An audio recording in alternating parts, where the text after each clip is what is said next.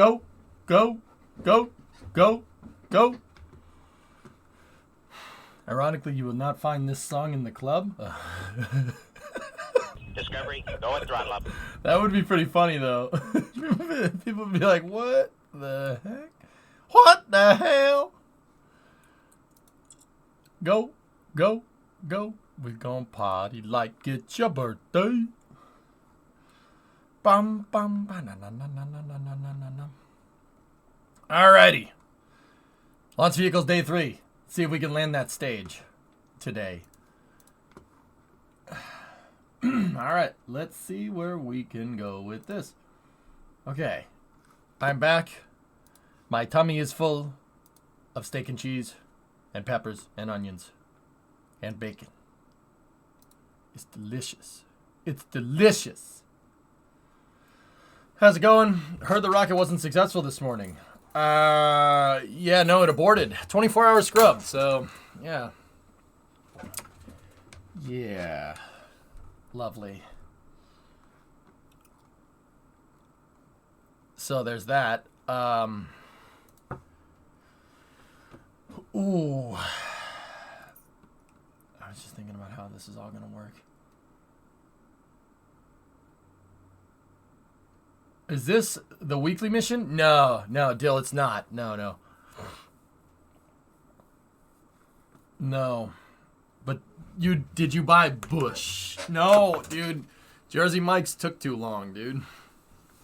It took too long. We went there. We ordered online and we went in there and they were like, "Yep, we're short staffed, so wait." And I'm like, "Oh, all right." So, yeah, that's how it be, man. The title needs to be changed. No, it doesn't. You need to refresh. It's right, John. Yeah, it's not bad, Gene. The sub was okay. Yeah, it was pretty good. I mean, it's not a corner store sub shop, but you know, it's pretty good for a chain. Yep. For like a chain store, yeah, it was fine. It's fine. I mean, I ate it. It was good.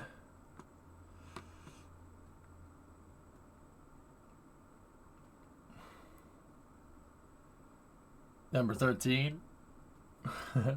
There you go. Yeah, I'd never had it before, to be honest.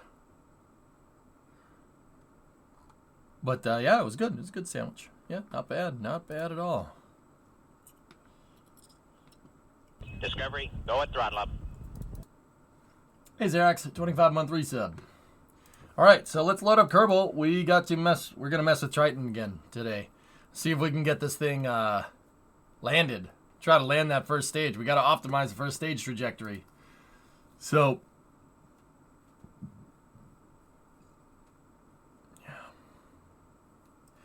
yeah. In stupid F1 land, the FIA is cracking down on the pit lane fence celebrations.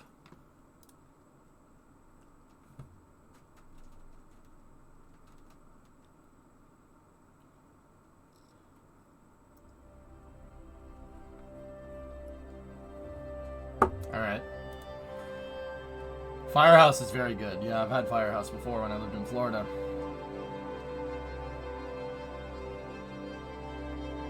So I bet I had a car fall off a lift earlier. It's scary when a car starts swaying over your head. Yikes.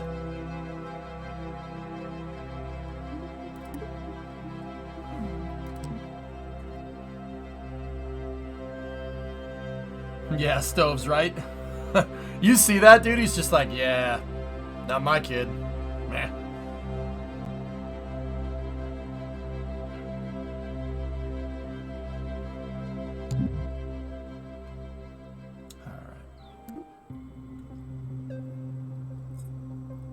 There's plenty of them out there, Reefer, yeah.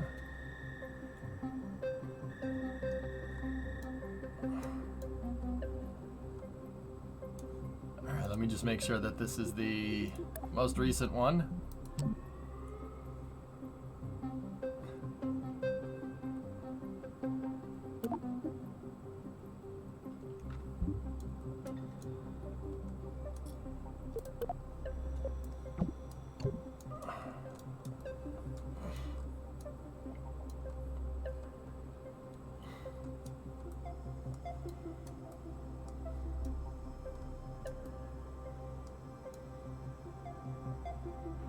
All right, so just making sure that this was the right craft file. So if you haven't seen this, this is Triton. Triton is my new big kind of general purpose, I can lift whatever you want up into space type vehicle. It is a 10-meter fairing. It's 85 meters tall. Well, this says it's 73. It was different yesterday, but then again, that was with the tower. So 73 meters tall, 10 meter wide. It's quite a big launch vehicle. And what I've been doing is I'm trying to optimize the trajectory to see if I can even remotely try to land this first stage. So we're going to be doing some trajectory optimization. So we're carrying a 288-ton mass simulated payload. So I have a fuel tank up in the top there. It's that one, the S4512 tank, and I'm using that as a mass simulator for trajectory optimization. So let's jump into it. This baby can fit so many Kerbals in it. At the shop I used to work at years ago, car fell through the thinner concrete floor into a paint booth below. Oh.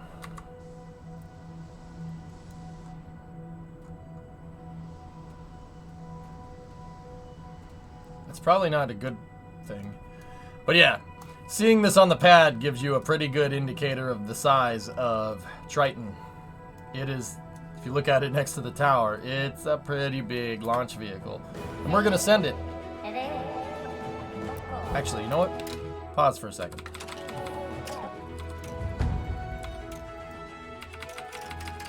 You guys wanted a day launch.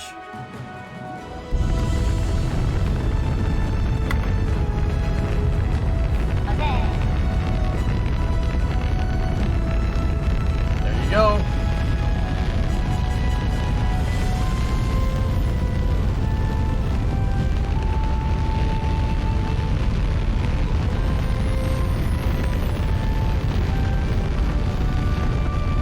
.1, pretty much on the dot. I mean, yep.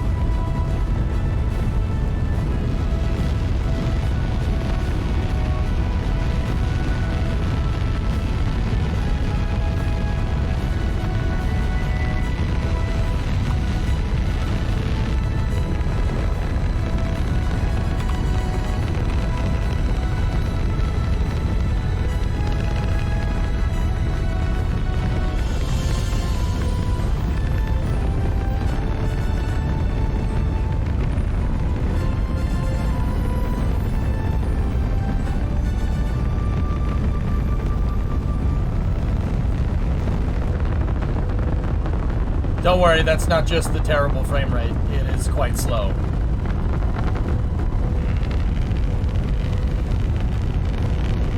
No SRBs. I want to make this thing reusable in the future.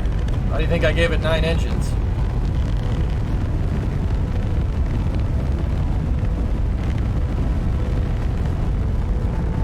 That's just silly.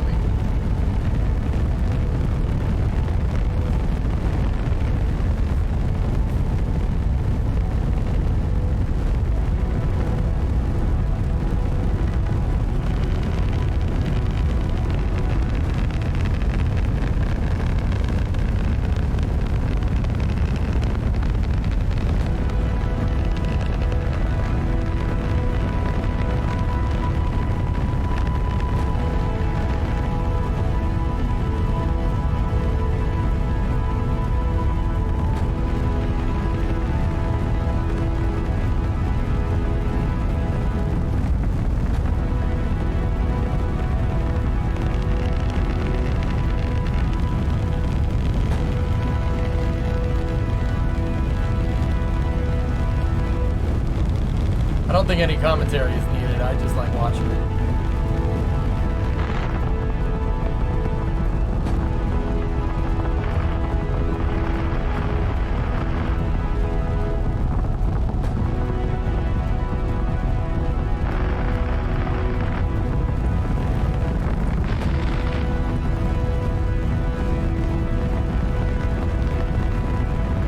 No, I didn't help it.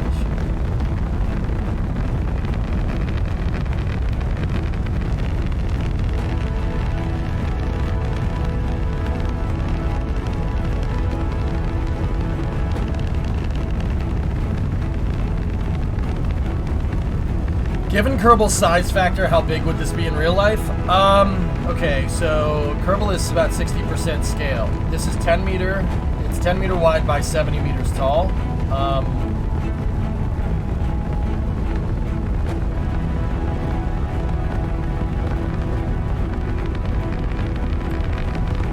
So it would be 15 meters, 15 meter core diameter, and let's see.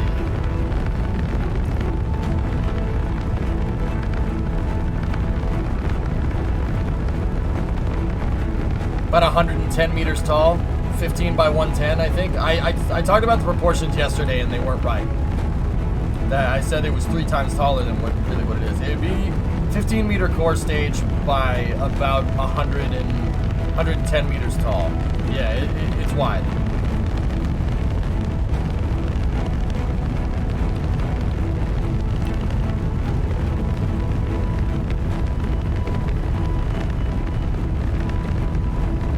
Something like that, Helfish, yeah.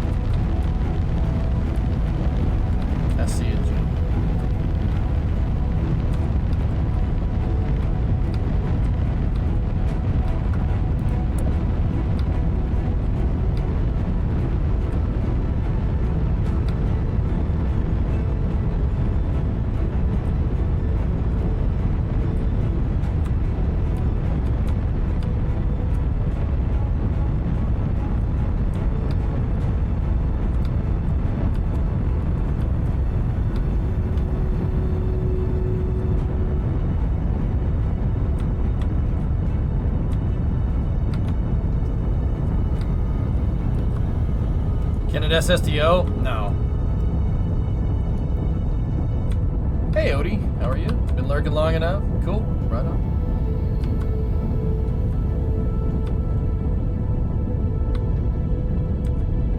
I think if we get the AP above 70 on something with a probe core, I don't think the game will eat it. So let me stop with 20 tons right there and stage. Stage separation confirmed.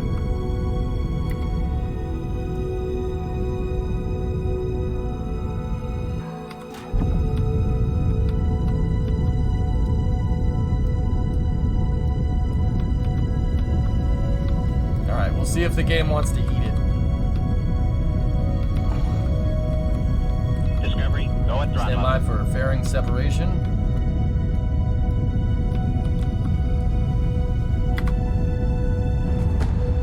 Fairing separation confirmed.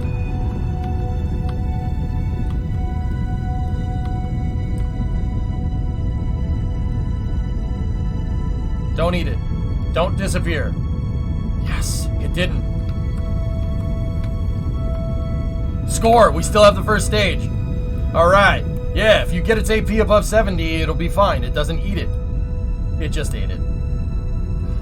Okay, remember that part like a second ago when I said it doesn't eat the stage? It eats the stage. Yep. Alright.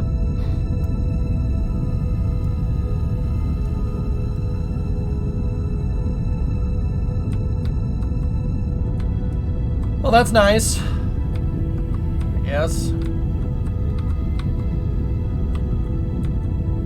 And it's gone! Please make room for somebody at this bank. It's gone. It's all gone.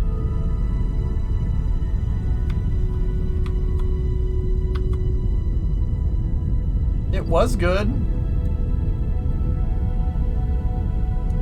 It just hasn't been increased yet, Hellfish. In the next patch, they'll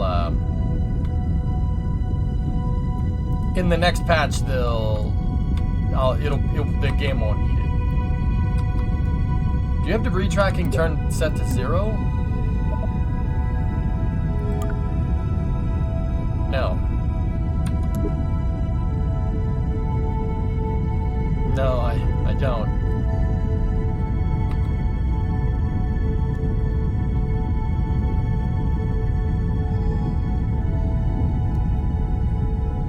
It is, Hellfish. You have the Delta V to circularize? I'll have that answer for you in a second. No.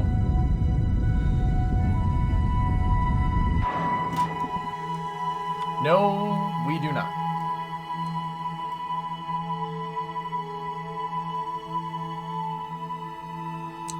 I'm wondering though that one time, how did we get it to survive? I don't get it. One time yesterday, I got the first stage to come down and it crashed into the water, but yeah. That's annoying.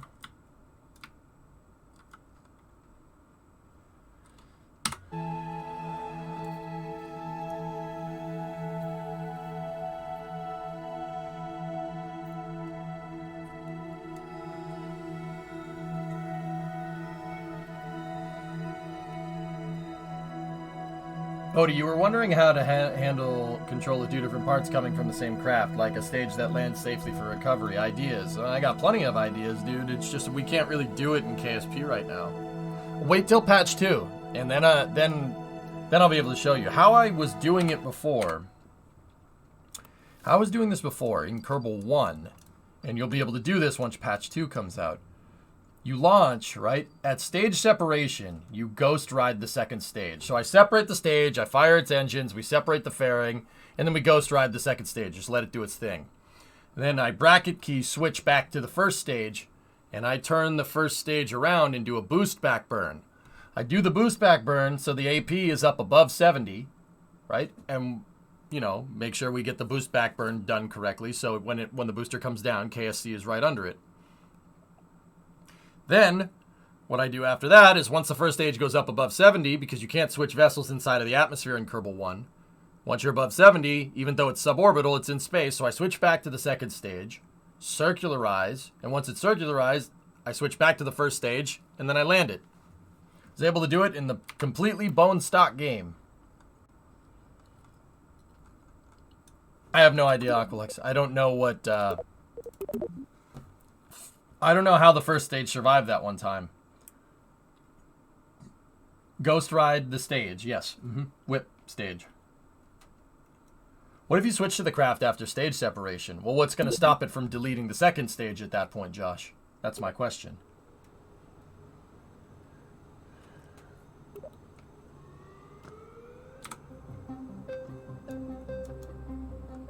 I don't remember, Gene.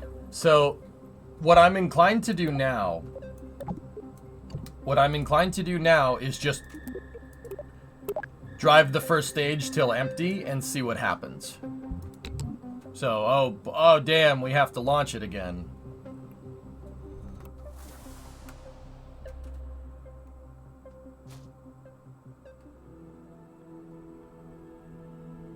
Switch it to tag it and then switch back.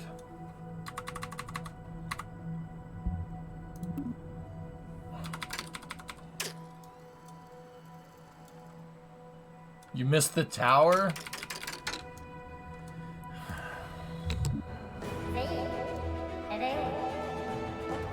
Battles!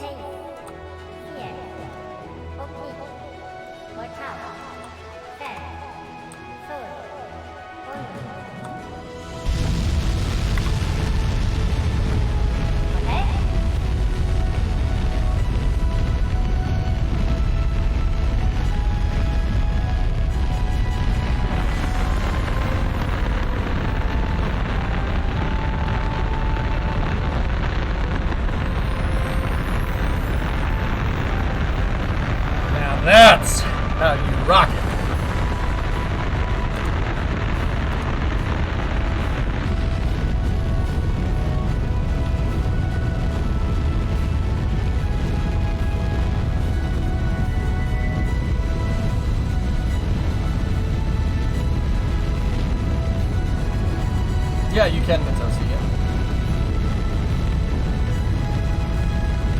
BOD, would you expect anything else from me in Kerbal?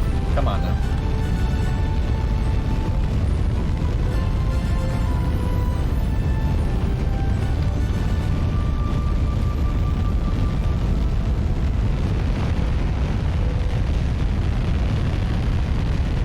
It's 1.1.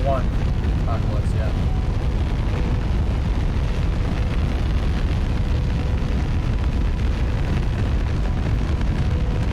If this thing could get off the tarmac a little quicker, it'd be quite viable. It's the frame rate that's slowing it down. 1.1 is perfectly alright. Yeah, it's fine. It's the frame rate that's making it look slow.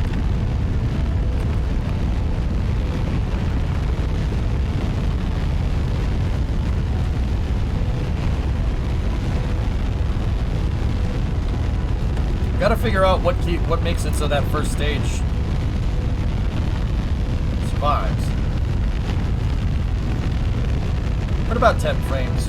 10 simulating frames. Yeah, it ain't bad.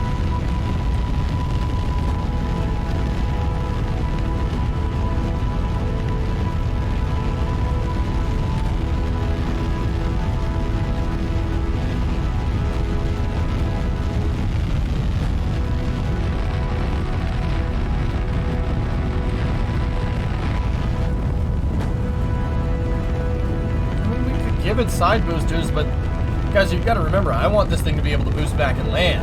I want to land it. And if we're going to land the thing, SRBs don't really add credence to the reuse, in my opinion, you know what I mean?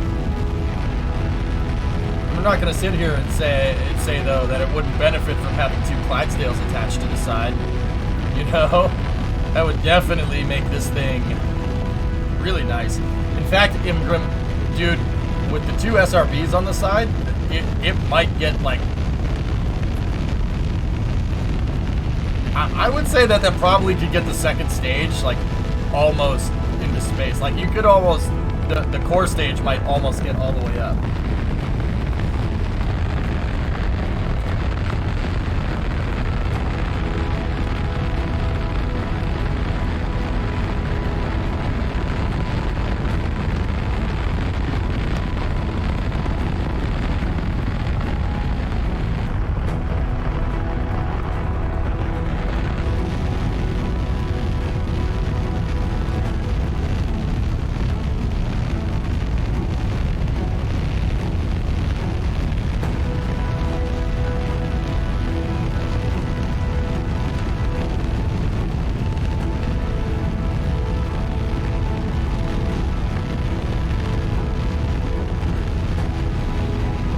Yeah, I thought about this yesterday, Aqualex. 1.1 is good enough. It's fine. It's not the best. Yeah, removing some fuel might do it, but that's also less delta V, man. I weighed the pros and cons in my head yesterday. I like it the way that it is. It's fine.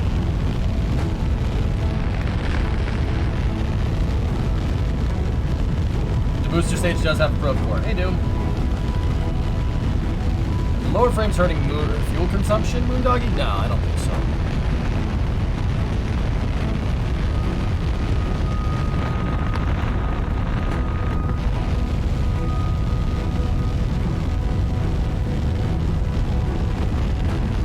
How's the sub? It's good. Yeah, good. I wanted to go to the package store and get some bush, but they took too long.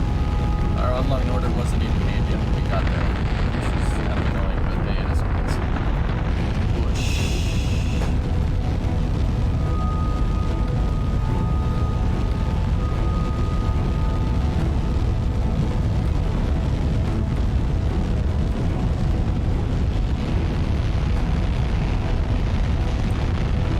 Any news on patch 2? Should be done in the coming weeks, man. Josie Mike's okay. Skype for today built a rocket 60 tons in LKO and no wobbly. Yeah, after the yeah, dude, leapfrog struts, Kevin Bacon rule, man. I'm telling you.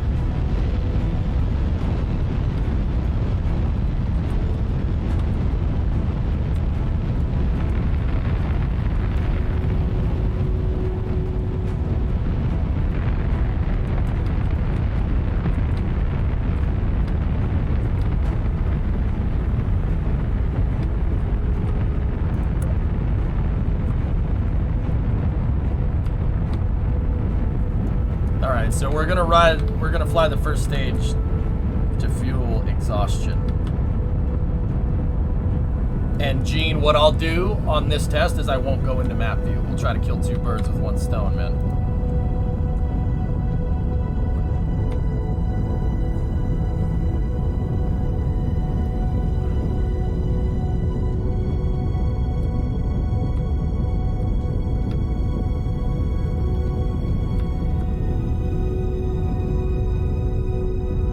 Stand by, press for Miko.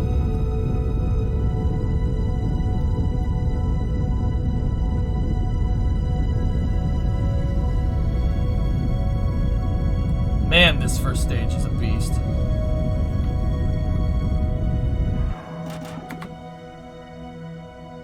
Yeah, Miko confirmed. Staging.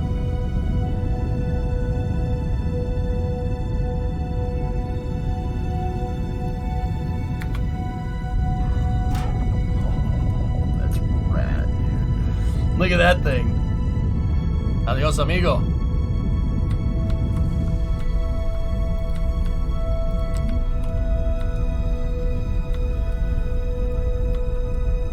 No map view. No map view.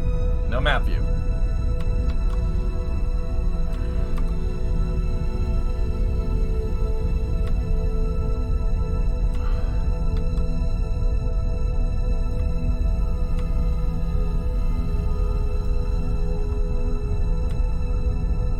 Stand by for fit.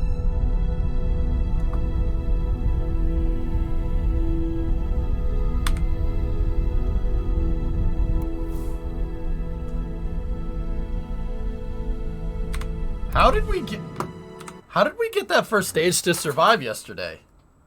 How did that happen? I'm very confused now.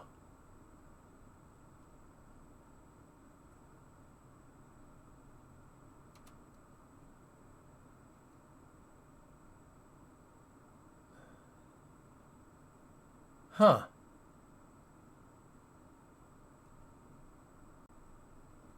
That's peculiar.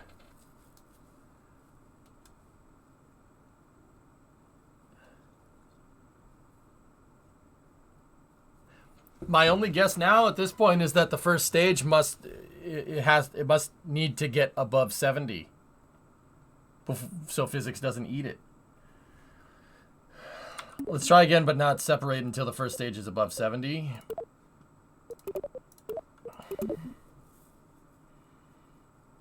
That's one hell of a coast, Gene. Oh, I gotta code it with Kraken be gone. Yeah, you're right. Oh no, we have to launch again.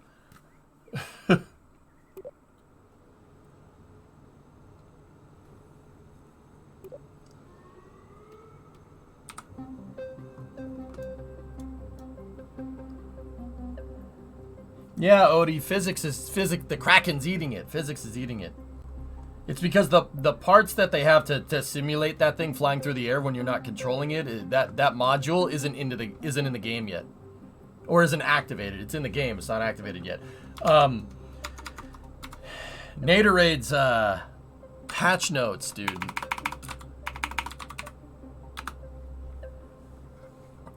Naturade's patch notes, that's from the 16th. There we go. They talk about patch 2, and one of the things for patch 2, and Odie, this is what I'm trying to tell you, dude. So check this out right here, the third one.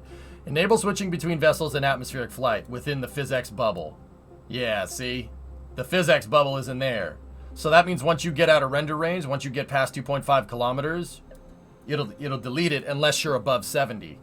It's above 70, guys. That I know it is. We'll prove that theory right now, just to be sure. Yote. Naderade.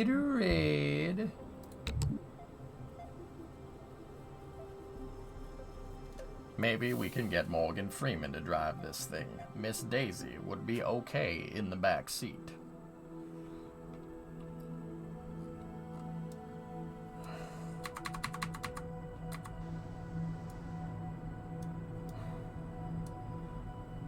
You just gotta be patient.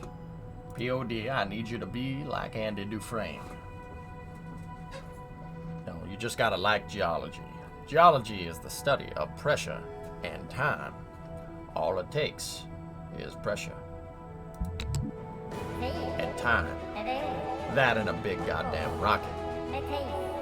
Turns out EJ's favorite thing was launching that big rocket up into space.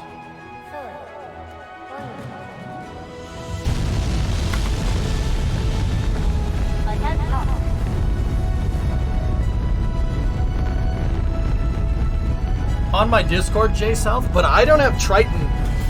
I don't have Triton on the Discord for the Discord craft file just yet.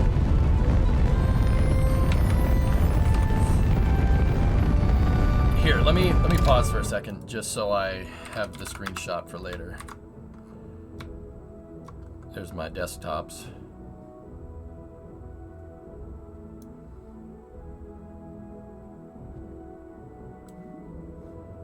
Crap.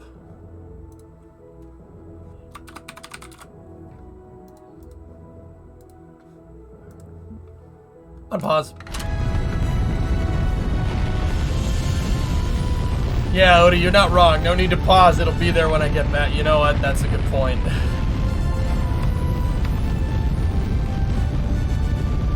Go for hamster program.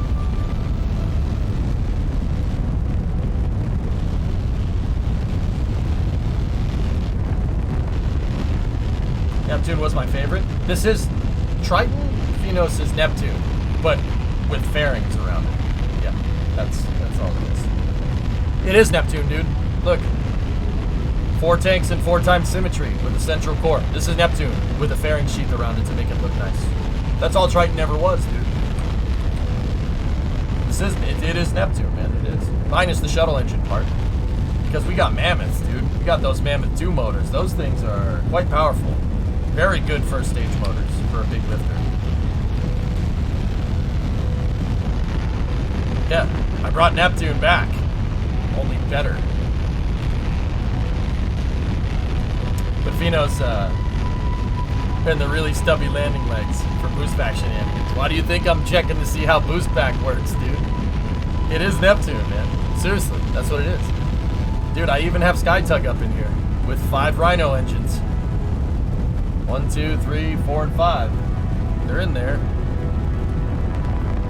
The second stage is quite literally the same. But the thing about Triton, believe it or not, is Triton is using 5-meter tanks instead of 375 tanks.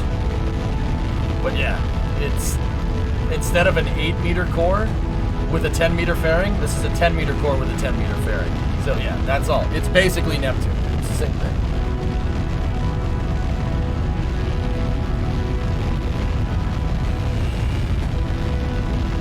PCR for Triton when also insert Ford Triton motor joke here. I too like blowing spark plugs out the sides. What do you think about Dream Chaser and Vulcan? Great rockets. Dream Chaser's gonna be sweet, dude. Fritz, I know people that work on that thing. Yeah, pretty cool.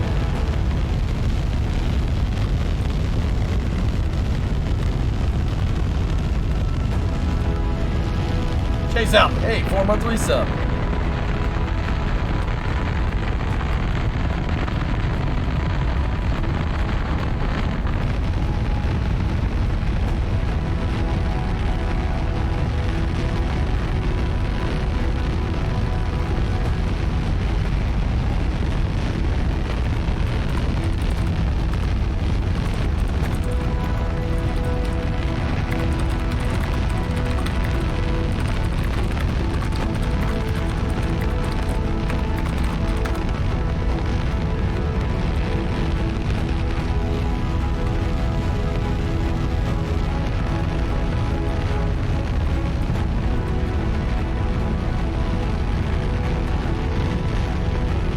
Watching you, man. Don't do it.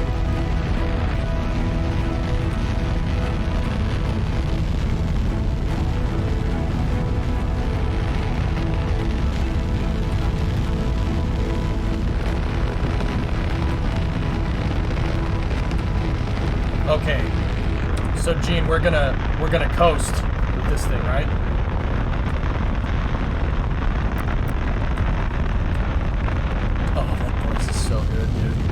So, Odie, what I mean by simulated frames, I mean frames that are taxing the CPU, right?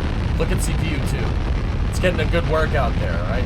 With the task manager here, it's getting a good workout. So, check this out. Odie, you want to see something cool? And this is what I've been trying to tell people. I've been trying to tell people this basically since Kerbal came out. Everyone's like, oh my god, the frames are terrible, the frames are terrible, the frames are terrible. All right, watch. Let's pause. Now look at the frames. 30, 20, well, 27. It'll go up because it's averaging 29. See what I'm talking about? That right there is what it's doing to your graphics card when there's no CPU bottleneck. The reason why if I unpause, my frames go to hell, right? The reason why that happens is because there is a graphics process here that's rendering the terrain that ends up bottlenecking through the CPU. So your simulated frames actually are terrible. They're very, very bad. This means basically the computer is doing all the math to get these parts to fly through a physics medium, to fly like, to basically be under the force of gravity and acceleration of the engines, etc., right? And also, at the same time, now it's handling render processes from the GPU. That it's trying to send to the GPU, but it can't send to the GPU fast enough. That's the right way to say it. So, the end result here is that when you pause the game, that's what your graphics card is doing, for the most part, when there's no simulation, when it's not being bottlenecked by the sim. So when I say simulated frames, I mean when you're running the simulation. Basically, when the rocket is flying and the game's doing the physics calculations, it bottlenecks your CPU. And I've been saying that since the game came out. And, dude, the funny thing is like, I remember day one at Kerbal release, everyone's like, oh my god, it sucks, the frames are terrible. And I was trying to explain the difference between simulated frames, like simulation frames, right, combined, like, rendering and simulation frames versus just a render frame. And everybody was like, no, you're coping. You're coping. And then the developers released a dev blog literally saying the same thing, dude. I felt vindicated as frick that day. I felt vindicated as frick. I was like, hell yeah. Oh, man, that computer animation degree, bro. Putting it to use. Yes. Freeze the simulation, Tank. Tank, freeze it. Were you listening, chat? Or were you staring at the woman in the red dress? Look again.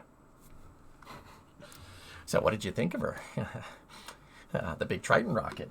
You know, it doesn't talk much, but if you'd like, I can arrange a much more personal relationship. Pay no attention to these hypocrites, chat. To deny our own instincts is to deny the very thing that makes us human. Digital pimp hard at work.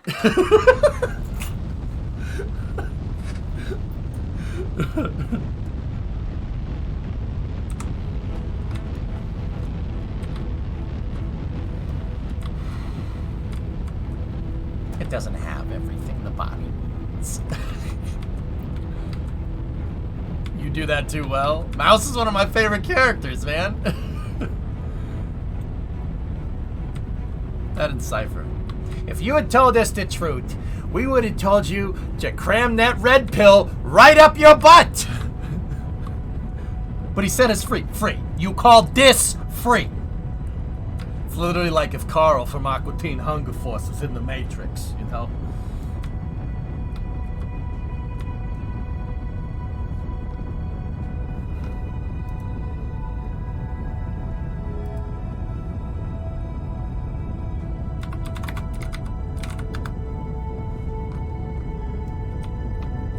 Hey, listen there, Fry Man. You know, you like going and hacking the computer, but you know, where are the damn strippers? Free. You call this free. All I do is sit around here in this damn spaceship all day, floating around, you know, fighting a bunch of, you know, electronic squids that fly through the air.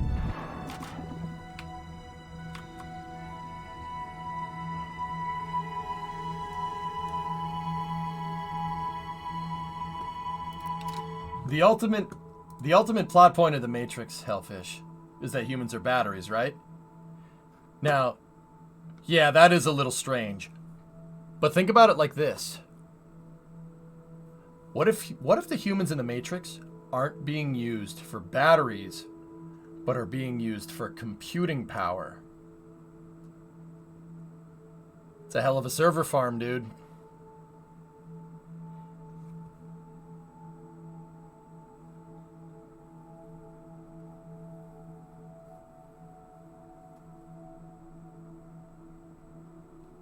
Then they would have said that. Shut up.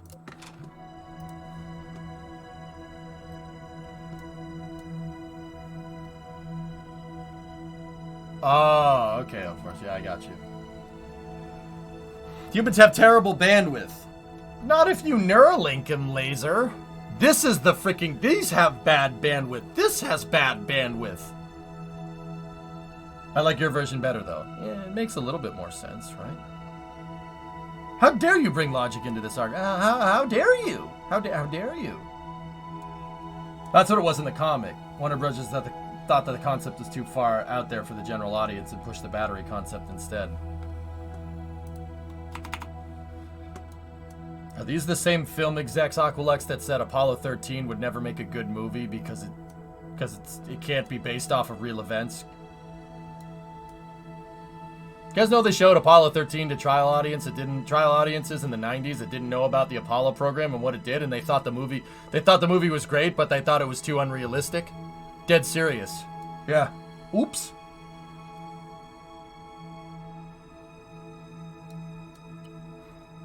Stay in school, kids. Stay in school, kids.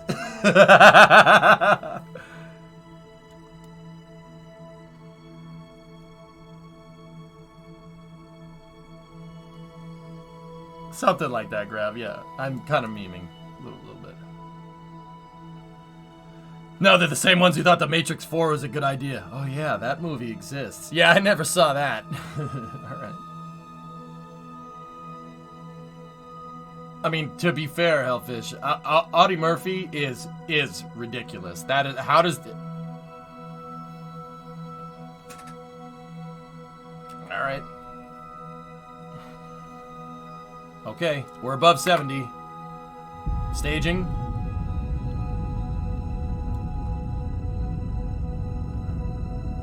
Upper stage ignition.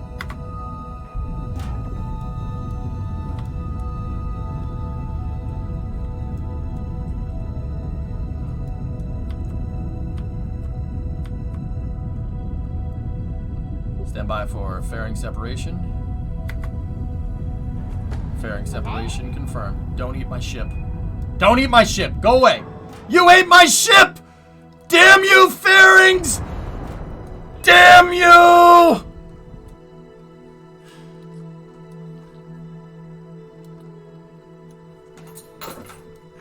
Damn you all to hell!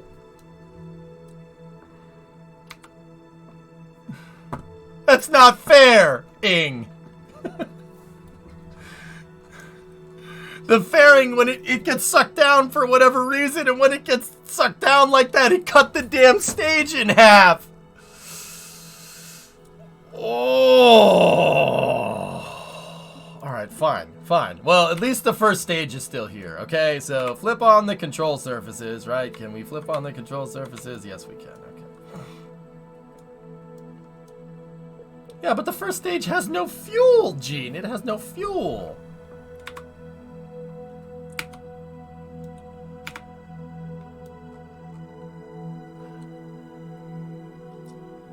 The ejection force is maxed out, Doom! Merde! It's maxed out, man. What do you want me to do? The fairing's just too big. I don't think the game really knows what to do with a 10-meter fairing, let alone a 5. You know what I'm saying? Dude, it's maxed out. It has 1,000 kilonewtons of ejection force. I'm like, what do you want me to do here, man? Oh my gosh. Can you make confetti fairing instead of a clamshell? Adam, we can, but every time I set it to 4x fairing, it always, when I reload the craft file, fairings will automatically go back to clamshell. No joke, dude. Can Blender be used to create parts for KSP1? Yes, absolutely.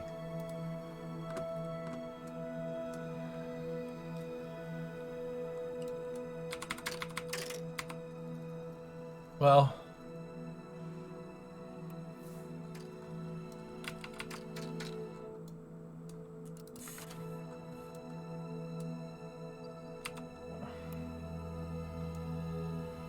Infinite fuel to land the stage.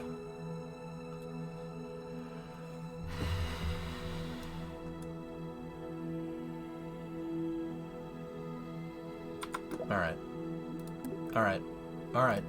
You drive a hard bargain. Alright, so...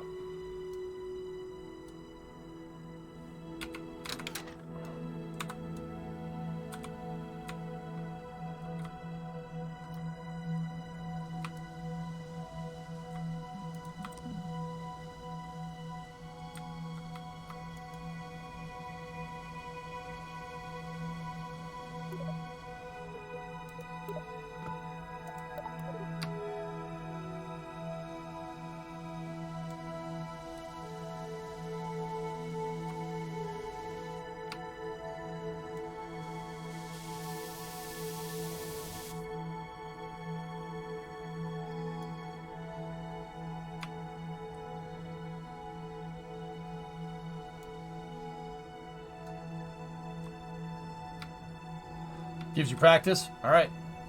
So Ace, actually, and fellas, you guys, Ace, I don't know why you reminded me of this.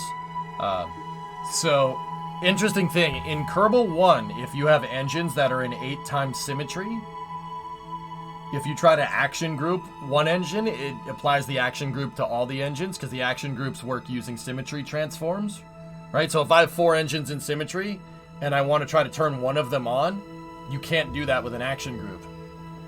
In Kerbal 2, you absolutely can. So action group 7 shuts off 6 of my motors.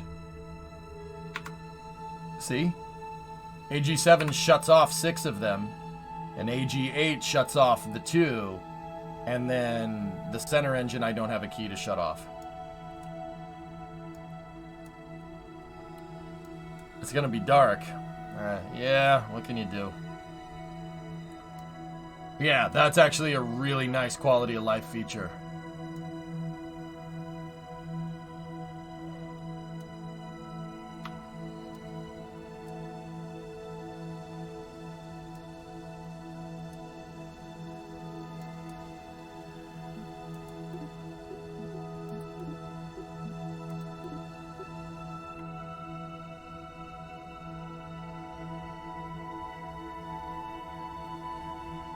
Actually, Aqualex, you know, so instead of a fairing, use a tube with a cap on it. So we make something like a forward load reactor. Yeah, I was actually thinking, and you reminded me of this, for no particular reason.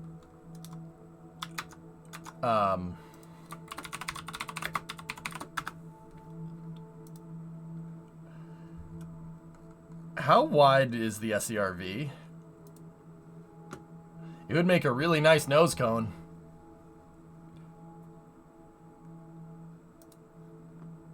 It'd make a really nice nose cone, dude. And it solved the reason why it reminded me because it solves the same problem. It's 96 feet wide. Can you imagine SCRV flying or an SCRV like craft flying on the front of Triton as its nose cone, and then having a trunk behind it, Apollo style?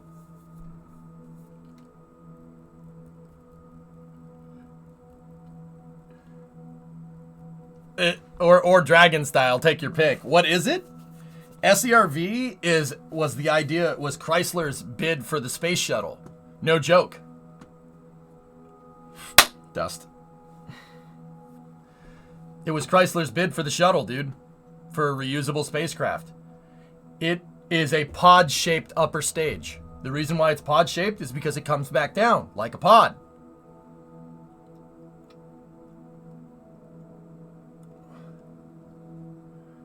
And we could have it on the top, right? We could have our second stage, and then we could have our SCRV on top of that. It actually might work.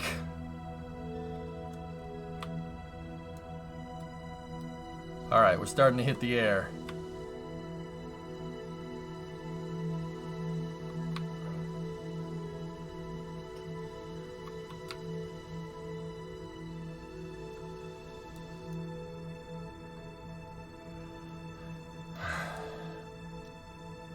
It's a pod-shaped SSTO. That's right.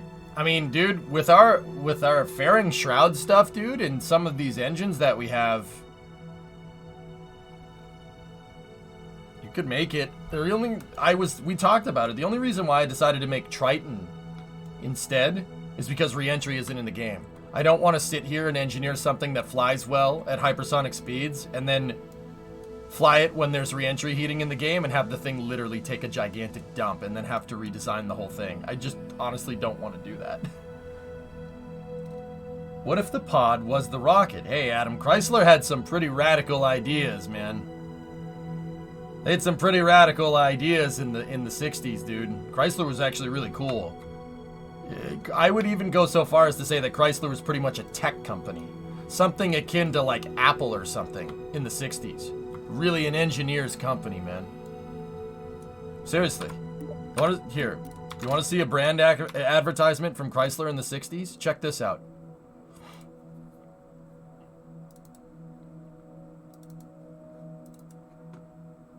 Look at all this stuff. Look at all these things. Well, look at all these little things. Chrysler made boats, trucks, vans, screw tanks, actual tanks, tank transporters, airport lounges, pickup trucks, freaking Cornets. I have that car. See the one that says Coronet 440? I have that car. Oh yeah, they also made the Saturn 1B, by the way. Yeah. Yeah, the Saturn 1B. Yeah, they made that. The first stage. Yeah, see? They made the first stage. It's a Chrysler design. Also,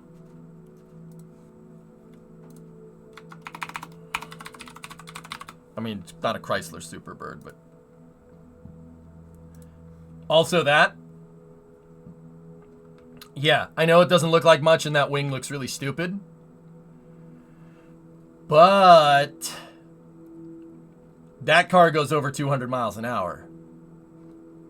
Now, don't get me wrong, Adam. The first production, like full production vehicle to go over 200 miles an hour was the F40.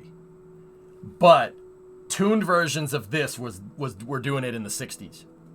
But it was for NASCAR spec. The Superbird out of the box can't go 200 miles an hour. You'd have to tweak it.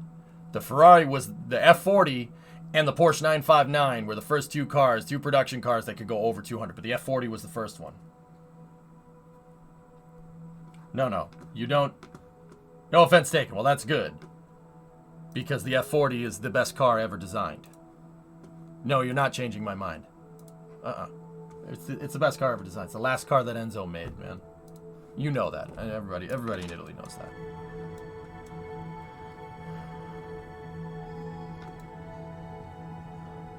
The F50 for you, Squall? ¿Por qué te gusta mierda? Seriously. ¿Es perfecto? No! No! F40, man. F40!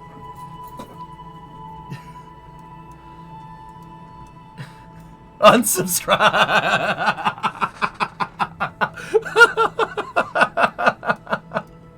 Oops. Alright, let's see how well this freaking flying grain silo flies. So, I am noticing something. Our control point is messed up.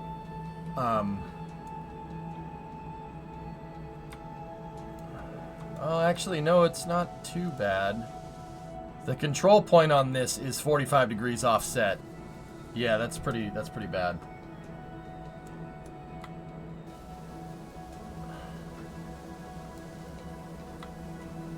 All right, let's try to fly this grain silo.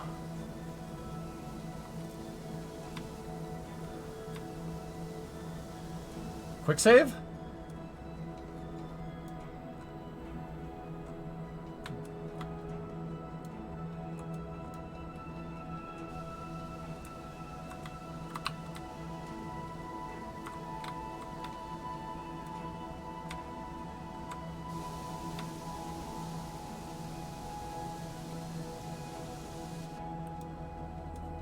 Okay. Supersonic retro propulsion.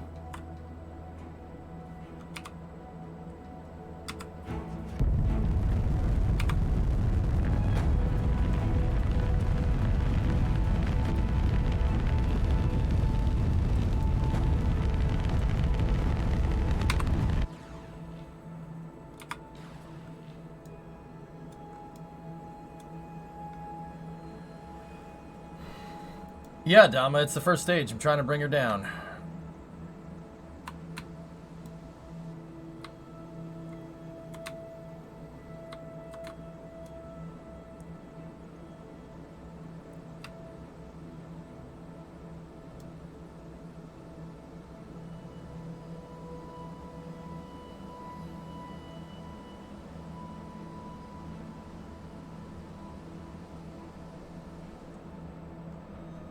Not bad.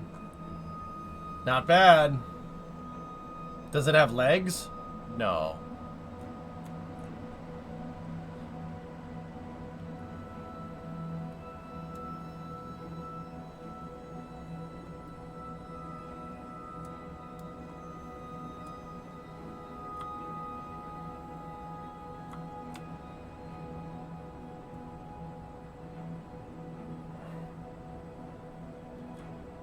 Okay, I'll fly these.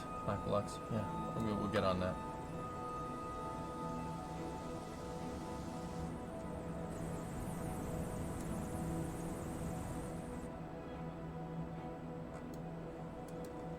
Yeah, we just need beams to land on. RJ, isn't it weird? Isn't it weird, dude, that back in the day, 2016, 2017, I tried to make landing legs for a booster as big as what, like, Super Heavy would end up being, and you just can't. You can't. You can't, like, there's no leg that you're gonna make that's gonna be able to hold that stupid thing up. I find it very interesting, and don't get me wrong, this isn't anything other than just a poignant observation. I could probably engineer something that works for it nowadays, but it's interesting to me that that's what's going on with Super Heavy. They're no landing legs, you know. Not for the same exact reasons, but it is funny. Okay, 174.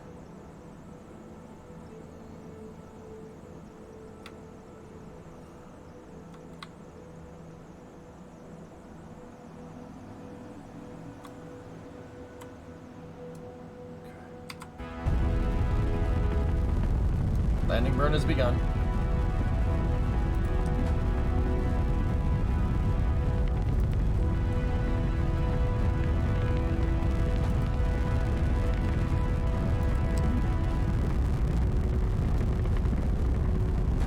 See the ocean down there, barely.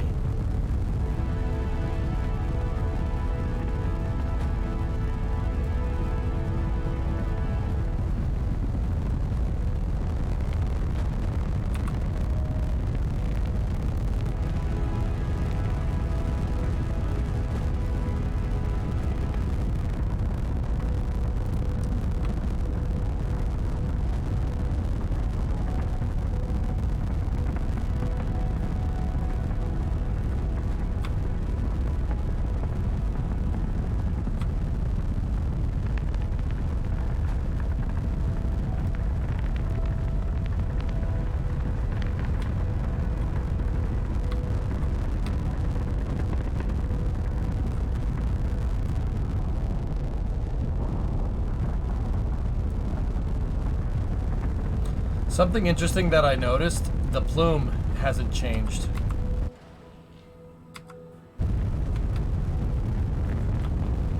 The plume is still looking like it was flying in space.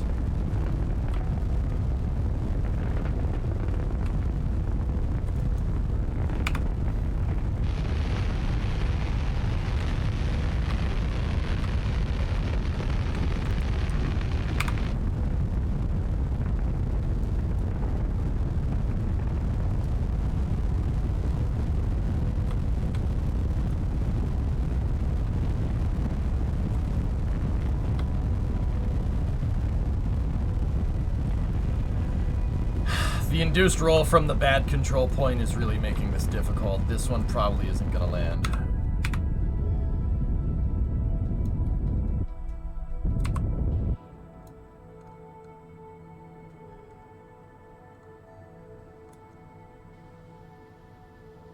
Oh.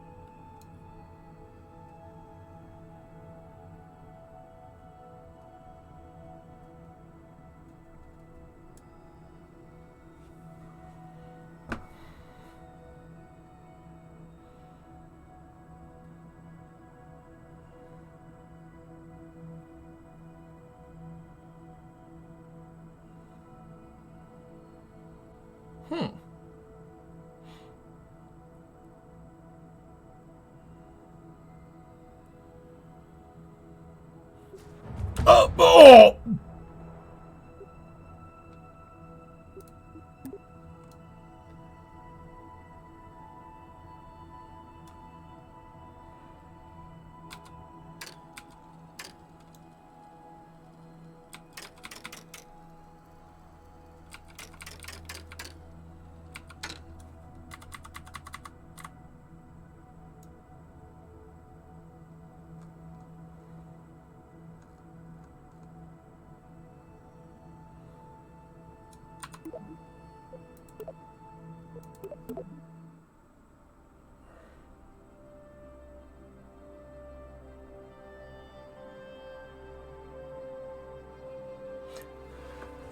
I think the Kraken ate it.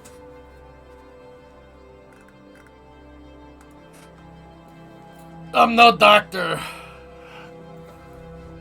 I mean, with cartilage and bones, you know, I mean, I'm no doctor, but it was like one clean punch.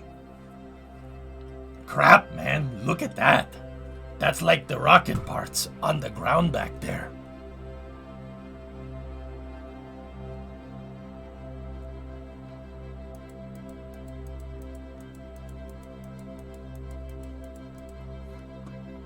So hey, you guys remember that one time, like 30 seconds ago, when you're like, oh yeah, seems like the game wants to crash, and I'm like, nah, you know.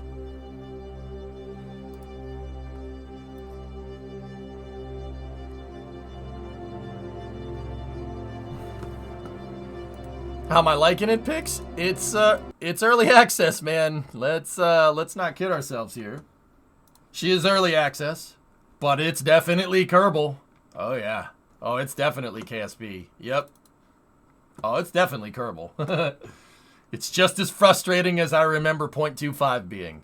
I remember trying to get anything done in those older versions of Kerbal was like, you got skills if you do that. And in that regard, if an early access version of a KSP game wasn't making us pull our hair out, is it really a KSP game?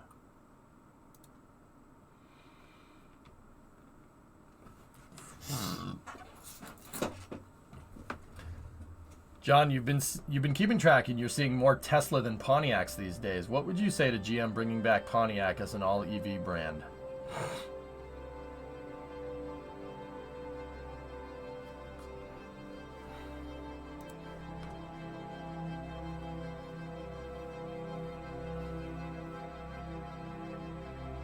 Performance EV brand, and you got yourself a deal. Seriously, performance EV brand, that would be a good idea. So this thing is a V12 and 2 superchargers. Thanks, I love it.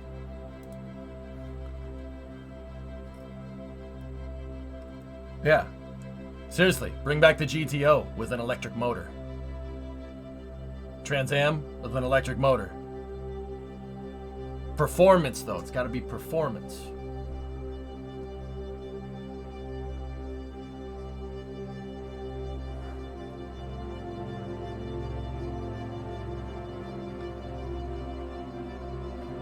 See, I don't know why automakers don't see this. If you're going to make an electric vehicle, dude, an electric vehicle is big and heavy. You can literally go back to making land yachts and no one's going to care because it's an electric vehicle.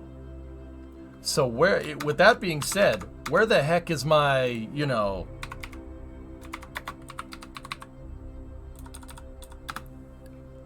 with that being said, where the heck's my Cadillac DeVille? You know, where's the Caddy DeVille? Coupe DeVille, man.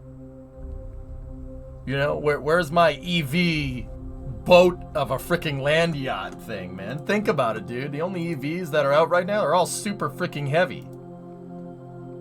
So where's my damn land yacht?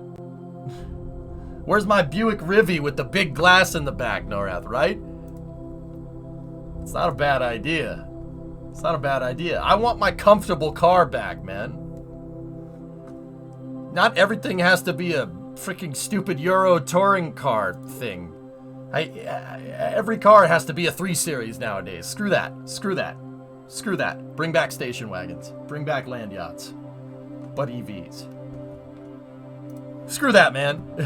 I don't want none of that.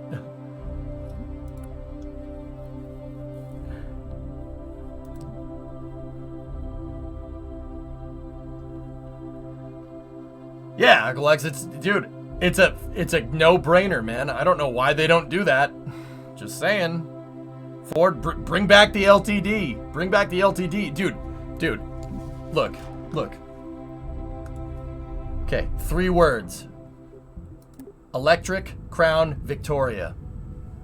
Sell it as a fleet vehicle. Sell Crown Vic police cars, man, but electric.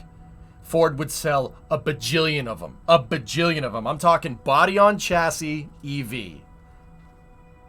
You would sell a bajillion of them. Law enforcement would take that. They'd eat it up. Ford would make billions of freaking dollars.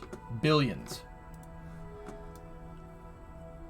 Oh, whatever that is, that's broken.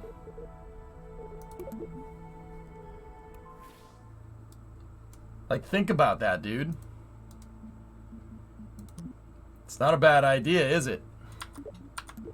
72 Town and Country. Oh, Bobby.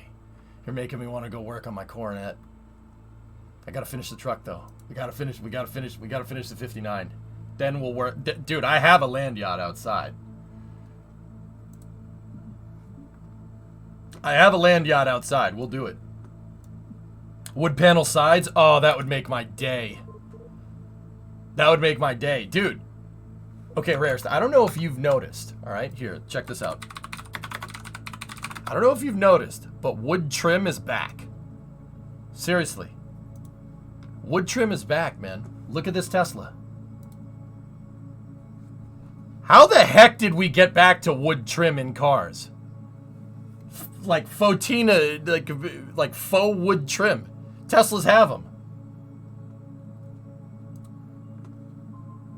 Dude, it's a good idea. It's a good idea. I'm talking torsion bar, 20-foot long sedan with so much batteries underneath it, you could go 500 miles on a charge, no problem. Right? Basically a Model S Plaid, but it looks like a land yacht. Like, it's not a bad idea. It's not a bad idea.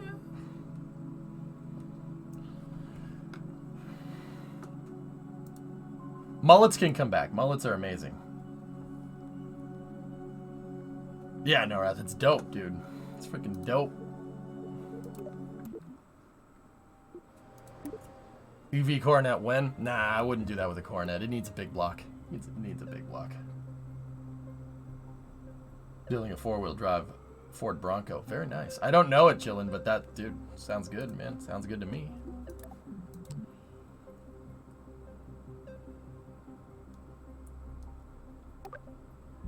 Yeah, crashing, right?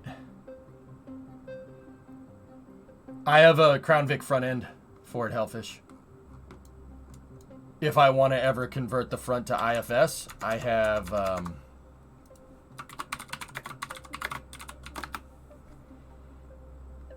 that. I have that sitting in my it's actually sitting in front of the truck. It looks it's exactly that. It's a one-piece aluminum cross member. And the track width, for whatever reason, just randomly, the track width on it is exactly the track width on the F100. I don't know who figured that one out, but yeah. And I even have the frame box there, dude. I kind of built this in a way where you could swap it. I could swap it between the live axle and the IFS if I really want to.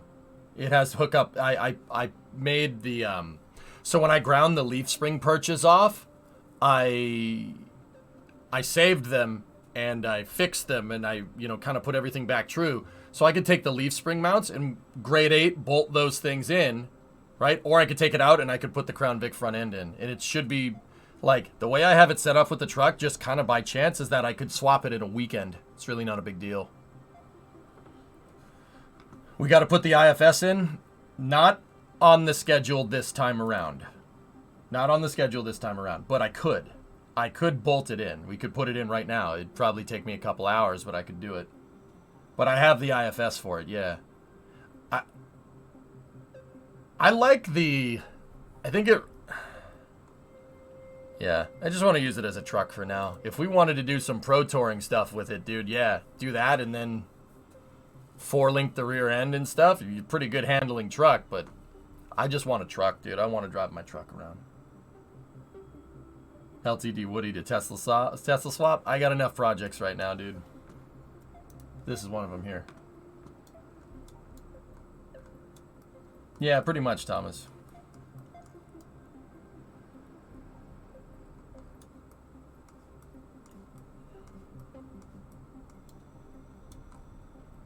I understand, just wanted running and driving. Thank you. Yeah.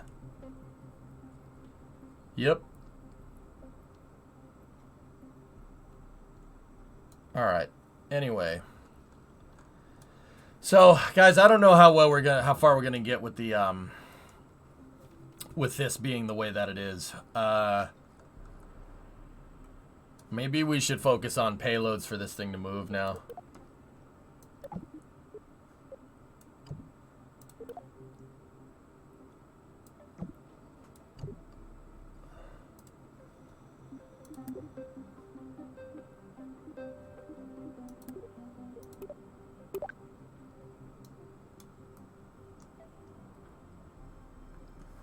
A second is YouTube suggestion. Aging wheels? Okay, I'll take a look. I will take a look.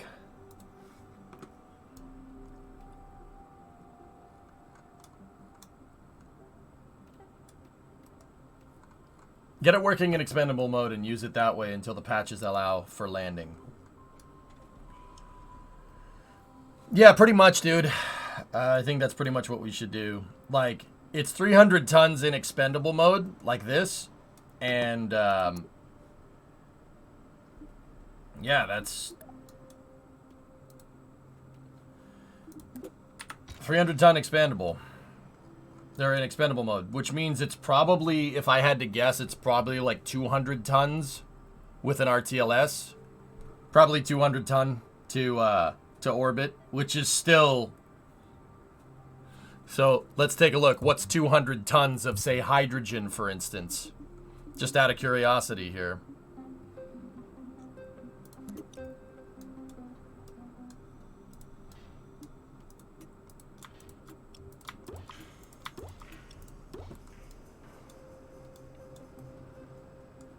That's 200 tons of hydrogen for the most part. It's 224, but it could move that into space. Yeah, no problem. If it could fit. I don't think we even need that. And this is why I downrated its capability, guys. I downrated the capability of the vehicle to 200 tons. Or to 300 from 500 because, yeah, that's not fitting in there now, is it? And making a bigger, it's not just as simple as just make a bigger fairing. That's not that easy. You know?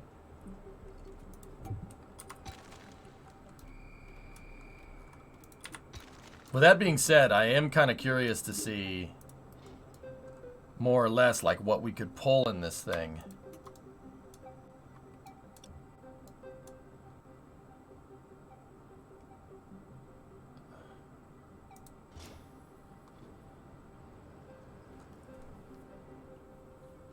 Like we could easily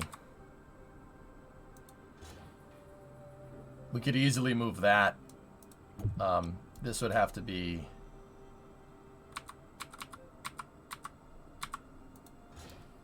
they would have to be like clusters of tanks like this, but yeah. Well, they'd have to be clipping. Yeah, we could easily move that. That's no problem.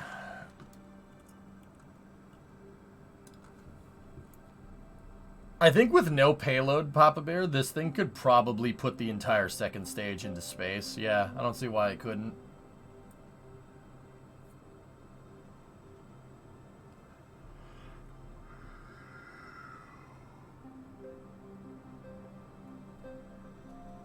Yeah, Doom.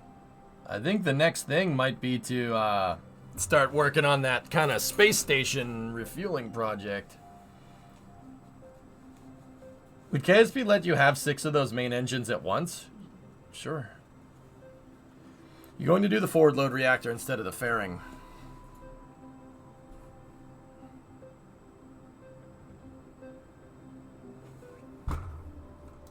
Nah.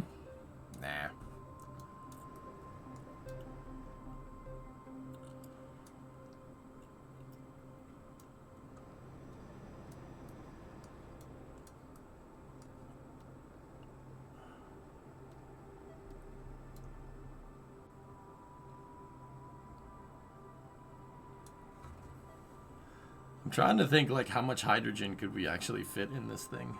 We could fit a insane amount of hydrogen in this.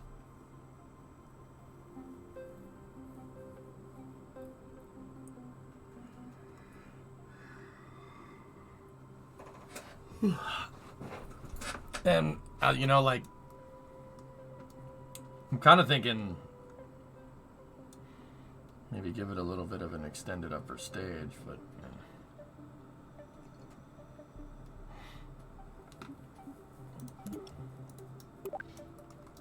over here, let me take a look. Let's take a look at this. What can we do here?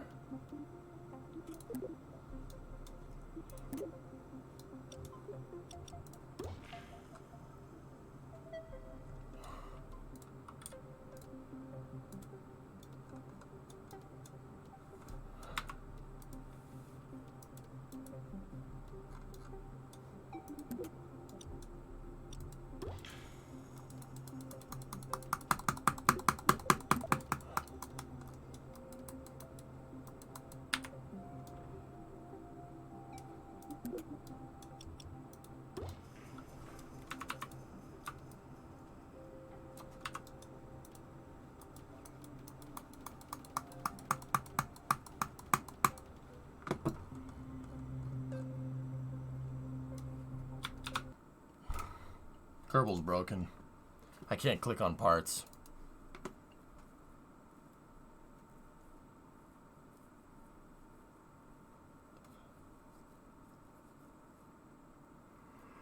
Hydrogen. Hydrogen. Hydrogen is what makes the most sense, dude.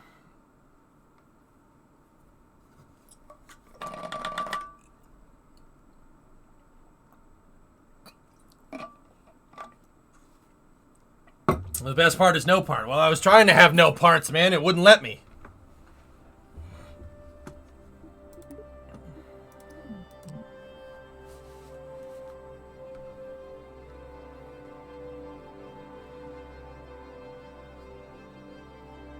Yep, Candlestick, I guess it lives there now.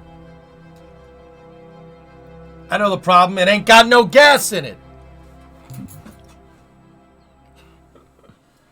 Did you get that bug report tool? I have the link teed up, Blue Flare, but no, I have not.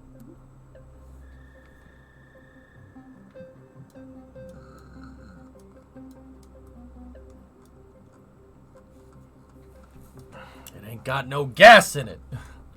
But you ain't got no legs, Lieutenant Dan. Yeah, I know that. You wrote me a letter.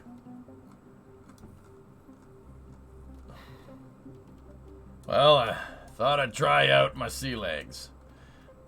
But you ain't got no legs, Lieutenant Dan. Yeah, I know that. There we go. Now my control point is synced up, so that'll be easier to fly. Alright.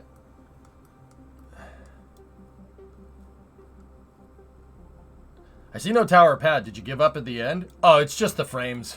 It's just the frames, Wolfie. The tower works. Oh, yeah, we got that working. It's struts. Struts with launch clamps. No. That's a no. That's a no. Want to see it? Here, I'll show you.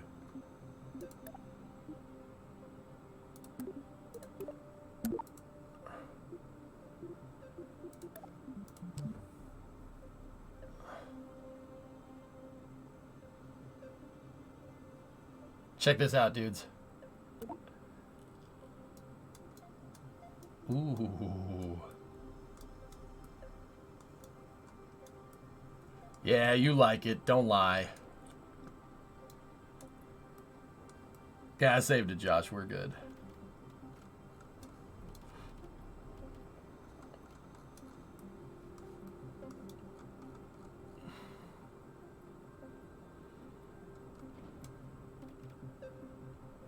Yeah, the ghost struts were the problem, believe it or not.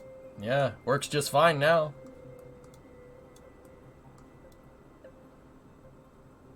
Pretty cool, right?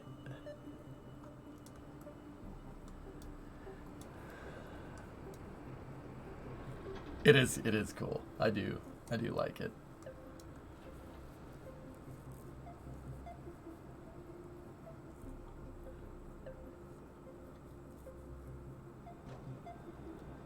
It looks freaking cool, man.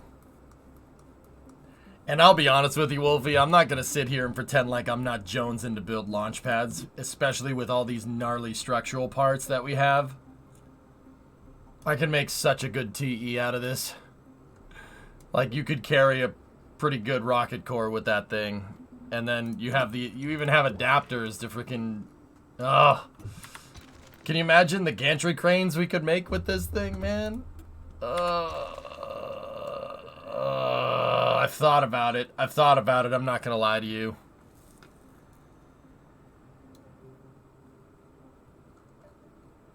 Yeah, well, yeah, you ain't kidding, pal.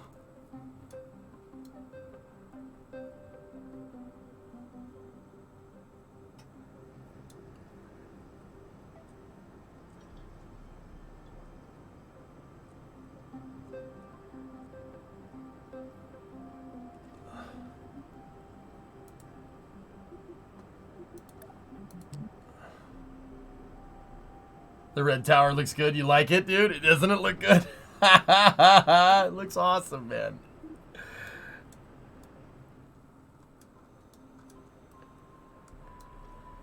Oh, boy.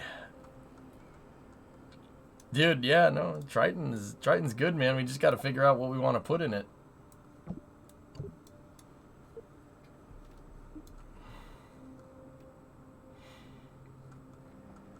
Like, we can make a fuel dump if we want with just a ton of these hydrogen tanks, but yeah.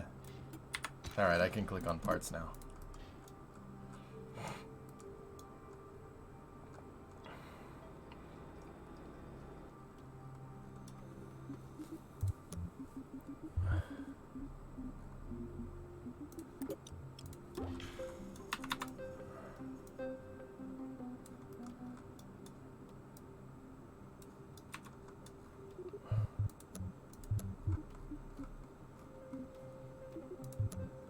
Here, let's mess around and see if we can build something out.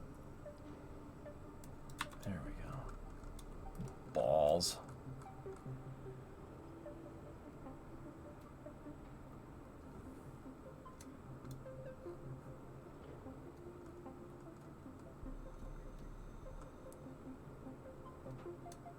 How much fuel do those hold? 50 tons of hydrogen, huh? Yowzers.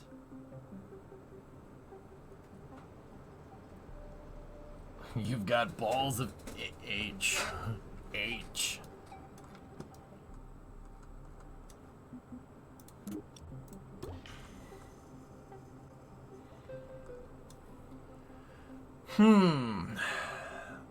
Could you make a Mega Kraken bearing? Yeah, we could. I'm not sure what we'd use that for, John, but yeah, sure, why not? Yeah, absolutely could do that.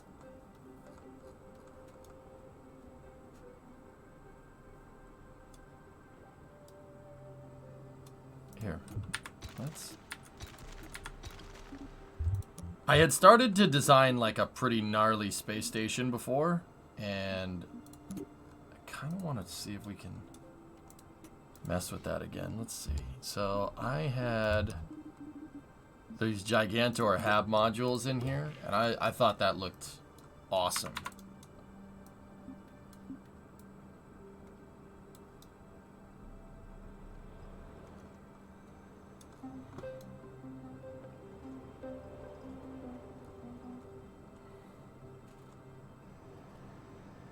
It looks cool because the struts look like they're holding it in place. Here, we could... Let's do something like that.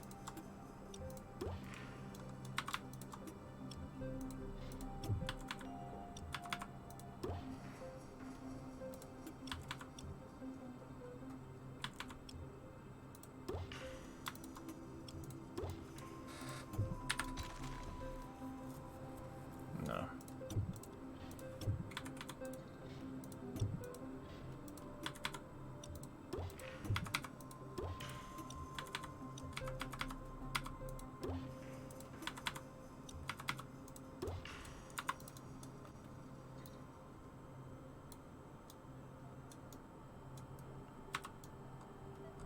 Cool.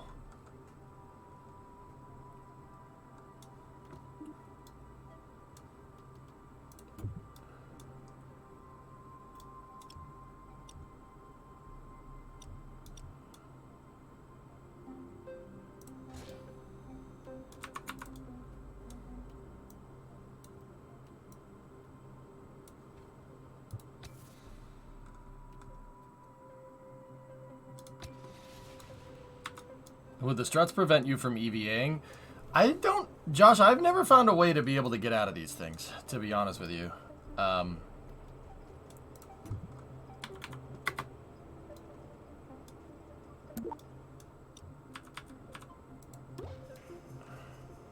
Like, I don't know how to EVA out of this. No joke.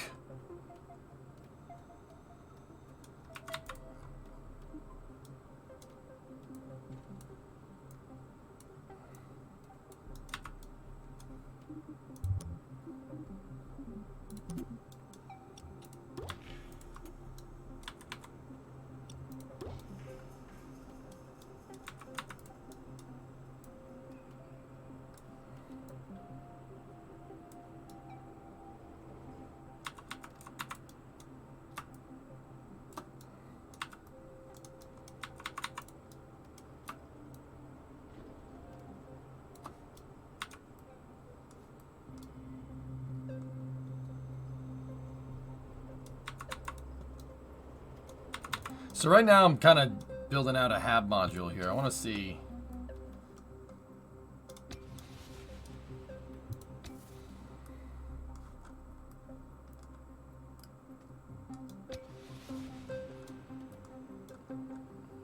Yeah, AOD. Yeah, indeed.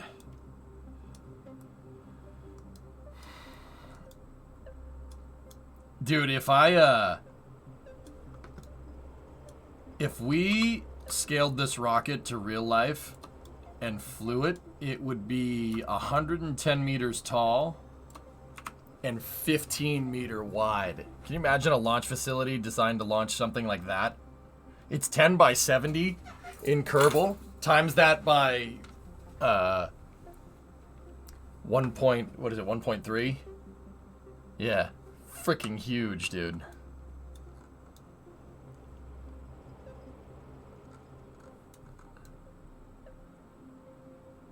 Yeah, it'd be bigger than a Saturn V. Not by much, but it'd be bigger.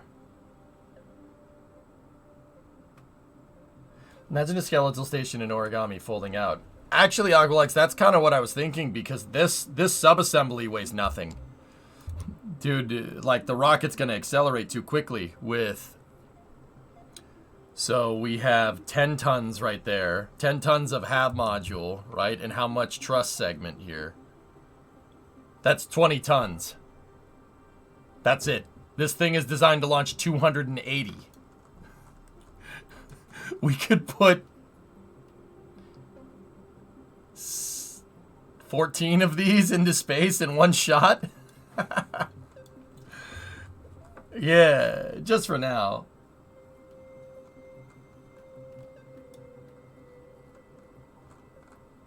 Can you imagine?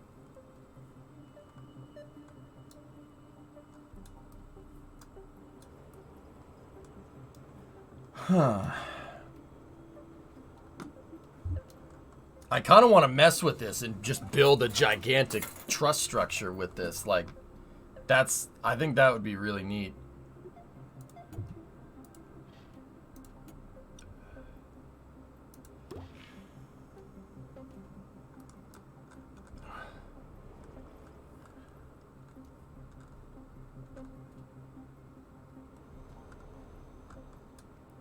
How would we assemble this, though?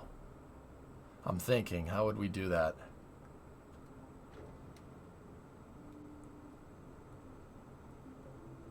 And how many of these could we fit? I mean, technically this is 5 meter wide. So we could put 2 of them next to each other. Yeah, Canadian, well, we'll have to throttle back. We'll have to throttle back if we're carrying less than like 100 tons because my TWR here, like... So let's just do some quick testing here. So go back over to Triton, right? It's 288 tons, that tank, and 256 of that is methane and liquid oxygen. So 288 minus 256, that's 32 tons of tank. So this is with a 30-ton payload. The 32-ton payload. Let's see what our TWR is. It's 1.1 with 288 tons.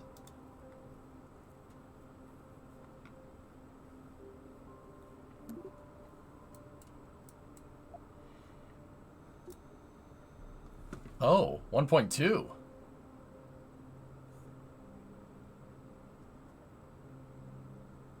It's actually not bad.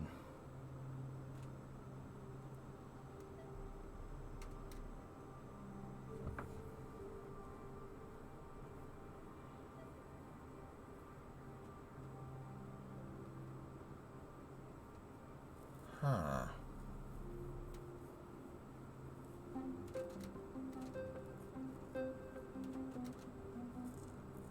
No, Hellfish, I took... It's just the tank. The tank's 30... This is with a 32-ton payload. That tank's dry mass is 32. With 32 tons, we get 1.19 instead of 1.09 off the pad. And we have 7,500 delta V as opposed to 1.093. And that really does not make a difference. Yeah. That really does not make a difference. This thing will not fly as bad as I think it will with a lighter payload. Yeah. I was like, it's going to accelerate too quickly, but I can always throttle back the engines, but these numbers are great. Numbers are perfect.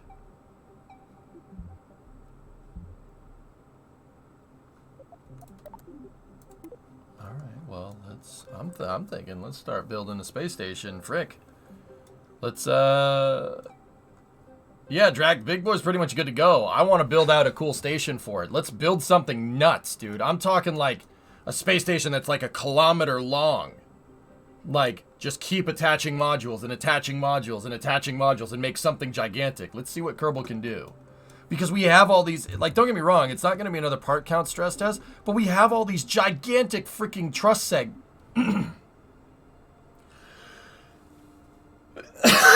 we have all these gigantic truss segments, and I have a rocket that can not only fit them inside, but it could fit like multiple ones of this inside. It's not that big of a deal.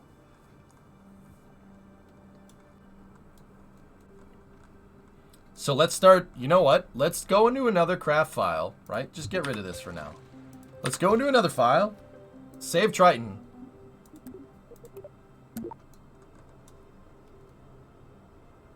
And let's, I want to see a space station the size of a planet. I don't know if we can get that crazy, but we could still build a big one.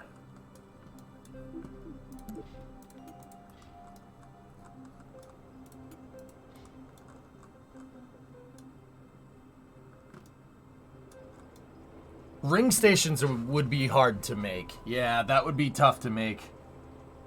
Dudes, it would be difficult. The reason why, and I'm not saying like I can't do it, but actually getting the parts up there to make a ring station would be easy. It's connecting the thing into a full ring because everything has to be perfectly aligned. So we got to make some type of docking alignment system, dudes. That's kind of what I want to work on here.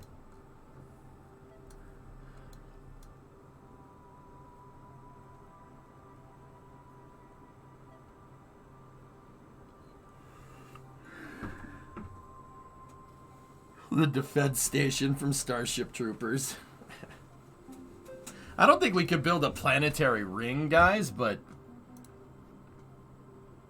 I mean, it'd be kind of cool. What I was thinking is, if you guys remember the ship docks from back in the day, like my dry dock vessels that I made, I'm talking stuff like that. Space dry dock, Tycho Station, I mean... They sent you the relativity video that was posted an hour ago. No. No, they haven't.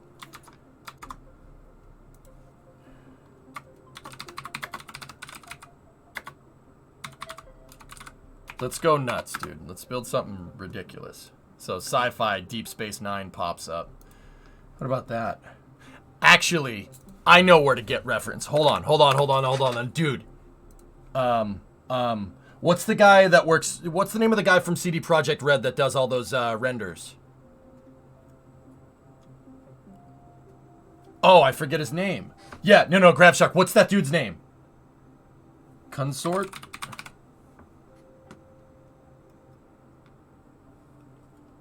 No, screw DS9. Screw DS9. I got something you guys will like.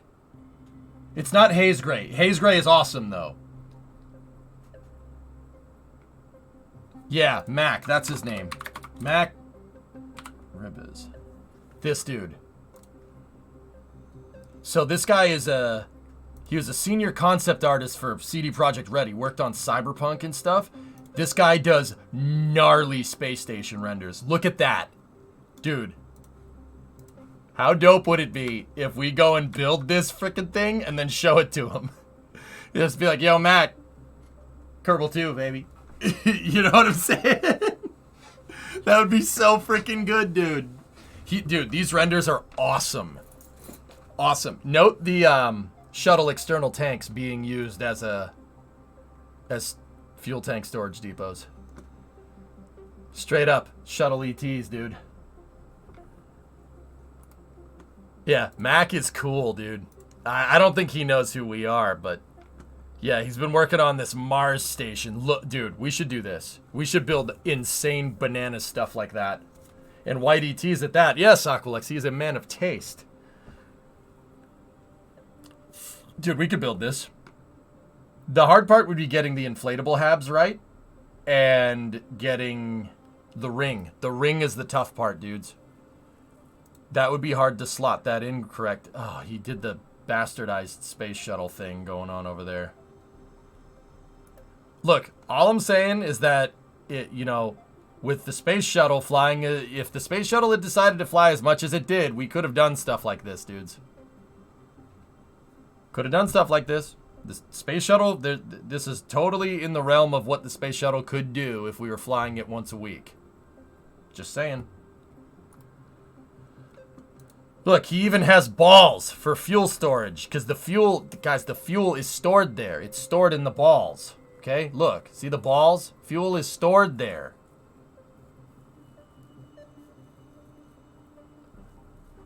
Balls? Wait, what is... Oh, yeah, he did this thing.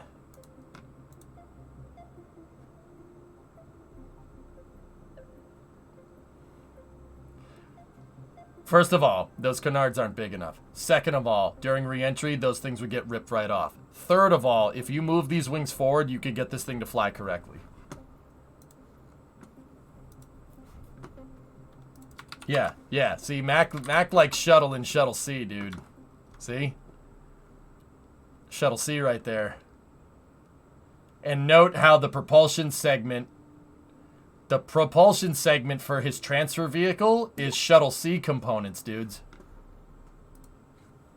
Those are shuttle engine sections.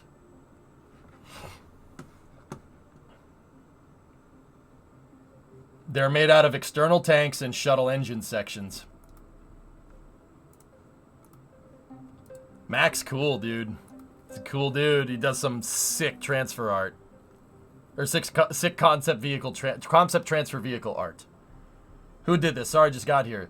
Mac Ribas is his name. He was a senior concept artist at CD Projekt Red, dude. He worked on Cyberpunk and stuff. Oh, it's that type of shuttle. It's HOTOL style. Or no, not HOTOL. Boeing concept.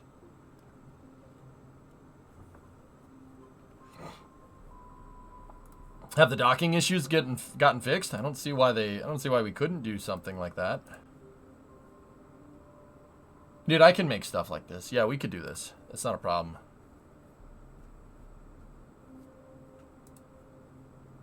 That's what the shuttle could have done, dude. Shuttle could have done stuff like that. So, there's a gigantic solar shield in front of all the propellant depots, guys. In front of all the external tanks that are up there. There's gigantic prop depots.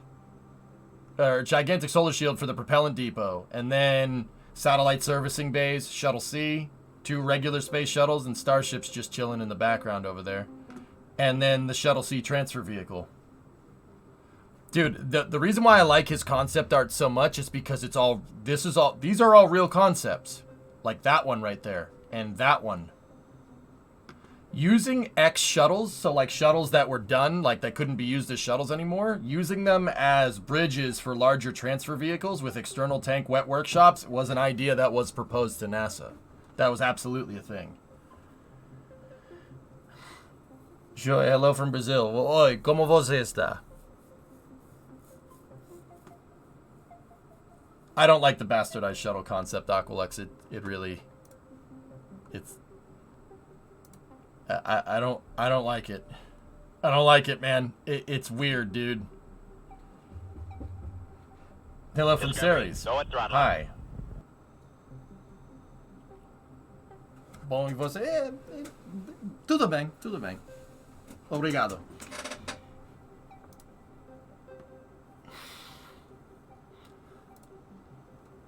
Now, Aqualex, I'm saying this with an Orion capsule on the front, now we're talking. Now we're talking. But how would we go about building a ring station like this? Nice Portuguese? Thanks, man. I bought this game yesterday. Kerbal's a fun game, dude. It's tough, though. This game is pretty difficult. It's rocket science, man. Hello from the other side. Hi, Savvy. Hey, Savvy. Savvy, feast your peepers on this. A lot of people from Brazil watch the stream, Fritz, yeah. Discovery, go at throttle up.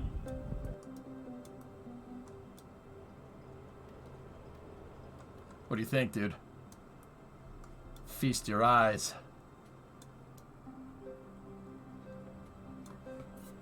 You like?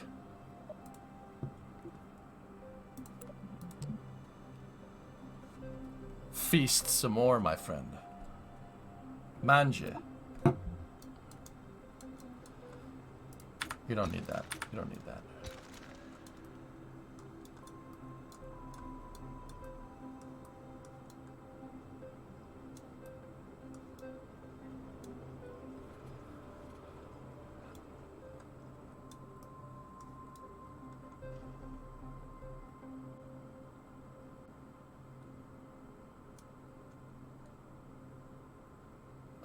Papa Bear, see, here's the thing. I said that at the time, but after a couple good nights sleep on it, I don't know if I'm doing something stupid with the game or if the game's actually broken. It's inconclusive. How does it fly? Well, that version flies pretty damn good, dude. Yeah, it flies pretty good. We worked on some AAP stuff, dude. And I must say,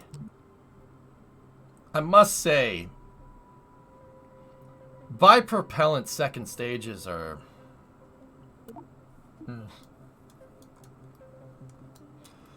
Bipropellant second stages are... Yeah.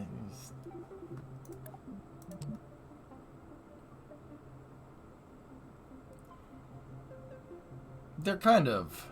meh. I prefer nuclear S2 with a Skylab on top.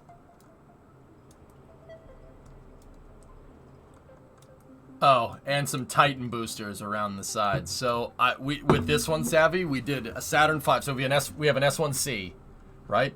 Regular S1C.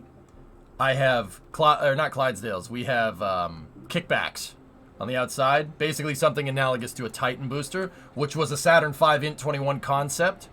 Or an uprated Saturn V concept, taking 4 boosters from a Titan 3 and attaching them to the S1C because it could take it because the inner tank, right? It could absolutely withstand the attachable boosters. It wouldn't be an issue. And then we have the swerve in there, so a S2N nuclear second stage, and then the S2 adapter and Skylab sitting on top, man. Think about this, dude. It's actually not a bad idea. It ain't a bad idea. Dude, this thing hauls. Dude, this thing could go to Duna by itself, no problem. Yep, it was actually designed out. That's right. This was a concept. Nuclear S2 stage. Did you do the dual Titan first stage attachables? No, I didn't. But, yeah, that's what I've been working on, dude. We worked on that last week for a challenge. I've been actually bringing Triton into the fold here. I brought my Triton vehicle back, which is kind of like my old Neptune. Def, that was one of the versions that they could have gone with Saturn V. Yeah, sure. Nuclear second stage, dude. Nuclear second stage. Yeah, you could do the Venus flyby in one shot. No problem. Was that a side booster for Triton? It could be.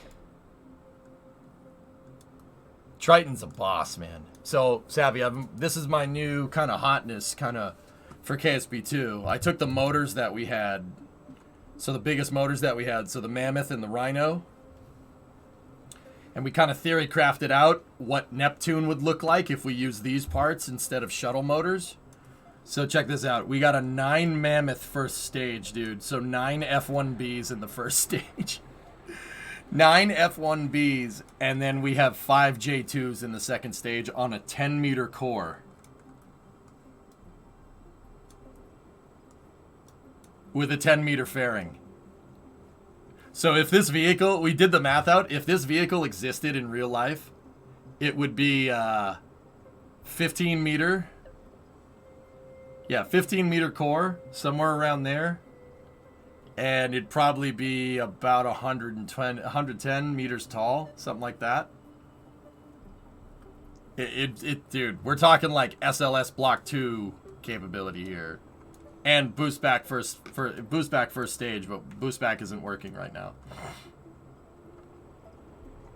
Why can't we build this in real life? Well, we basically have super heavy Canadian. It's basically that. That's my favorite. What's more ridiculous than Saturn V boosted by 2 Gemini rockets? You know what? You know what? I don't disagree. I don't disagree with you. I mean, you know where we stand with this. But yeah, see? Some of these Saturn V AAP things going on. Dude. So the Saturn V-N is basically this one right here. I made that in KSP2 and this one. And we also made that one and that one. When multiplayer is implemented, do you think you could have one player fly the second stage of orbit and the other land the booster? I don't see why you couldn't, Def. After stage separation, just have player 2 take control of that first stage. Yeah. Attachable AJ260s. 4 of them. 4 AJ260s on the side of a Saturn V.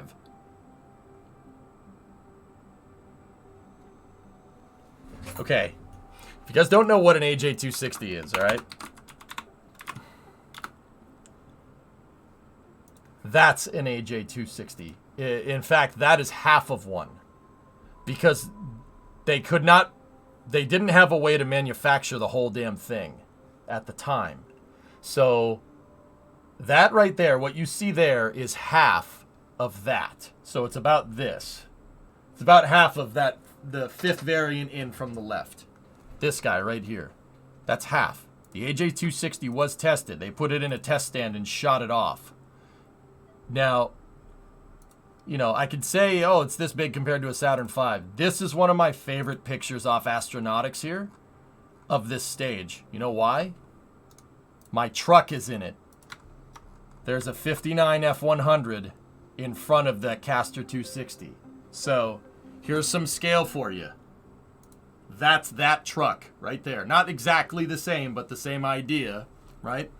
So let me stand next to this and you'll get some scale.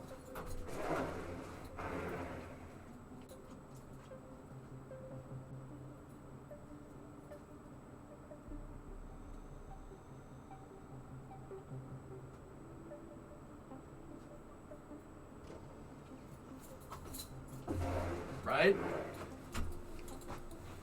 And now look at that. That thing is gigantic. Freaking-gantic. How tall are you? I'm 6'4". 193 centimeters. And that's half of the first stage.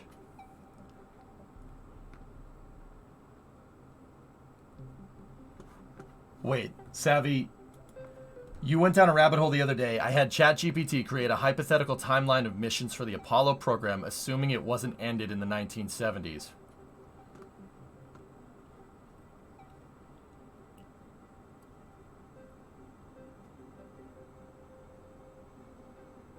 Do tell.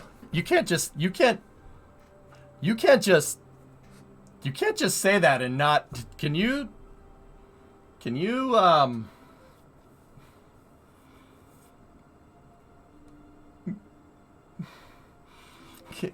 I might need said timeline for research. Poor Dolphin. Publish the data. Yes, we need the data, Savvy. Yeah, we need it. Yeah, Savvy. Yeah, we need the data, Savvy. Please give it to us. Please, you gotta do it. Yeah, Barry. Yeah, Barry. Yeah, Barry. Give me the damn info, please. The name's EJ, and Space Rockets is the game. Ice Turn Skyward is awesome, Sam. I really, really dig the idea of hang on. That's not how you spell eyes.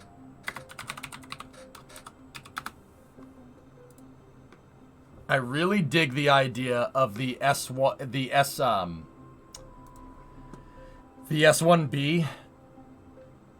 first stage with just a single F1 in it. I think that's really cool. That's a really cool rocket, man. And then the Saturn 1B variant. The Saturn 1B variant here with an M2 and Titan boosters on the side. Oh, bro, that's like really good. Really good.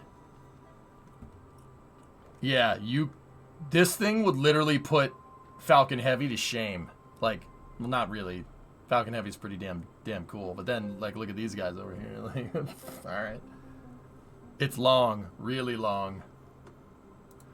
Okay, Savvy, you tell me. When's the Venus flyby? I'm gonna guess 1978.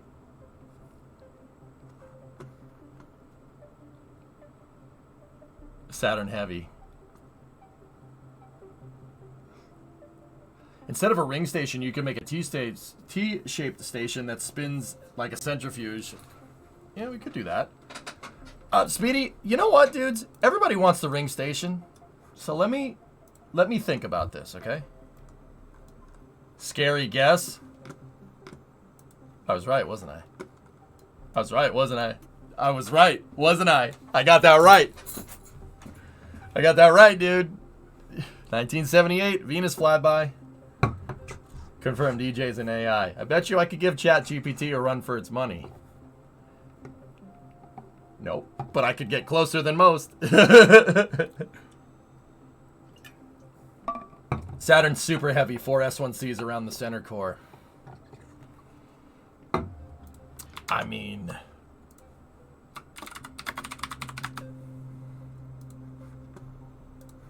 you're not far off from what they wanted to do, Hellfish. Here's my prompt in its current form. Where'd you post that on Discord, dude? That doesn't work because it brings it up in a web browser for me. Did you post that on Discord, dude? General? Okay.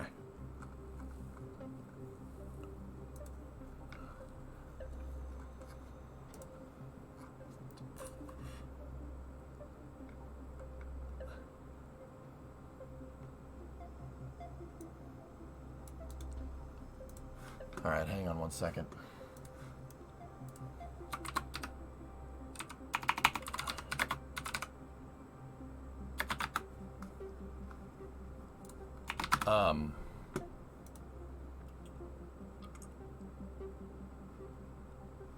How do you do this? I've actually never gone and messed with ChatGPT, to be honest. Alex, Nova is gigantic, yes. The Nova rocket is bananas big. You want to know what the kicker is? The VAB is designed for Nova. So is 39B and A. They're designed for Nova. You know how I know? Obviously, well, it's as tall as Nova is. The VAB doors, you notice how the Saturn V looks tiny inside of the VAB doors when it's rolling out? That's not an accident. The mobile launcher, the VAB, is scalable for this because that's where they wanted to go. Second part, the flame trenches at 39A and 39B are 60 feet in diameter. You have a 50-foot diameter core with an aft skirt that is, drum roll, you guessed it, 60 feet. It's not an accident, man. They were going to scale the Nova. Yep. You need to create an account real quick, Enroy. All right. What's up? What's up?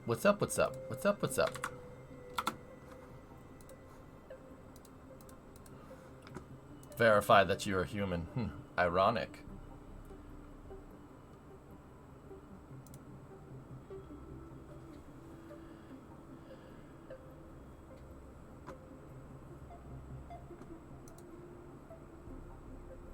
I've had to verify that I'm human 3 times now.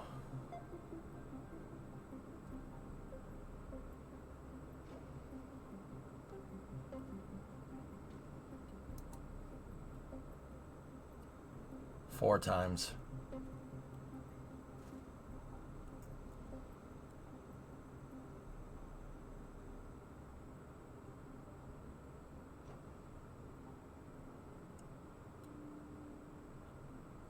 Five times? I don't like this. I don't like this at all. Can we not do this? Can we please not do... And are you failing the verifications? It's just asking me something about a turtle flipped over. What do you want me to do?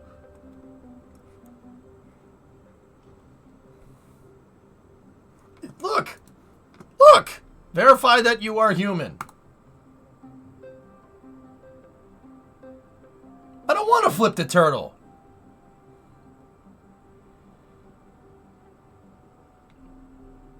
Tyler, don't do that. Don't do that. Don't.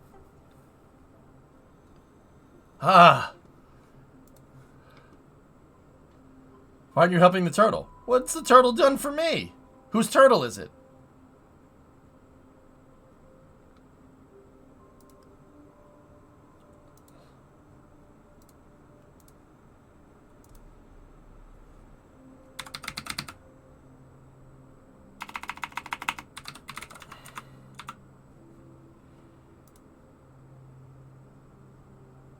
Discovery, go at throttle up. Okay. Okay. Hey, friend. How was Discovery, Go at pickleball? throttle up. Okay. All right. Hi. Oh, I don't know what to do with my hands, man.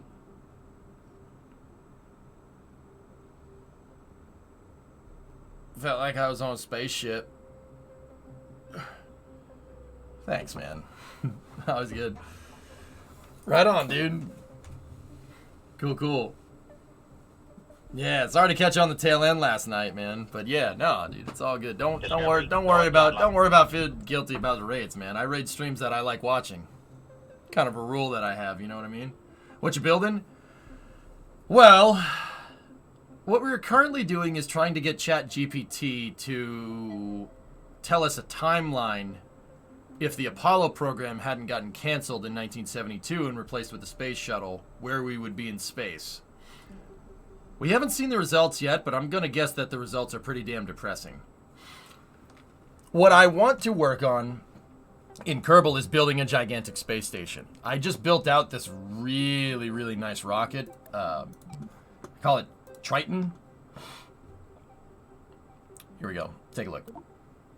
We built out this really nice rocket. It's big. It's a big one. So here, let me show you like a shuttle. The shuttle cockpit is like right there. Comparatively to this, it's got some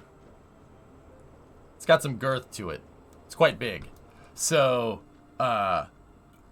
I built this out, and now I want to, just to see if Kerbal could understand a big rocket. I mean, this thing could move like 280 tons into orbit. That's like 4 or 5 Abrams tanks if we're gonna, measure in America units. Dance. So, I want to build a space station for it. I want to build like some crazy sci-fi-esque station, and there's this guy that does concept art. He was a concept artist for Cyberpunk Middle Ditch, and he does all this gnarly space art. And I'm looking at that. I'm like, dude, we should build that just to see what Kerbal could do, just so we could break the thing, Like, we should build something nuts like that, Hey, J plus none. Thank you for the sub, man. Appreciate it. Can you get ChatGPT to design a ship theoretically, and then Midjourney to visualize it, and then build it in Kerbal? Yeah, sure, why not? So, Middle, the Kerbal like ship files, like the files that your ship is in it's in JSON format. You could get ChatGPT to, if you set up the parameters right, it could make a vehicle for you. Design me a Saturn V. You know what I mean? If it knew the right parameters and it knew how a craft file, you'd have to teach it how the craft files are set up, but sure, why not?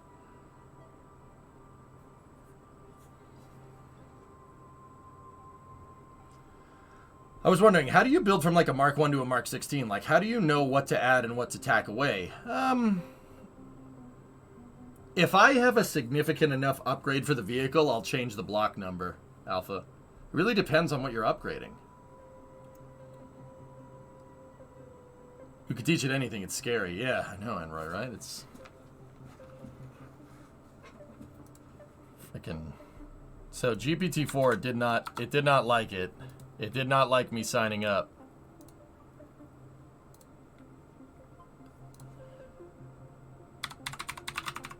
Hang on. Let me try signing in with a Google account.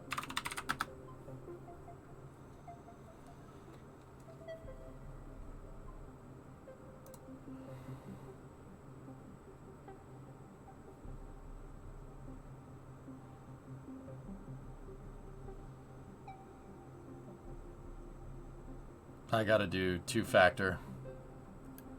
But yeah, Middle, that's kind of what we're working on. We're kind of just chilling today. It's been a weird day. Been a weird day because there was a launch early this morning.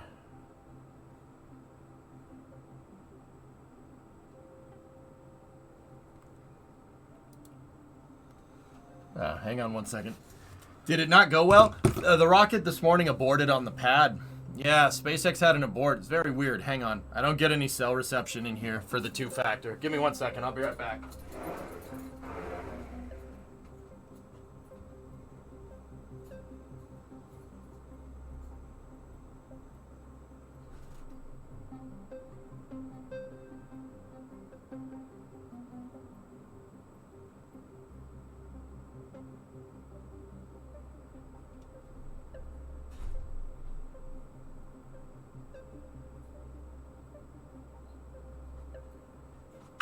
Freaking garage is a Faraday cage. Okay, I'm back. Yeah, it was an attempted launch. It was strange, dude. Yeah, it aborted right on the pad with some super secret Squirrel Space Force payloads.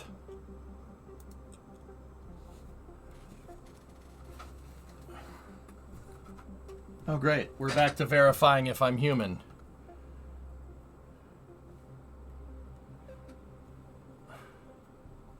Why doesn't it think I'm human? Stop it. Stop! It did it again!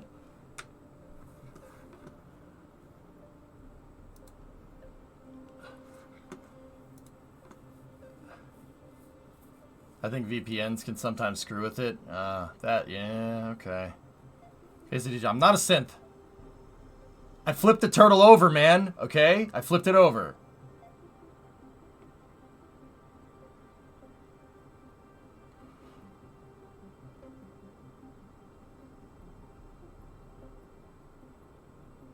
If you're using a VPN, then that would be it.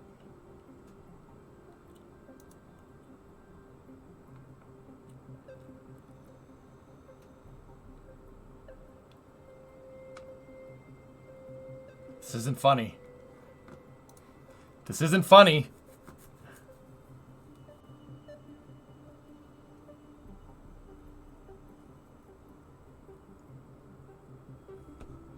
Stop it. Stop this. This isn't cool.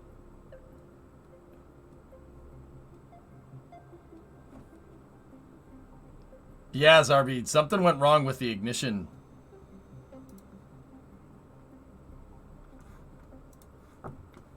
I'm not a cyborg, I swear. Try another browser? I don't want to use Edge. No, if I'm persistent enough, it'll eventually believe me. Are you even human?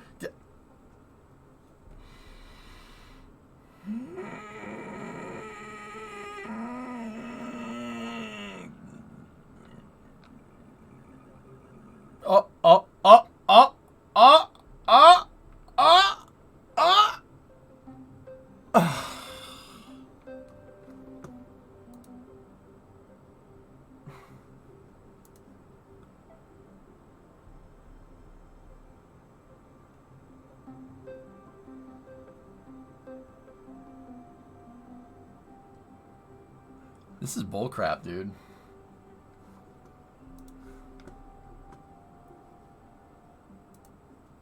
All right. Okay.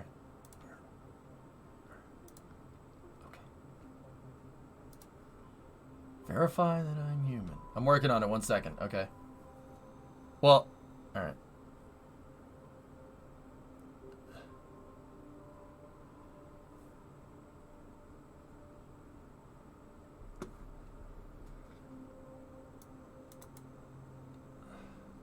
Have you seen this? What's that, Big? I have a security question, actually. Sure. My place in Austin now has I know what this is. 7 legged Lex. robots. So I'm surrounding myself by robots, which is probably something I should look into. I think that's awesome. You can have people concealing their identity in order to troll, or even not people, bots. So how do you know? I mean, that's a serious concern I have with clones. Again, the things I think about. someone walks in who like looks like me, How do you know that that's me? Right. So this could be somebody else using the Mark Zuckerberg avatar. I mean, it's not going to be 4 decades before we have photorealistic avatars like this.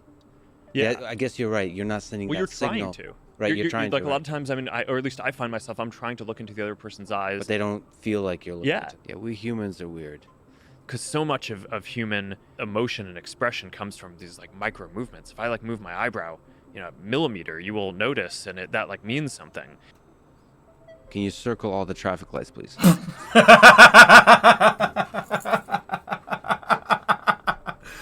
that something you think about? Something you're concerned about? Good question. There was someone.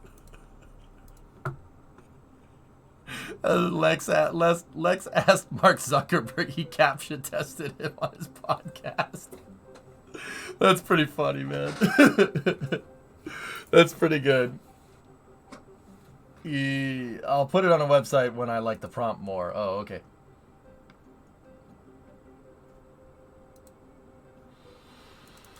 Okay, ChatGPT just hates me, so we'll. Savvy's got a YouTube video. All right, let's take a look. So, AAP announces plans for a permanent lunar colony to be established by the end of the 1970s. Apollo 12 is launched, landing at Surveyor 3. Okay, this all happened.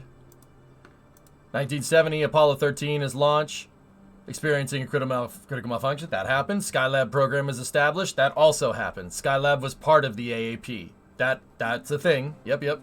14 launch, conducting experiments on the moon's surface and returning samples to Earth. Yep. First manned mission to Skylab is launched, conducting experiments in Earth. That didn't happen. That happened later. That happened in 1973. Apollo 15 is launched. That happened. AAP announces plans for a modular space station, the Orbital Workshop, to be launched by the end of the decade. Apollo 16 is launched in 72. 17 is in 72. Yep. Introducing a new lunar roving vehicle. The LRV actually flew first on... Oh.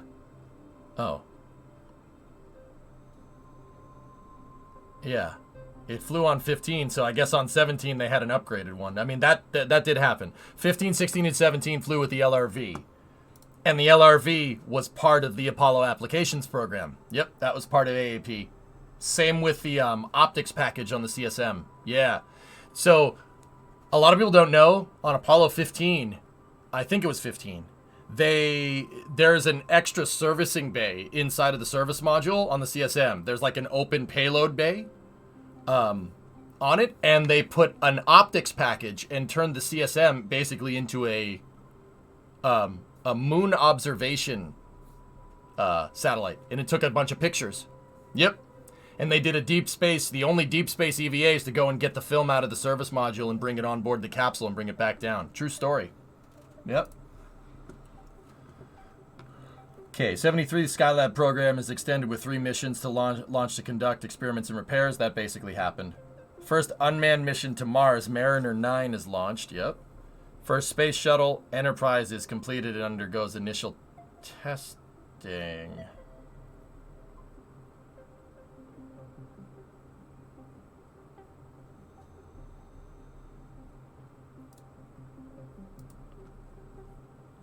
AAP announces plans for a mission to Mars to be launched in the 1980s.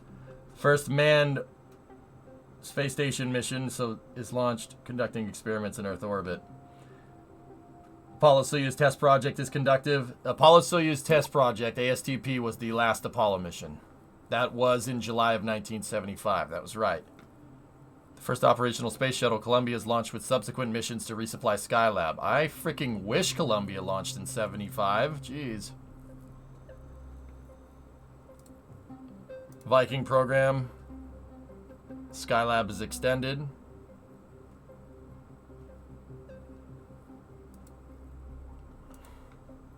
Voyager 1 and 2. Space Shuttle program enters its operational phase with regular launches for scientific research and satellite development.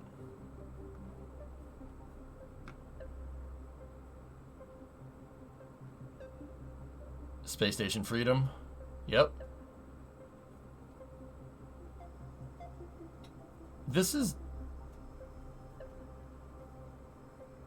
Oh, that's just one of the threads. Oh, okay. So that's kind of what happened, almost.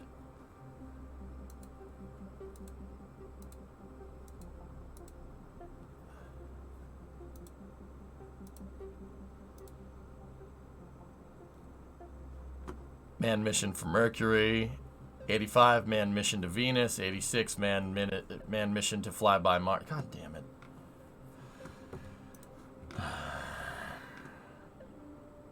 (1988) manned flyby mission to Saturn. Manned mission to study Uranus. 1990, manned mission to the outer rim planets. So, like Neptune. So Neptune, Uranus, and Pluto. Damn it. Yeah.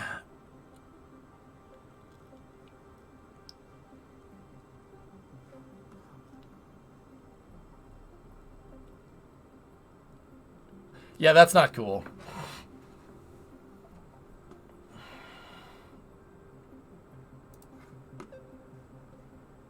Anyway.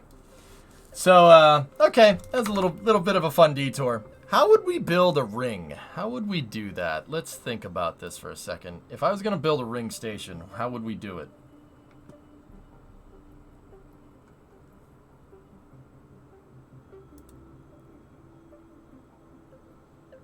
Nice.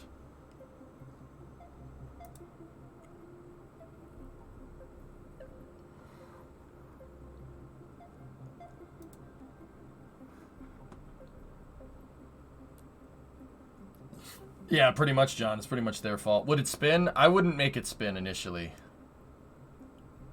I'm talking about how would we put it together. Guys, how would we make that? Let's load up the new workspace. Would you yeet the ring in one shot? I don't know. Yeah, I'm not 100% sure how we would do this. Like, what diameter do we want this ring to be? You know? Like, if we want it to be something like that, because then that's going to be a pretty gnarly station right there. You know? Like, maybe, here, let's do XL. So we'll do this, and then take that, get rid of this, take this.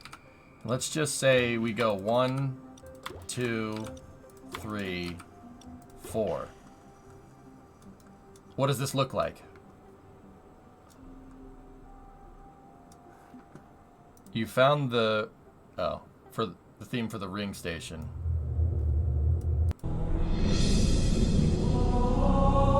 Yeah, that's what I thought that was.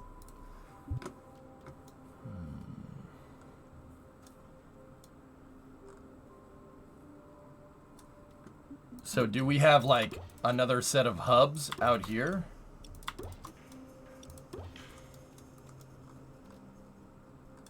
If so, now, how do we...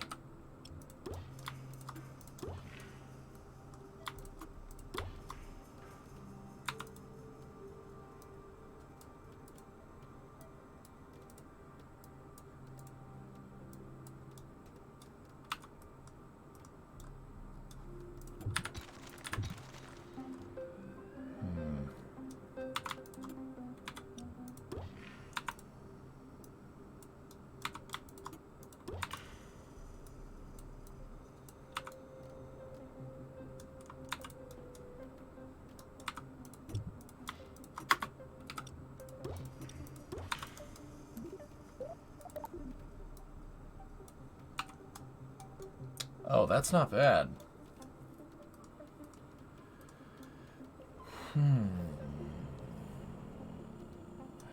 Now, how would we go about making these modules, though?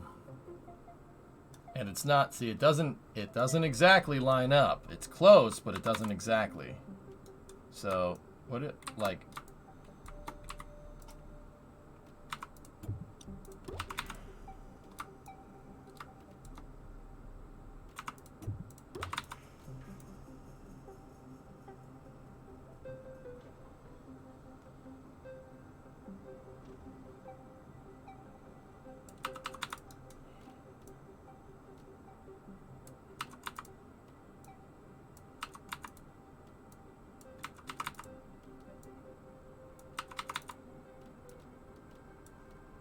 See, that's close, right?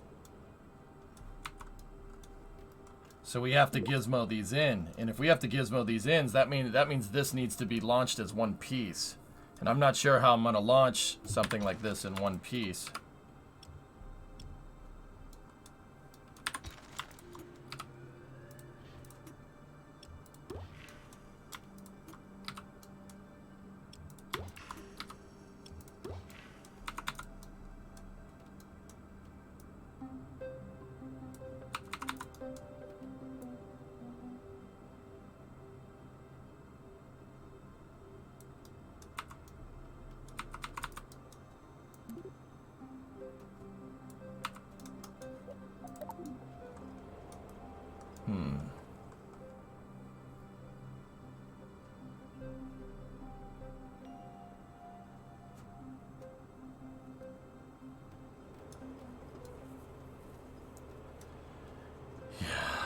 Yeah, that's not really what we're looking for now, is it? Alright, get rid of that.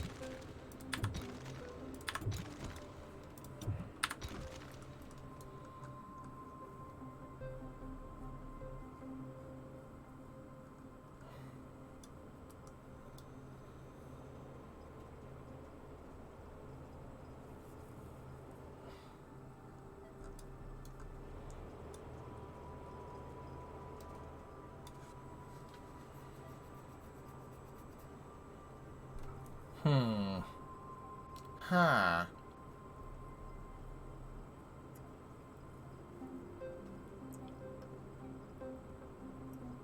Discovery, go at throttle up. Hey, Make Fun Pants. What's going on? Crew cabin circle? Yeah. I mean, so let me go look at a couple of max things here. So it's clearly made out of, see, like, it's made out of hab modules, but we gotta get the pie cuts right, you know?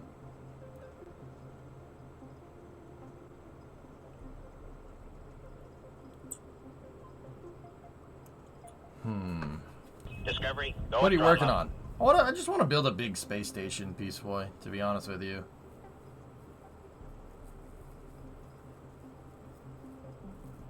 Hey, thanks for the 9 months, dude. Yeah, I don't know. It's gonna be a tough one.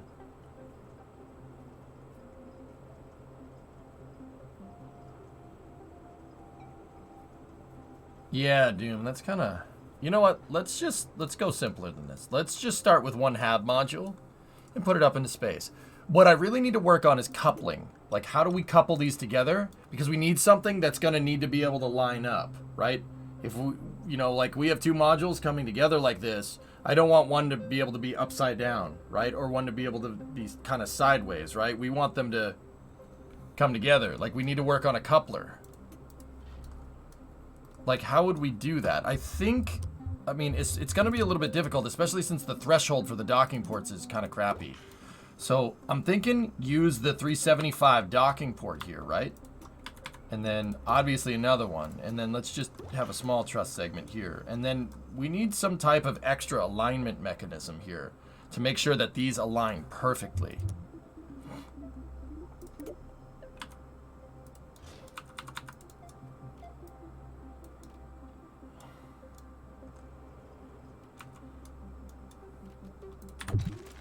I need a soft capture mechanism, basically.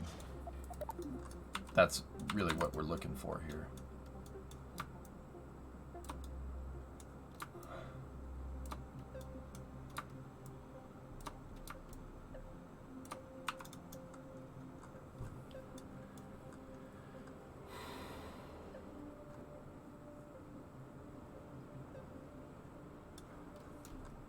What we could do is something like this.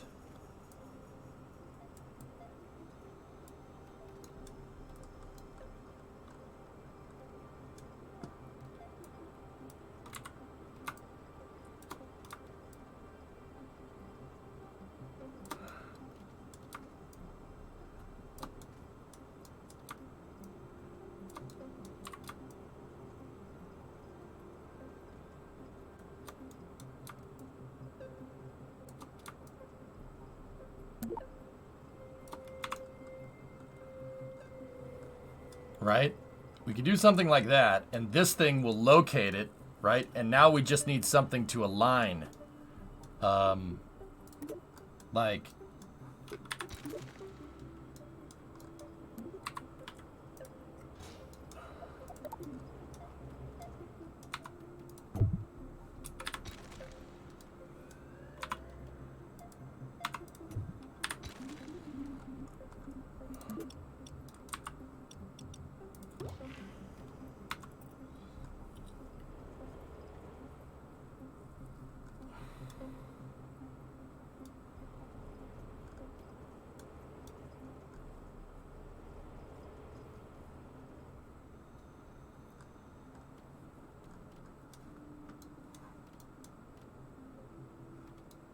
I'm thinking.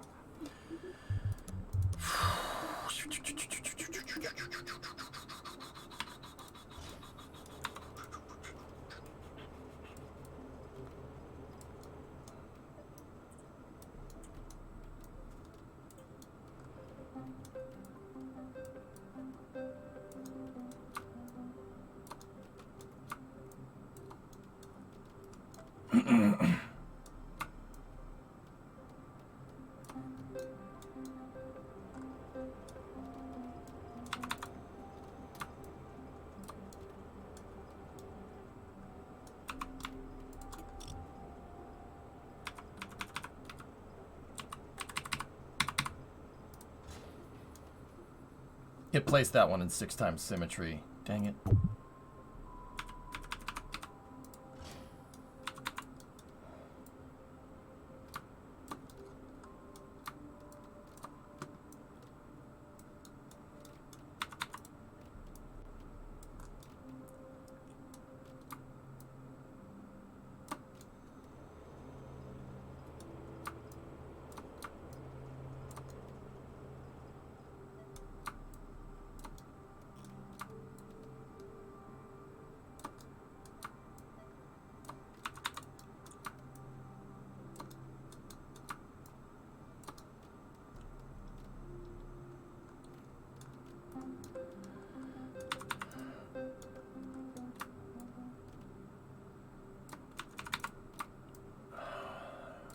Now,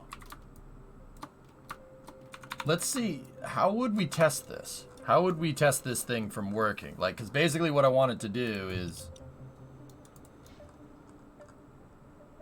totally destroy itself. There. Yeah, we're gonna need an alignment mechanism on the other way, right? Yeah, this is not gonna work exactly. Can you cheat it into orbit? No, but we could launch it on Triton as a test flight.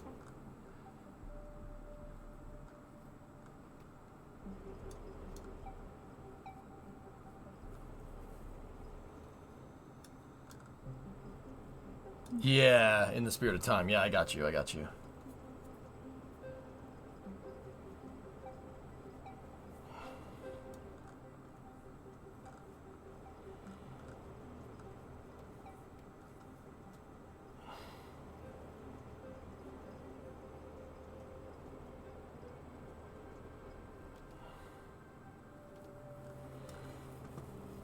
I'm thinking.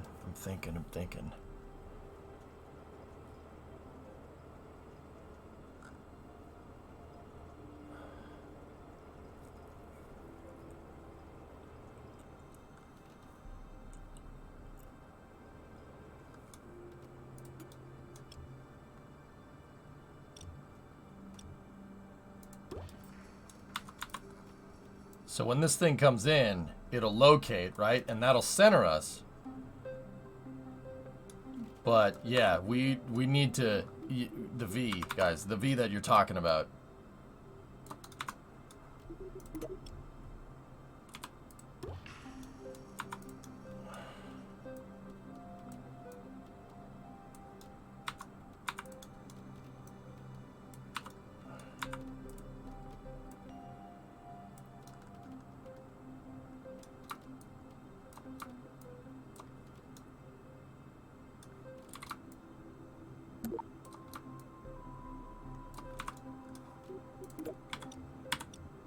try this.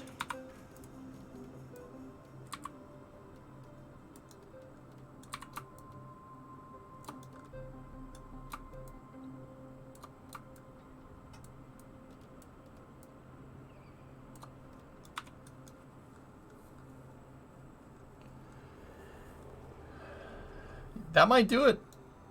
It looks a little bit strange, but it'll do it.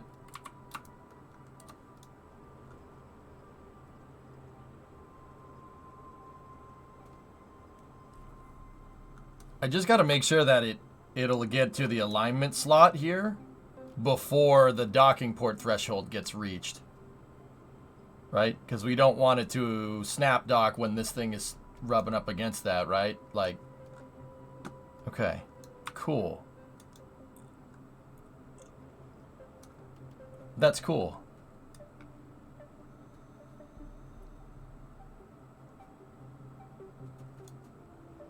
But the alignment runs on to cover those jitters and after dock. Well, I don't even know if this is going to work or not, Doom. You're skipping like 4 or 5 steps ahead in the iterative process. I'm saying I want to build an airplane, and you're saying, well, can you give it 4 engines or 2 engines? I don't know, bro. I don't know. You got to build something first. You got to start with something. Right? Like, dude, I have no idea. I don't know. Yes? Cookies?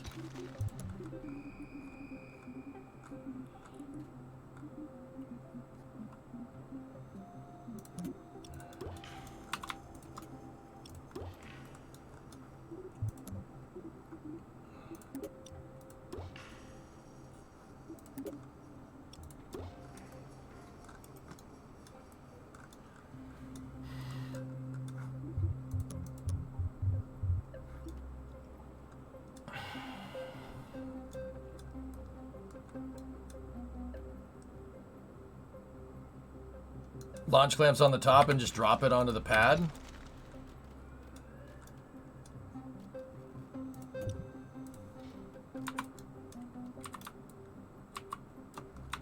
All right. Yeah, that should work. So get me a decoupler, right? Okay, the decoupler won't do that.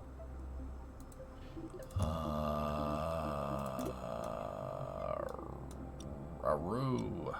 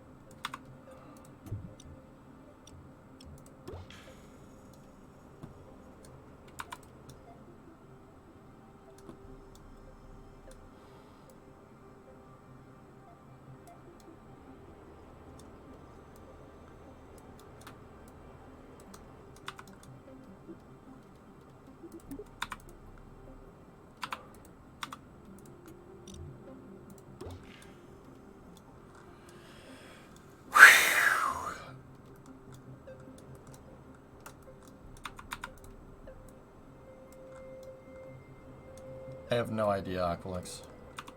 This way will work. It's just the symmetry. The symmetry in the editor is not cooperating.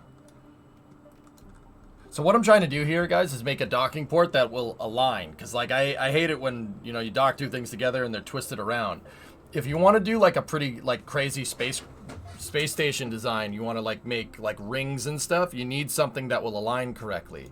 So right now, I'm just kind of doing the basic of the basic thing that I can think of to get this thing to align correctly. I'm trying to make this as simple as I possibly can to get it to do. So let's go like that, and then we're gonna need a probe core, so we'll just put a probe core on there.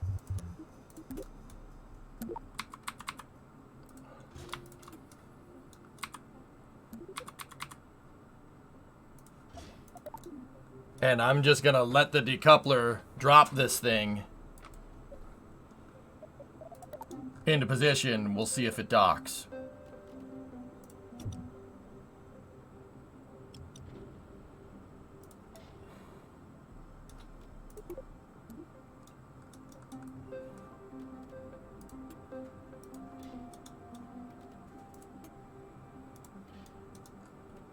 We'll see how close it will align.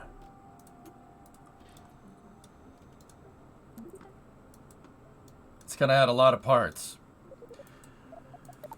Who said I want to use this way, dude? Like, I'll say it again. Yeah, that's a lot of parts. I understand that. This is minimum viable. We can get simpler than this if we have to, but I need to know that this works first. So let's hop out there and we'll see if these things line up. We'll use the acceleration of gravity to our advantage.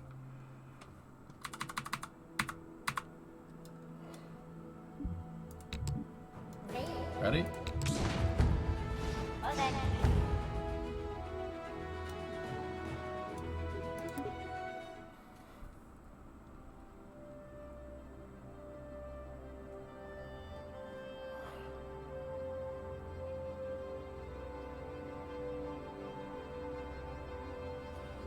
Wow. One more time.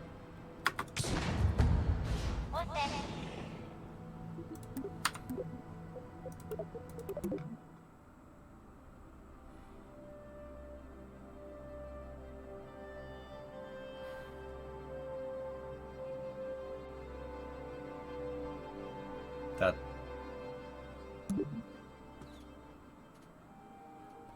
Hold on a second, dudes. That worked way too well. Alright, so here's what we're gonna do. Ready? I'm gonna take this. Not all spacecraft docking is totally aligned, so I'm gonna take that, I'm gonna move it, and then I'm gonna take this, take the whole decoupler, and rotate it a little bit.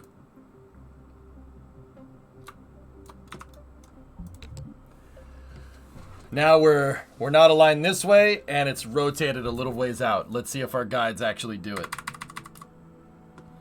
Ready?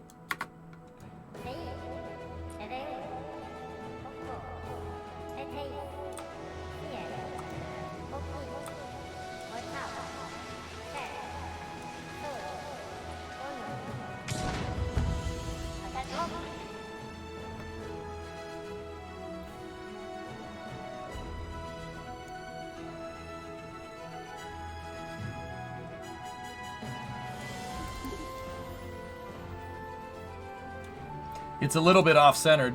It's rotated a couple of degrees, but that's because the capture threshold is yeek.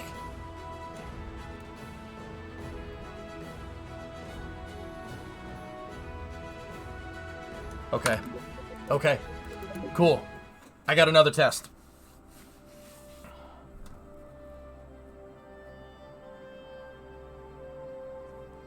Docking force is set to nothing, chillin'. No docking force. Okay, I got another idea.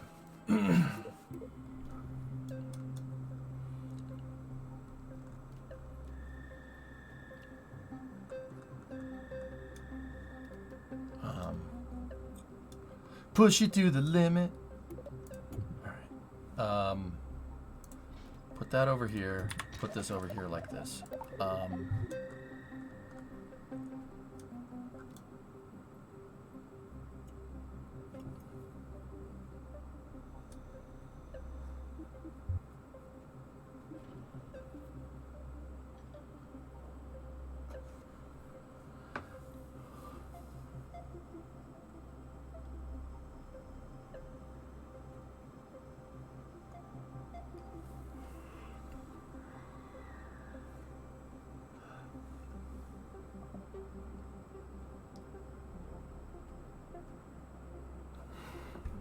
Okay, that's good. This works, and it didn't take that long, but we know it works. Let's go crazier.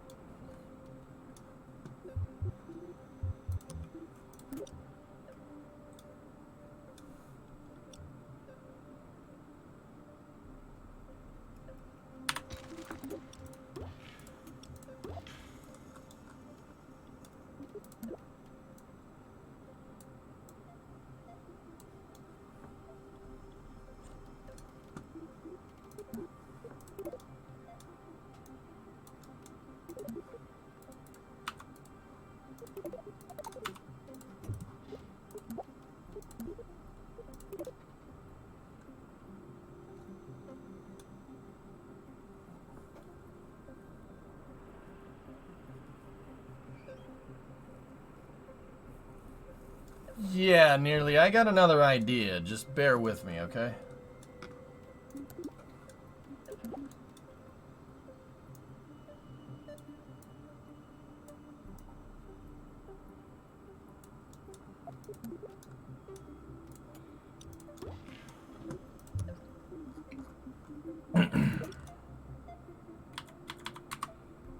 Okay, so take these.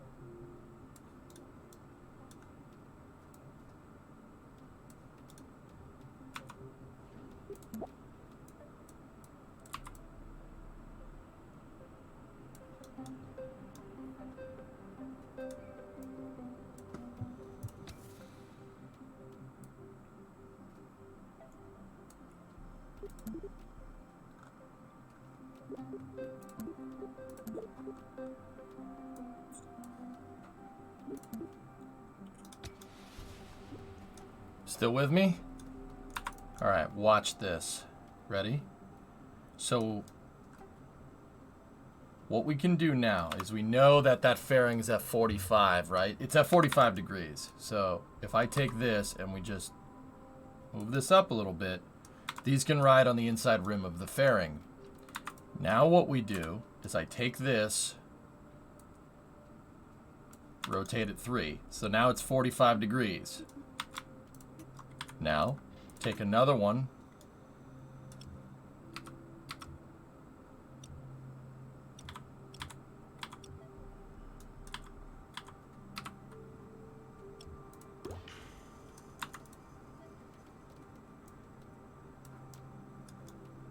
Hang on a second.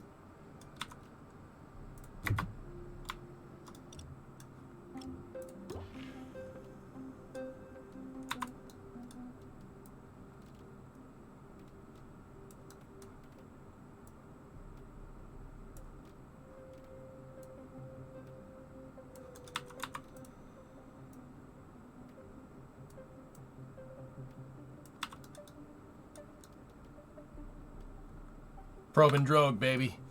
Apollo style. There you go. Probe and drogue. Done. Easy peasy.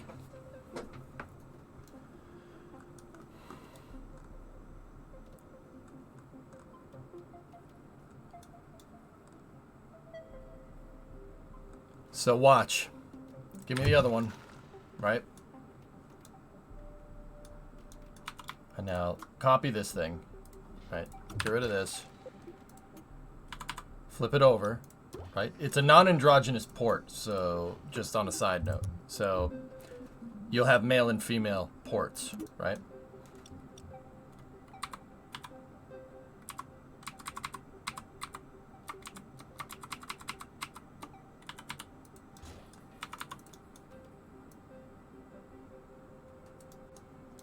Right?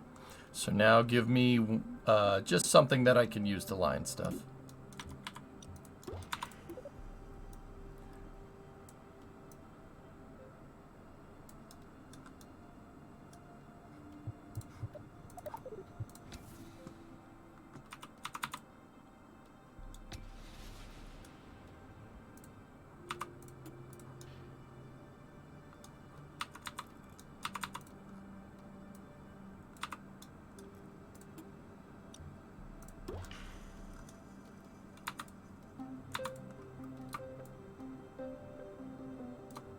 Okay, so now this one can be a little bit different. It doesn't necessarily need the fairing, right?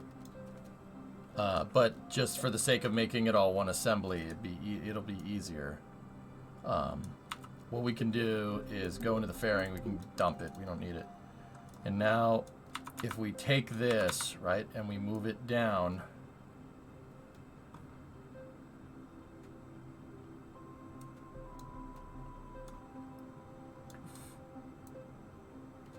that's obviously not gonna fit, right? It ain't gonna fit like that. Ain't gonna, the salami lid ain't gonna fit like that.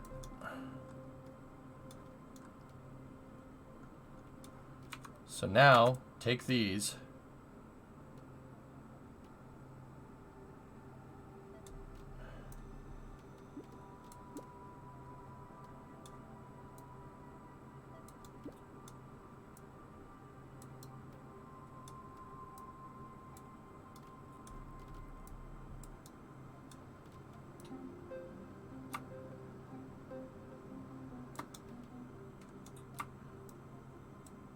And we move them to make the V fit into the other V. It's like ball in a cup. Ball in a cup. You guys remember ball in a cup?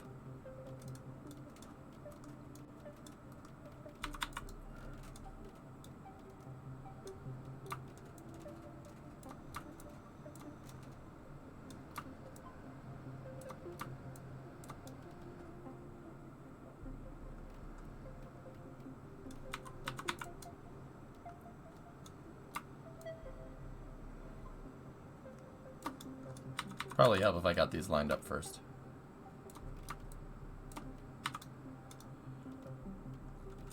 So now it kind of works like a probe and drogue. So when this thing falls on this, right?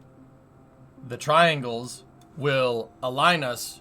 They'll rotate us into position and basically align us. It's a guide pin, and this is way less parts. And if we actually did this, like, I'm not sure how we could make a fairing that'll fit in the cone, but I could do that. We could make a conic fairing and then have it adapt and align that way. This fairing would have to be going inwards.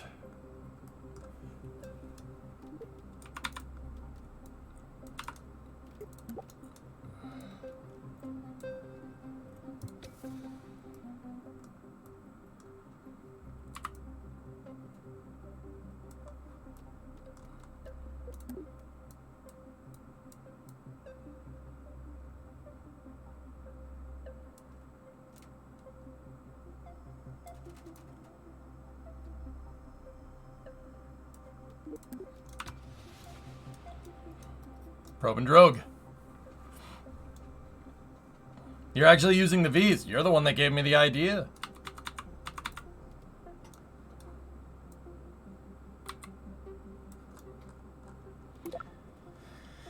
It's not exactly probe and drogue, but it might do it.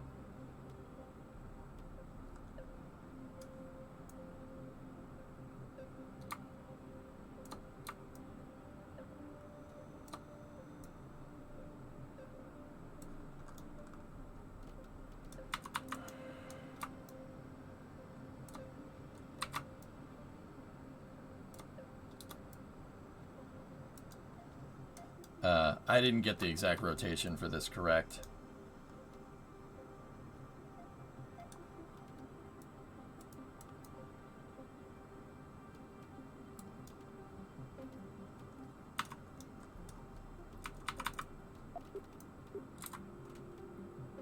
Really could do with that old absolute snap, man. That'd be nice. But here, let's try it again. See how well this thing aligns.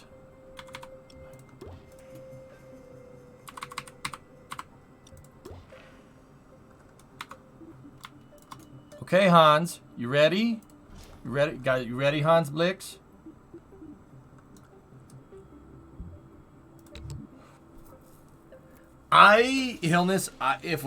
Dude, it seems like once the docking ports get into the magnetization threshold, they just automatically dock. I don't want any magnetization at all.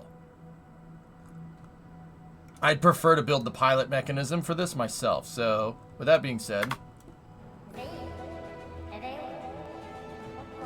Battles. Oh no, not Hans Bricks! Mr. L, I can't see some of your palace.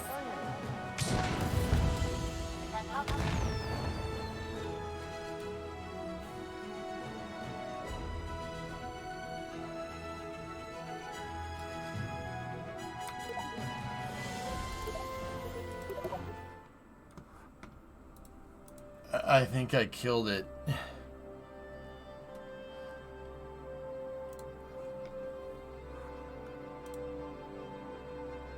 Yeah, I think the decoupler had some kick. Oh yes, that'd be the engine gyro. I saw Bozzy post this last night. That's cool. Yeah, that.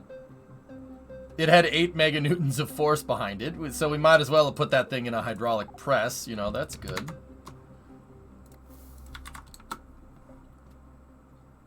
The engine gyro.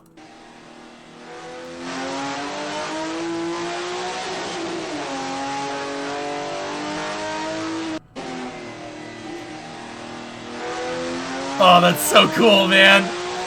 Dude, a gyro dyno. It's a gyro dyno. Look at the gimbal. It's so cool.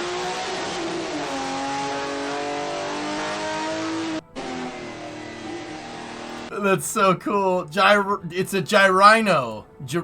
Vagino. Wait, what? What was that last one?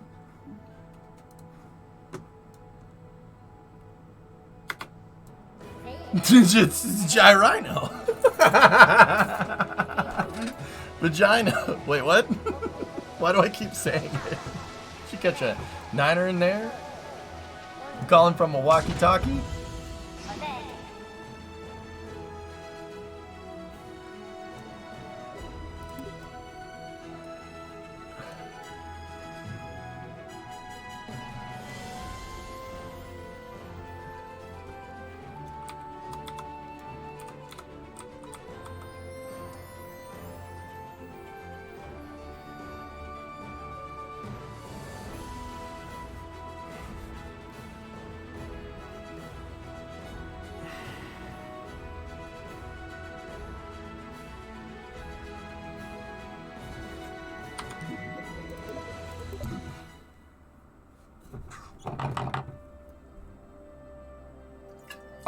Get a misaligned before you celebrate.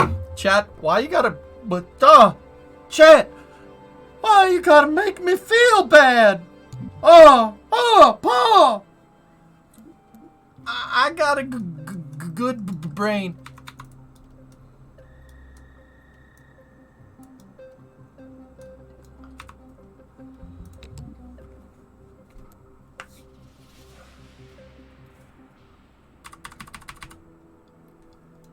Doom NASA spaceflight.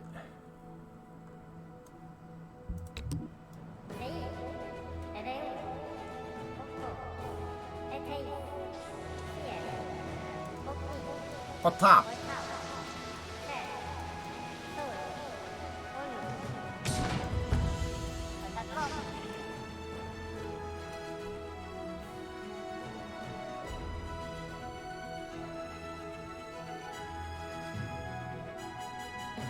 No.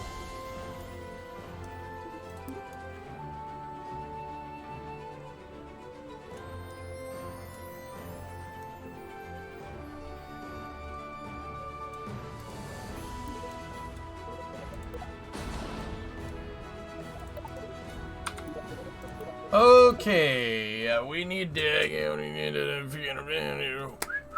I don't know, man. Tell you what, man. That dang old docking port, man, misaligned.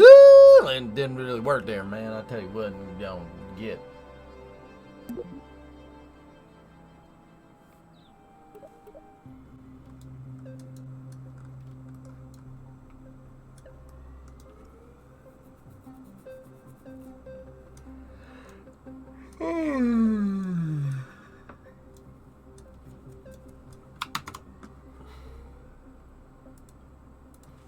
Risky Google of the day.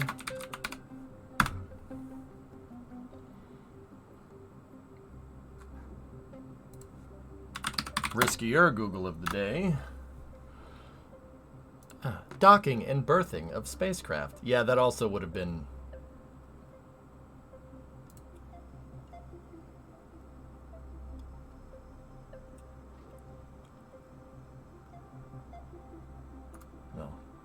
No.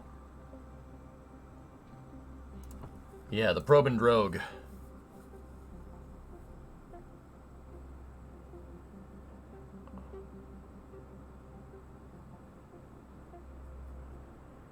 How does it align, though?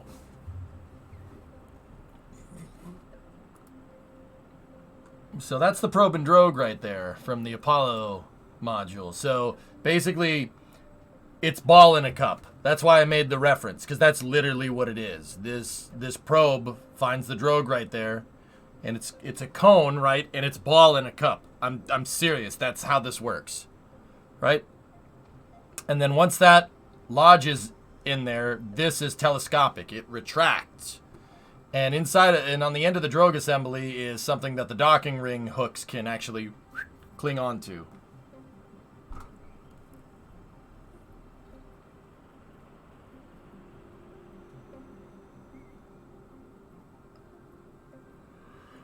Yeah, Zeppelin, we tried that. This was the shortened channel, dude. It's literally ball in a cup. Soyuz uses something very similar. The SSVP, it's a probe and drogue as well. It's the same idea.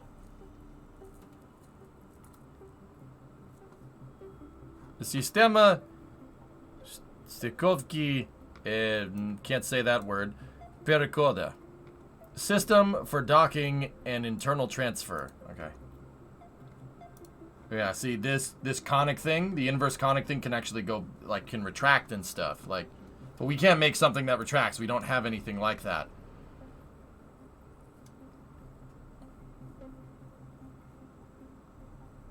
I'm thinking.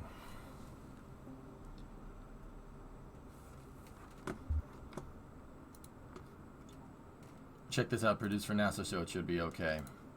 Yeah, the pedals. We could make an NDS. Crewed spacecraft, so when they're coming into the space station, they need to be able to... But see, there's a soft capture ring. See the soft capture? Hold on. What's that? Oh, yeah, okay.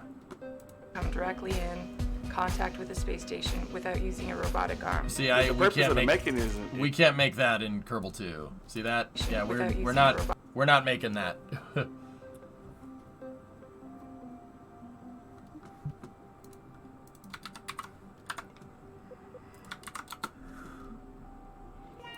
Yep. Yep.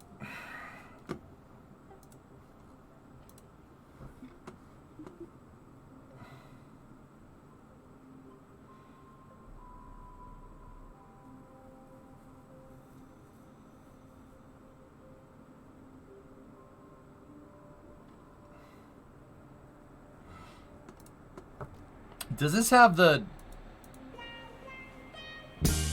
Yep, okay.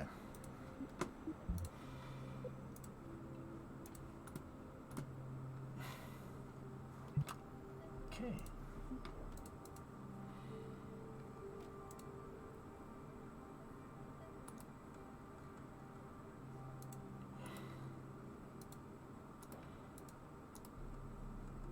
Scanning. Scanning.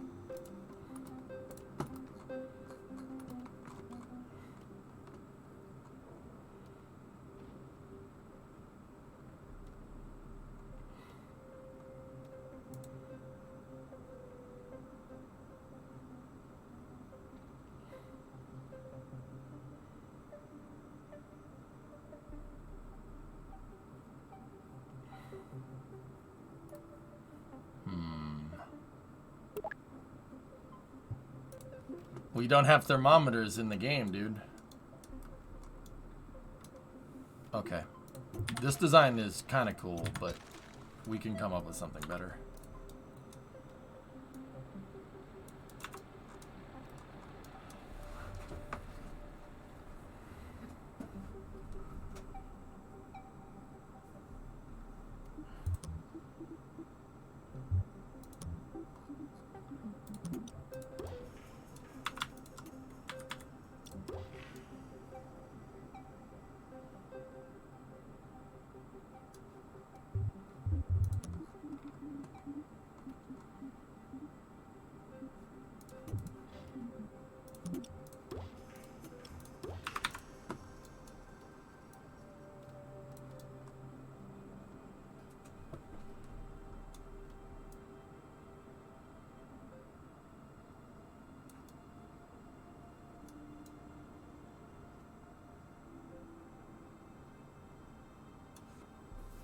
Could we use landing legs?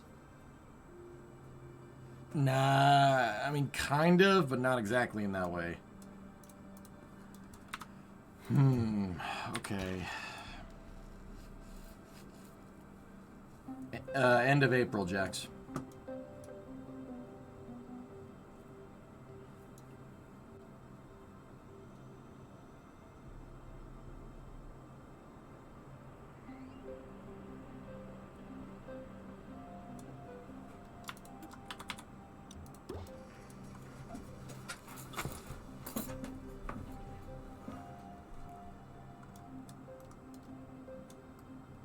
So, yeah, we don't have like a ring in the center of these that's that's non-collidable. There's no docking port that's just a ring, so I can't put any type of probe and drogue on it on the inside of this. So,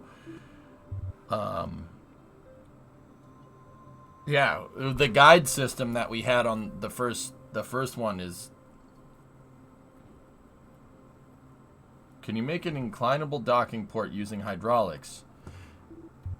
There's no hydraulics in this game, man. That's what I'm trying to tell you. There's no hydraulics in this.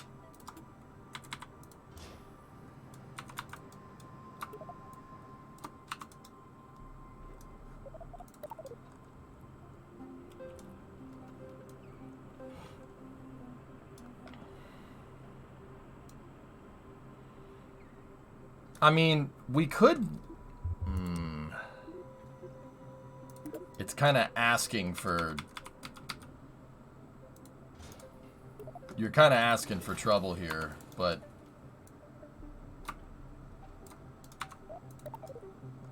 We could have the landing legs there as a stopper, right?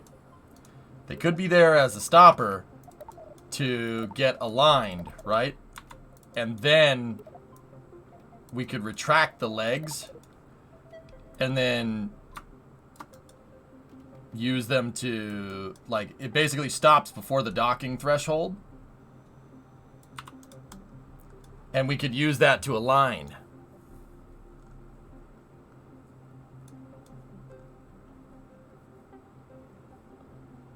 Yeah, Drac, yeah, okay. Alright, I understand what you were saying. Yeah, yeah.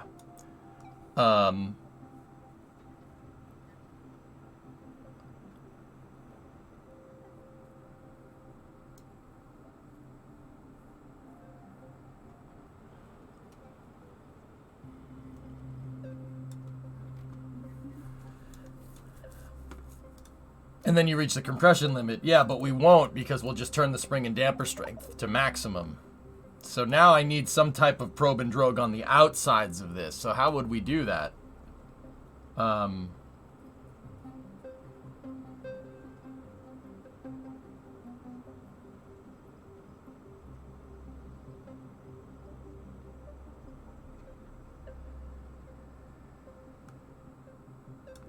on. Come on, mechanical engineering brain. Let's go.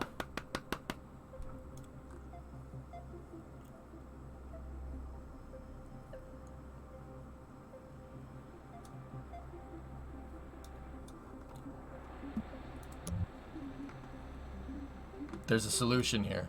There's a solution here. I know there is. Tape and WD-40. We don't have duct tape in this game, man. You're not wrong.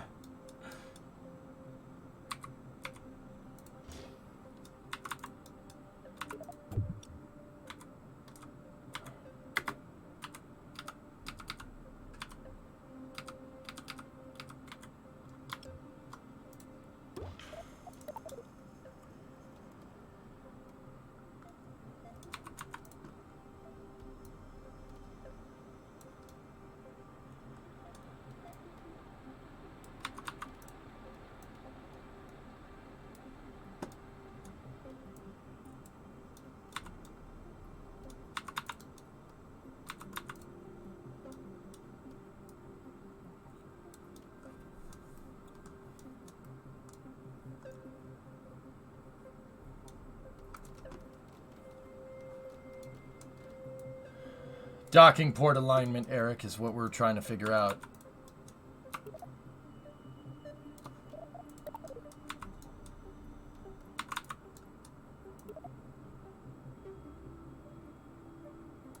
Okay, so the first thing we got to do, let's do this in reverse order, right? So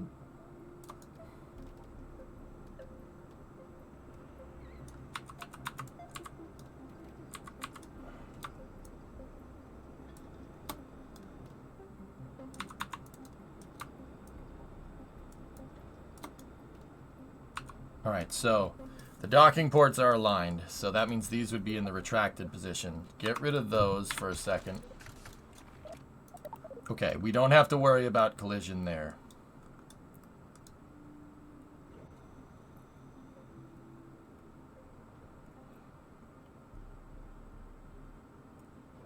Use the landing gear to center it like your wedges.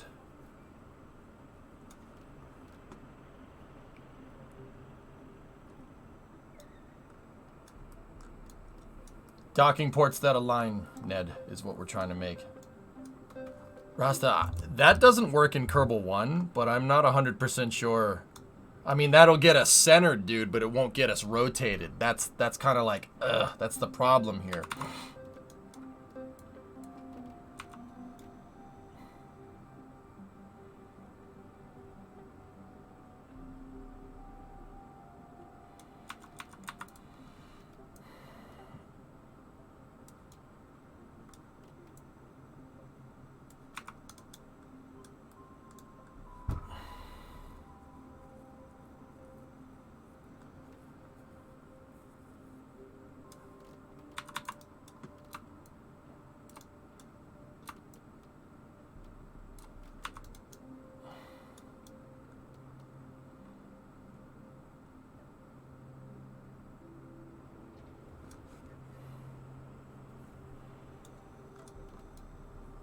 I just need to make some type of catch mechanism here.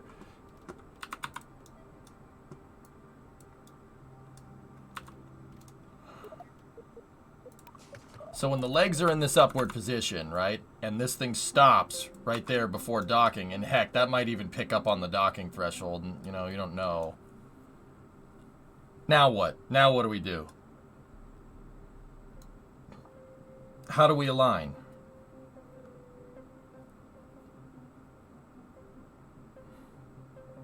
Well,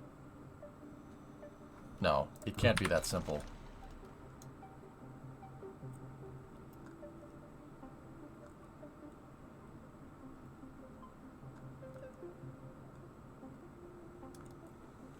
My last are the RCS hinges from KSP won't work here. Okay, nearly once again, we don't have thermometers. There's no science equipment in the game.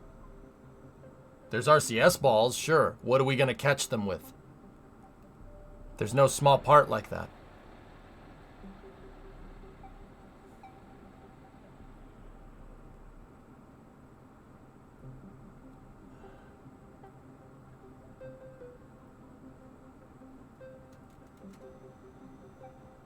Discovery, go at throttle up.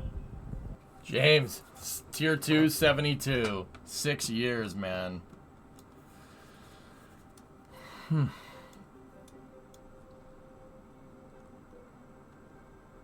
Small winglets.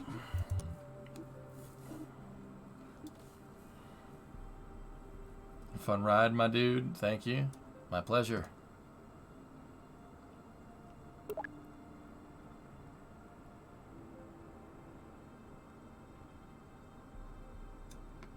I don't know how multi-port docking works in this game, Eric, to be honest with you.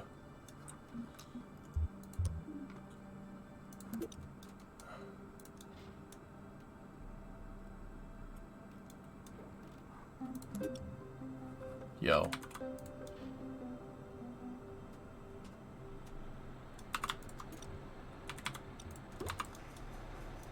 Can't be that simple.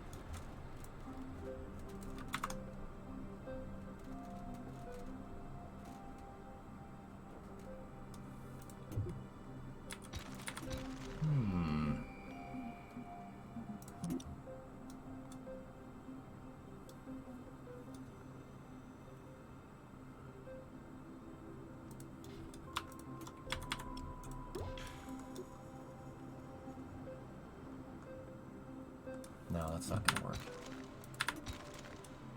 I don't know. We'd have to test the nose cone collider. You know what? I'll make a test stand to test it right now. Submitted. We'll just build another test stand over here. So, I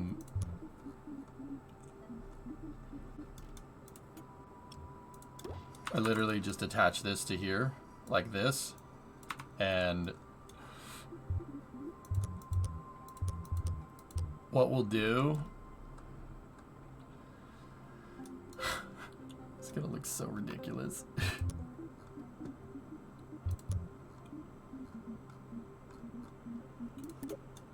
Nope. Nope.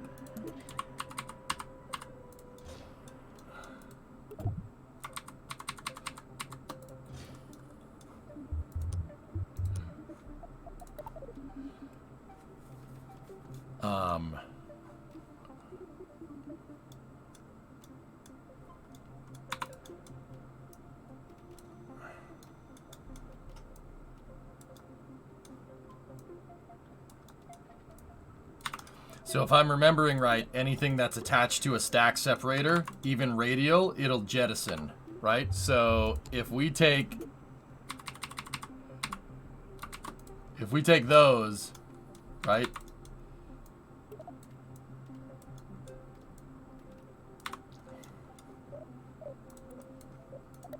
If we take those and separate the stack separator, that should do it.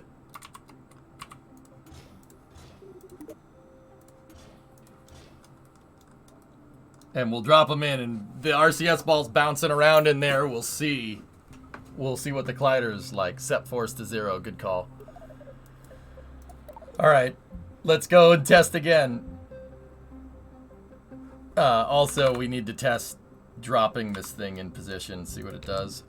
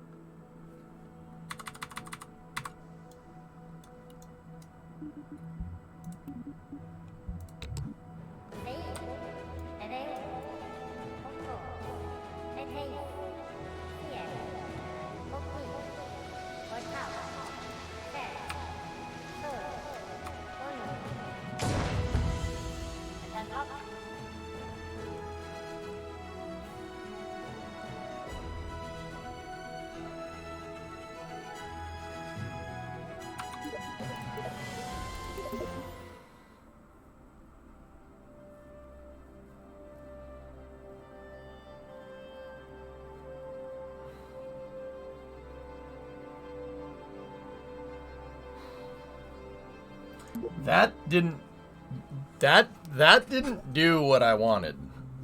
Yeah. Are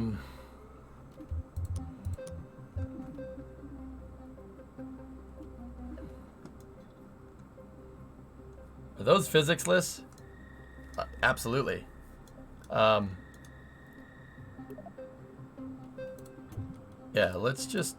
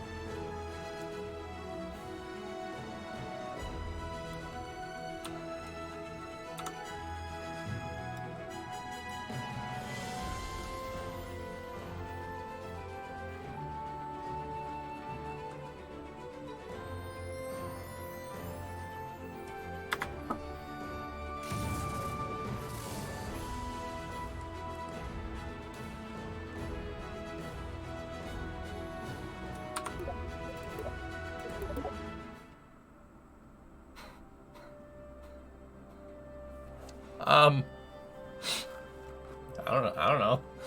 I don't know what's going on, dude. I don't know what's going on there. Don't look at me. I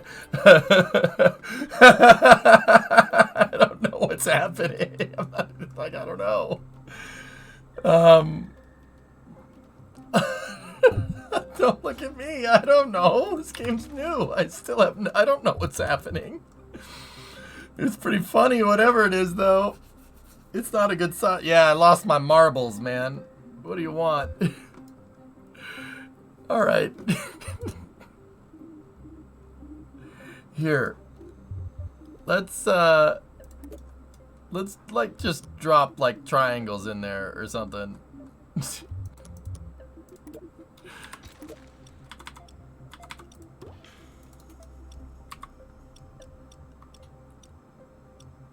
Oh no, we need a stack separator.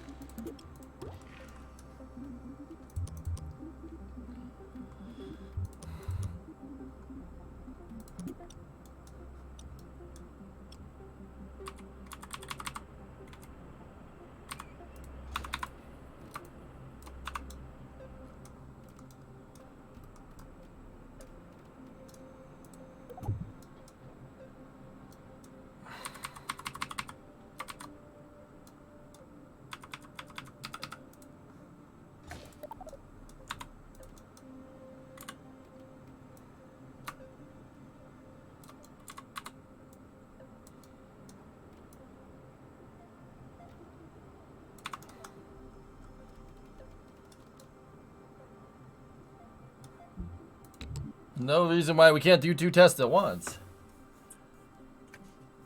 Okay, Operation Dorito Drop. Commence. Good call.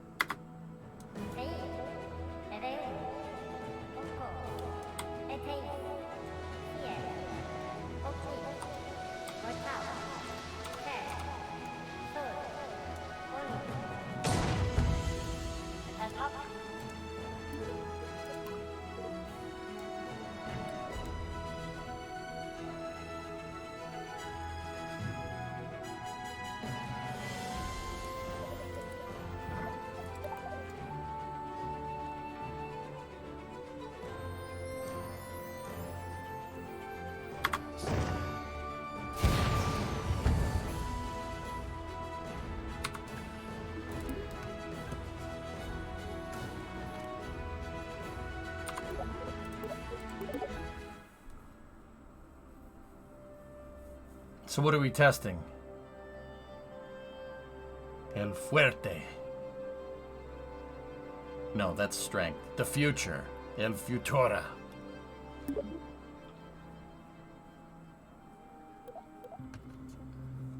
Trying to build an excavator?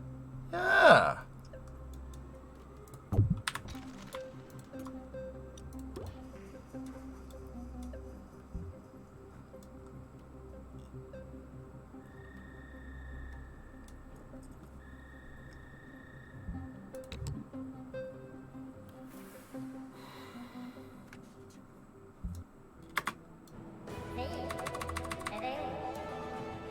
Bottles.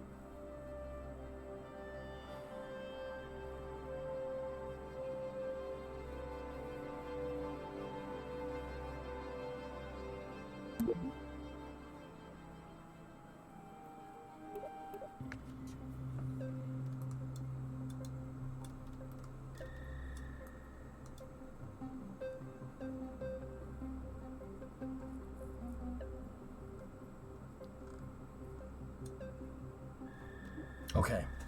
So if this is going to work, how do we get it to center? How are we going to get this to center? How are we going to get this to align? We have the drogue. That's half the battle, dudes. We have the drogue. That'll work. The drogue will work. But here, can we like change the color on this? Okay.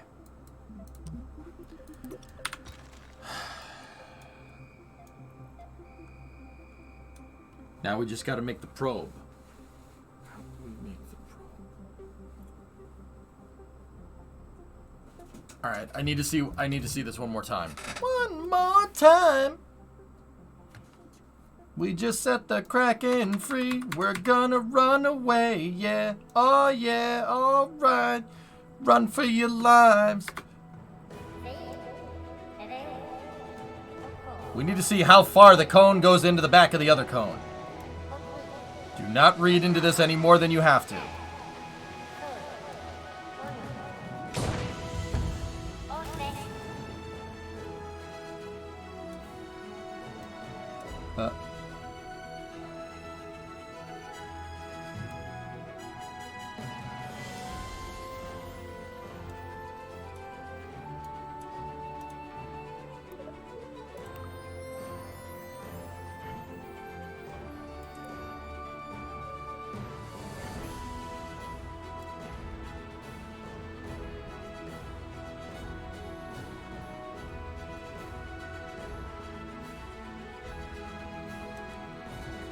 Okay. There's a bottom to that glider. It's not completely hollow. It's not like the shape is not the actual hitbox. Did you see where that nose cone was stopping? This thing kind of fell in perfectly, right? And then it fell off to the side, meaning that... Please forgive me for what I'm about to say. Meaning that the tip of this cone right here didn't go all the way to the back side of that one. Okay? Meaning there's a glider in here somewhere. We've got to figure out where that is. And if I can figure out where that is, then we could get a good probe drogy thing going here.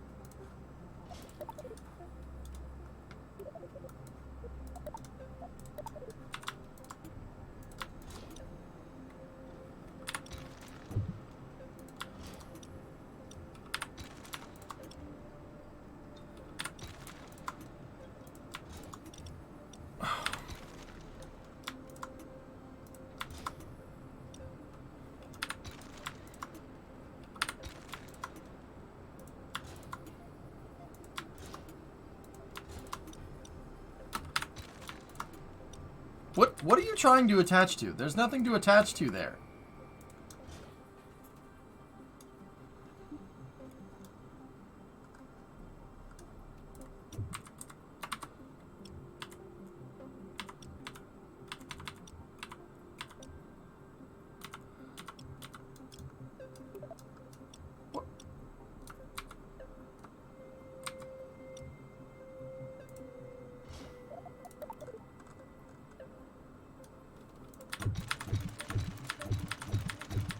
Hi, I'm EJ, and I like doing more work. I like doing the same work redundant, 2 times over, just to make sure I did it right. I also enjoy a clean pair of slacks.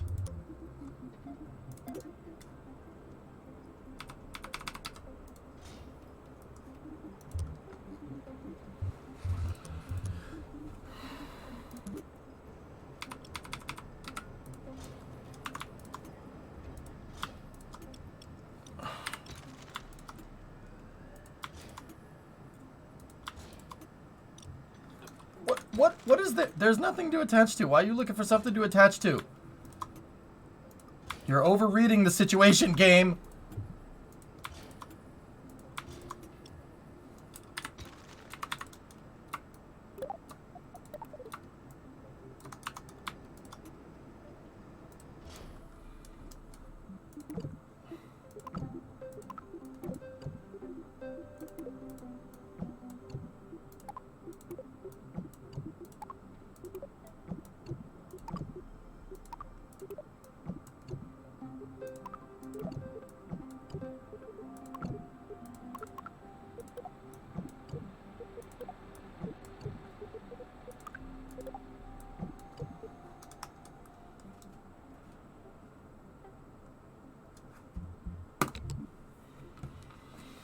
Hi, I'm looking for Ray Finkel. And a clean pair of shorts. What do you know about Ray Finkel? Soccer style kicker. The only professional athlete ever to come out of Collier County and one a hell of a model American. I don't know the whole thing. Alright, doesn't matter. Let's go.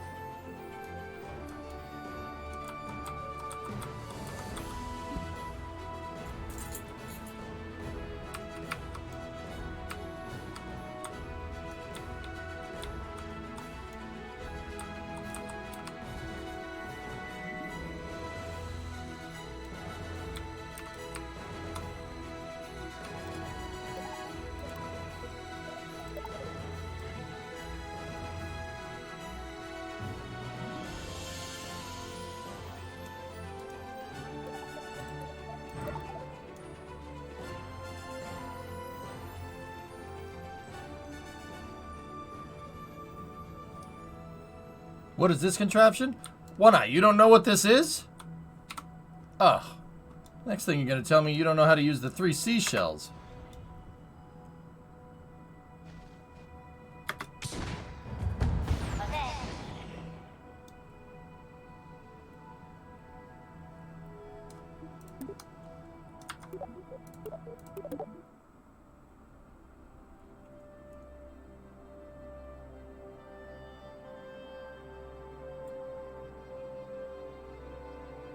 Use the what? You don't know how to use the 3...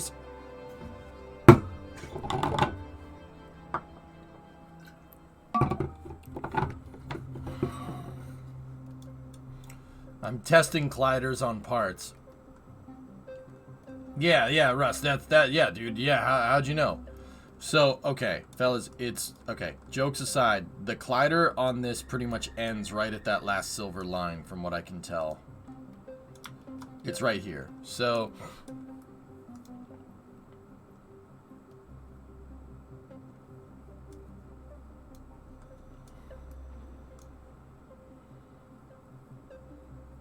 all right, we can get rid of that.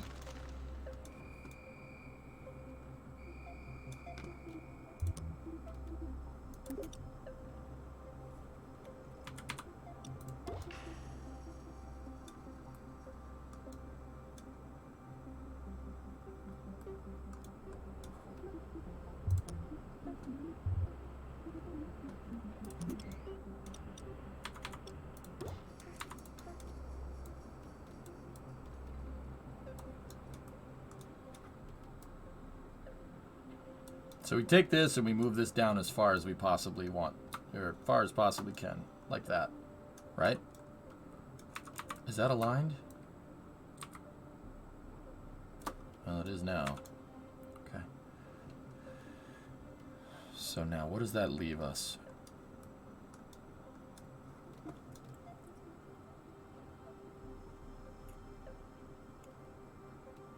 Well, no, we don't necessarily want to do that.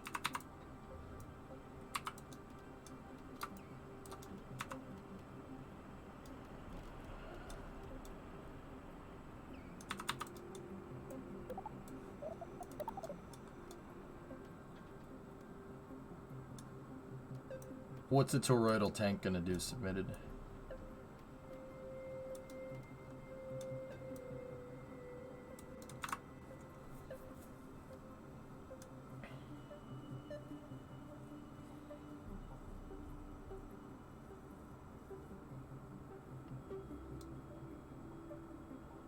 What are you making? Docking port.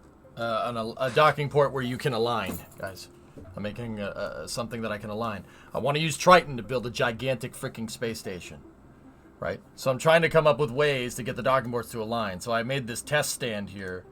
And we were thinking, like, you could use landing gear to center the thing, right? And that's what that one is. It's dropping that on the landing gear. And then this one over here, I had another idea with the nose cone payload bays. The nose cone payload bays, we could use those. It's a conic shape that basically gives you your drogue for your, if you're trying to do a probe and drogue. It's basically there already. So you want to do the drogue assembly, you get a cone, right? Now I need the probe. We need to align in there. The problem with this is that I can't really make the...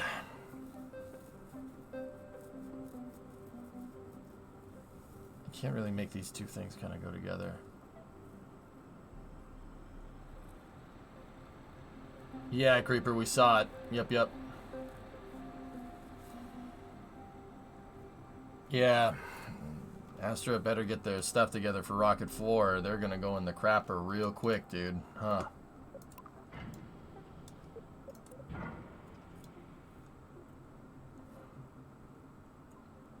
See, but like the thing is, guys, is that this will get us like if we put a thing up here with a docking board, we drop that thing in there, it'll center it, no problem. But it's not. The thing about this is that it's not solving anything. The docking ports will snap center automatically. It's rotation that we're trying to solve, and that's not really going to solve that. No docking port rotation.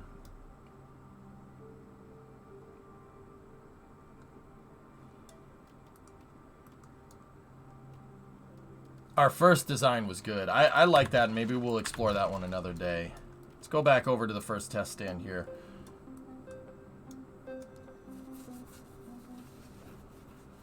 Yeah, that was our first design, Thunderbolt. The I-beams in a V is really the only thing that's given us some luck.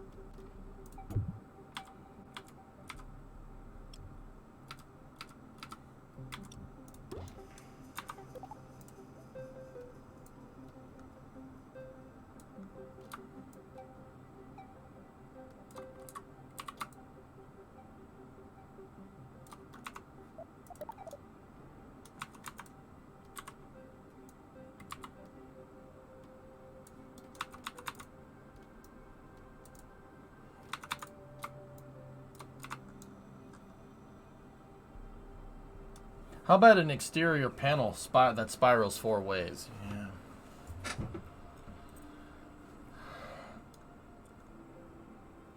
Do 2 hooks and then spin? Yeah.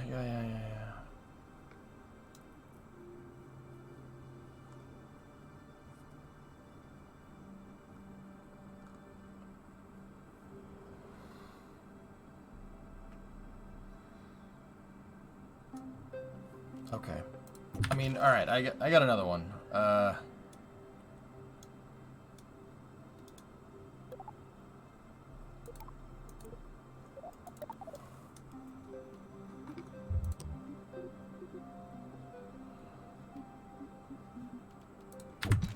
Using landing gear would actually be better. Landing gear can serve as the stopper, to make sure because they're way stronger. I'm not sure how nice the game is, how much the game's gonna like that. Maybe not. To see the impact tolerance on these things is way higher than it is on the landing legs.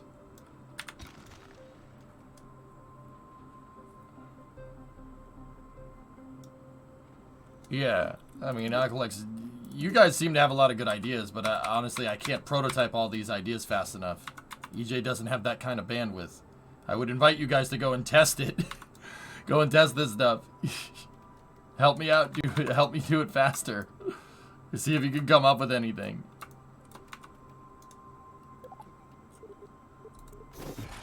Okay, those are well out there, so jack the suspension on these. Obviously, we don't need stuff like steering or anything. And if we set auto friction control, dude, they'll stick in place. Maybe auto friction control works part to part. It might. It's possible.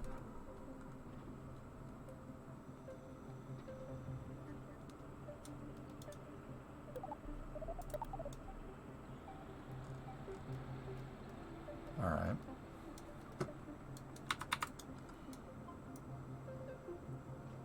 So if we can get that to hold right there, that might be inside or outside of the docking threshold. We should probably test that before we go and make anything. So let's do that. Bane is my name with the Prime sub. Thanks, dude. Your name's not like Jeff or something, is it? What in the world he's doing? An alignment docking port.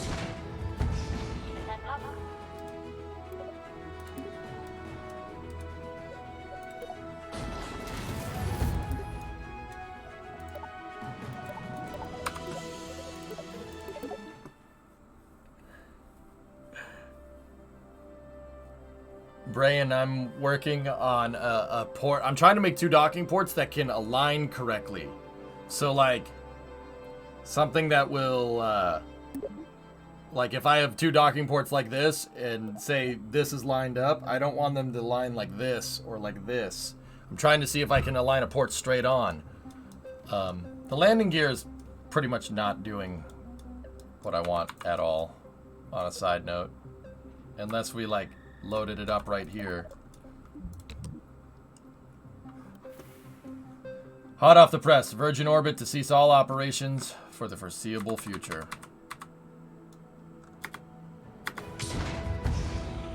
That didn't even detect the collision on the landing gear.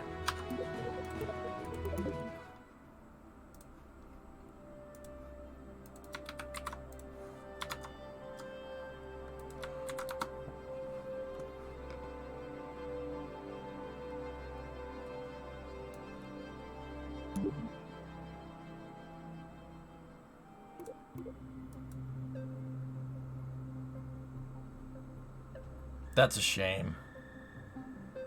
That's a shame. The 747 straddle launch is a really good idea.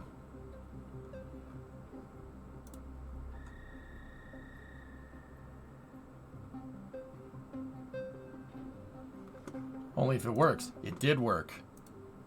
Not all the time, but it did work.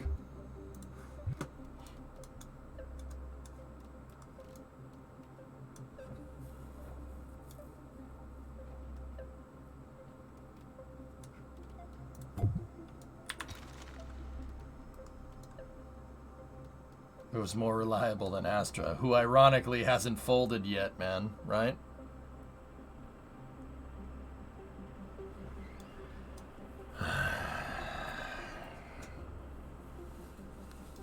It's not good news, man.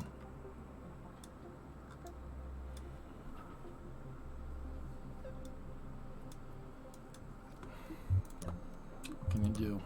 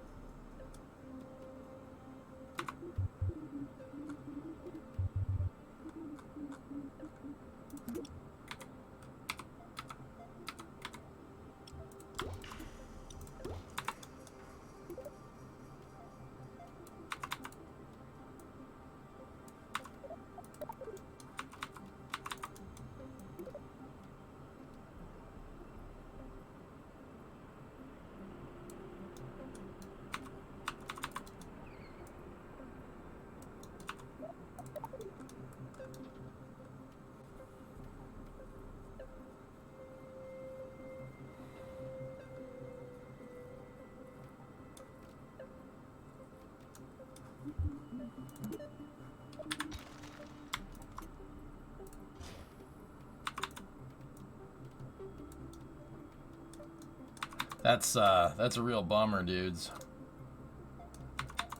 Oh well.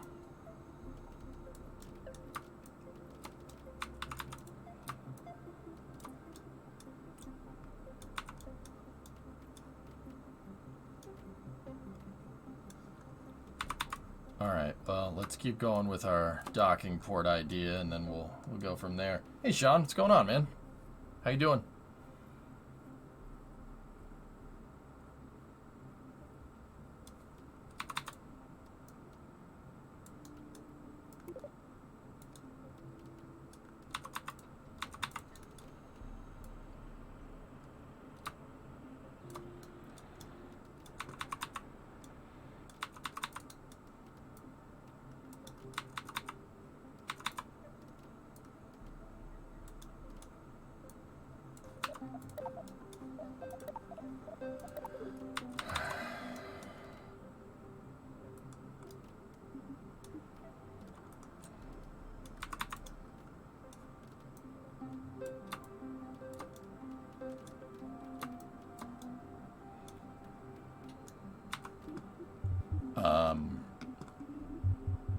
I need these guys right here.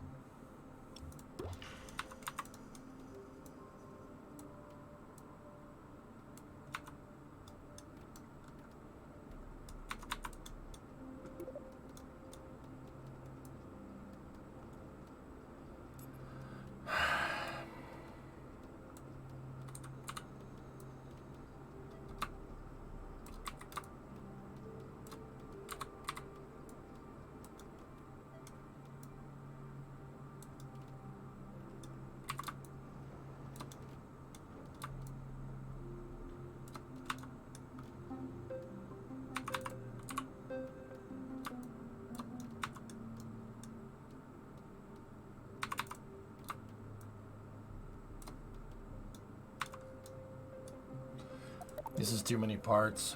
Hey, Tiger Fang, what's up, dude? Yeah, I'm working on trying to make an alignment mechanism for a docking port, guys, but it just doesn't want to.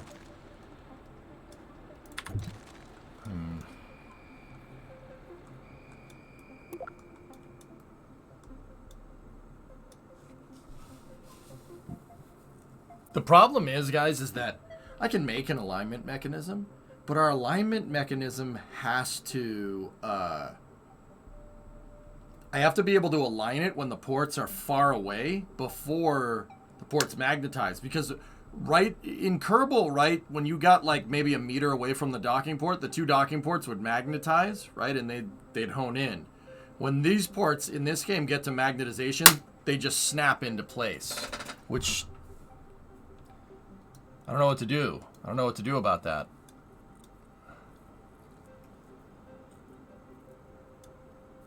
Like, they don't even magnetize. They just, if they get near each other, they'll snap into position.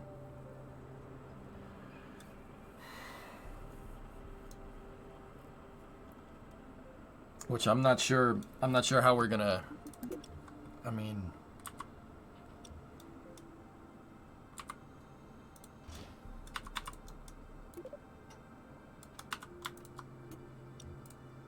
there is an old trick. There is an old trick. This might work.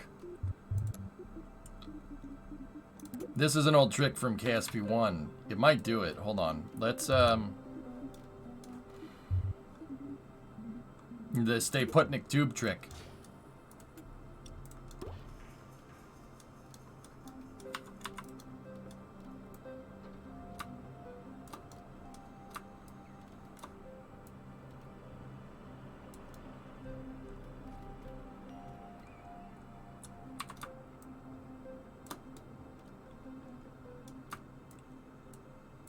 Once upon a time, the Stay Putnik did fit inside of this thing, so let's see.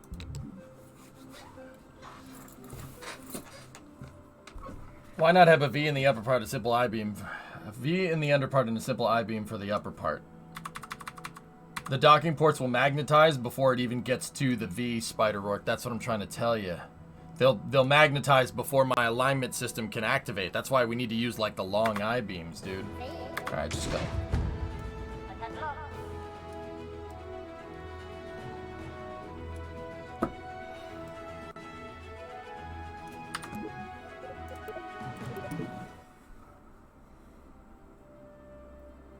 I don't know, Aqualex. We don't know until we try. But I don't think they fit no mo.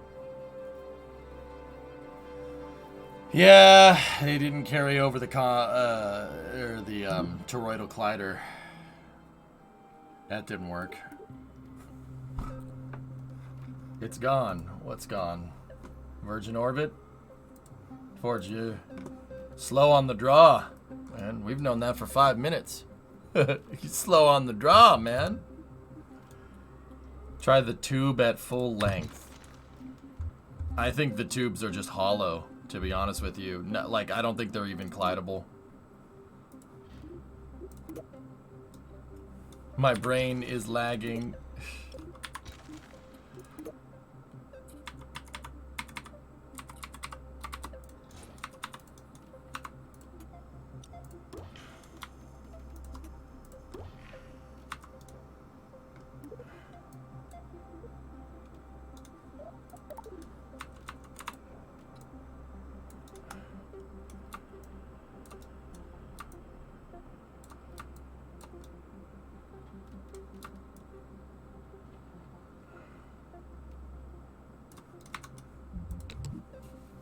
Let's see.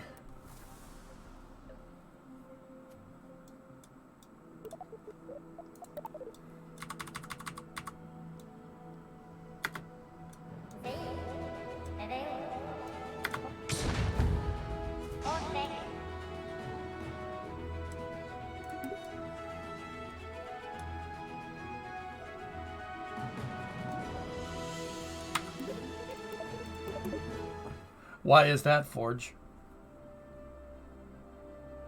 Definitely don't ask why I'm looking for the Discord invite.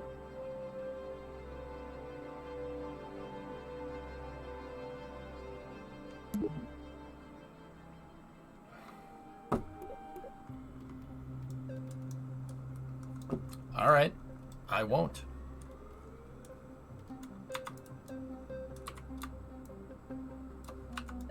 Okay, man. So everyone catches the dumb from time to time, dude. Myself included. Many times.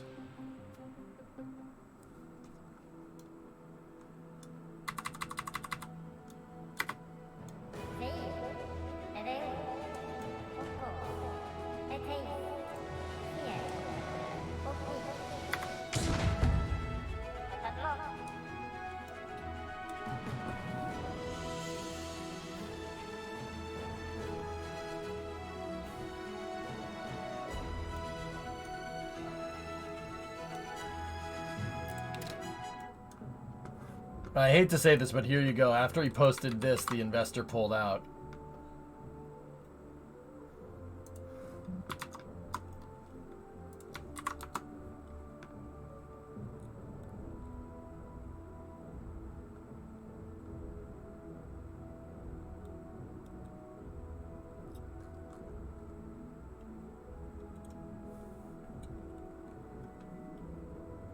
You were merely adopted into it.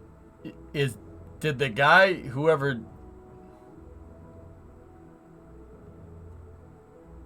Oh, nice, Max.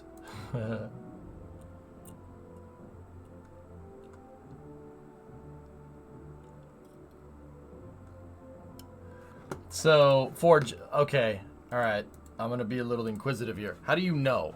How do you know that that's the reason? Is it... Tube don't want tube. That's right. More.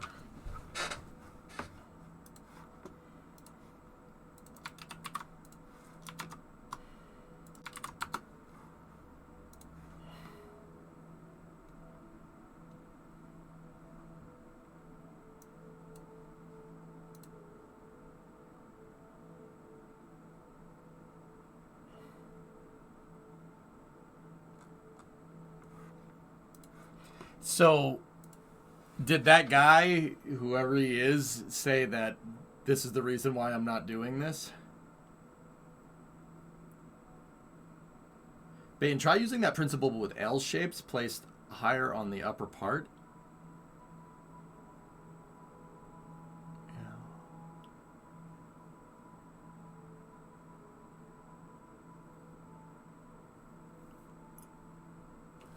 Dude, you gave me an idea. You gave me an idea, Bane. I think I got something. You gave me an idea. Hold on.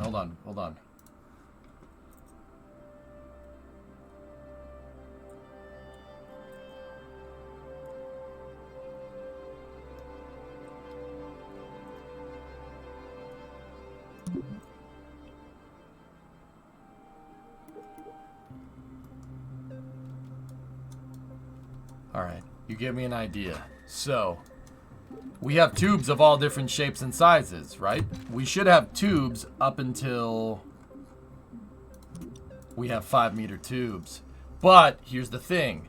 The tube actually isn't collidable. It's just that. The ring is collidable. I'll say that again. The ring is collidable.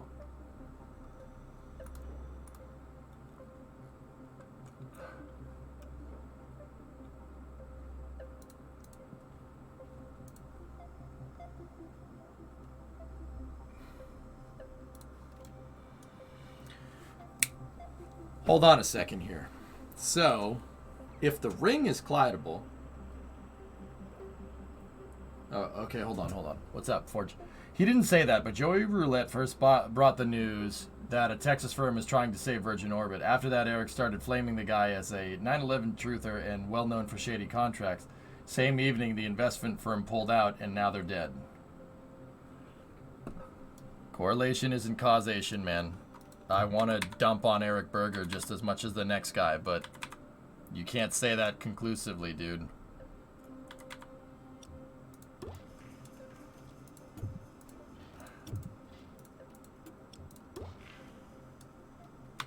I mean, to be fair, Eric hasn't been too bad lately.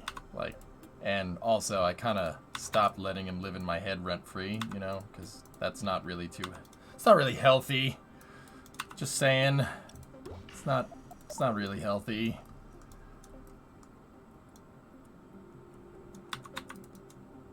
Couldn't get seed money, Rec. They're done. Dunsies. In the memes folder.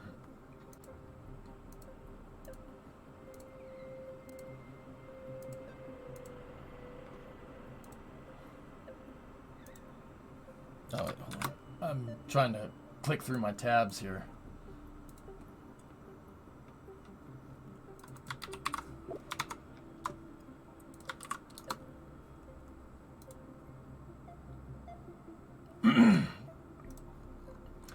I mean, it certainly explains why Stargazer and Pegasus have a super high price point, dude. That certainly explains it. Also, Lockheed TriStar. Yeah, Hellfish, yeah, that's fine. I'm just trying to not let what he say bother me.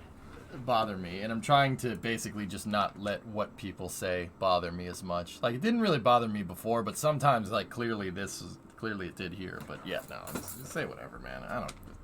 I just like space, you know? Like, I just like space. It's all good. Please don't look at Virgin Orbit stock.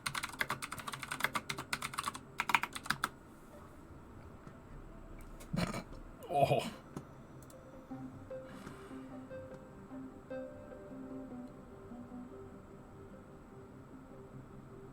Hey, Boeing's up, though. Hell yeah, Boeing's up. All right. Boeing. Buy low, sell high. That's not how that works at all. Starliner news thing? I don't know. I don't know what caused the Boeing stock to go up like that today. That's one hell of a spike. They were trading at 207. Now they're at 211. Somebody made some money today. Oh, what happened there?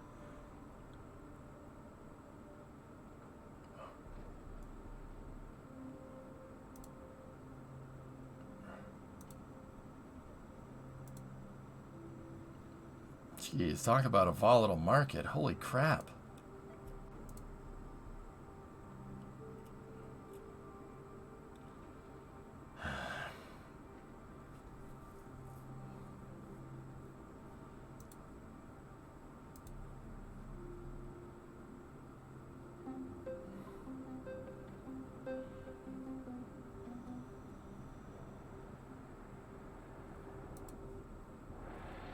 Yep, that's where they were up during, like at the pandemic.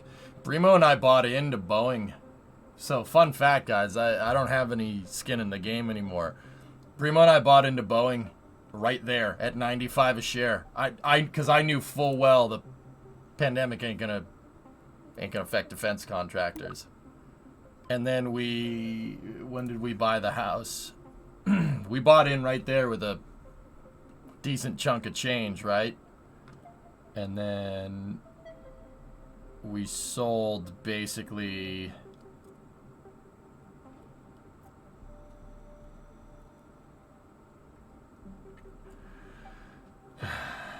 no, when did we close? We closed in basically, yeah, right around there. So we bought it at 95, cashed out at 120. It's not the worst. Should have cashed out over here. Oh, that would have been nice.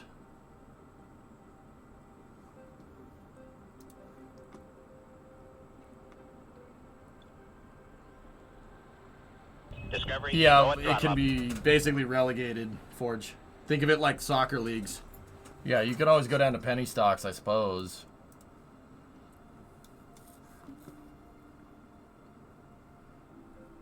%30 gain is no joke.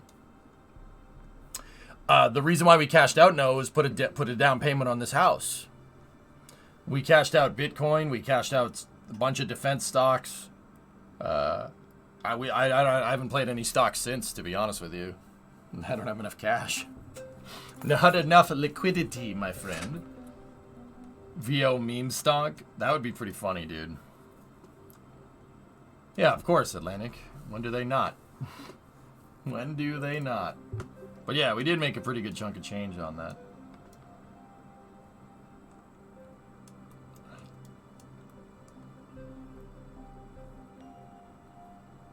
Alright, anyway.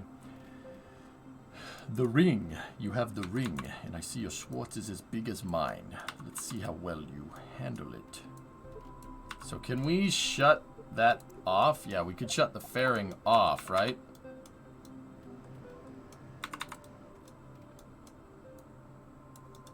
Right, so now when we go to drop this, right, the ring can give us something to guide against, man.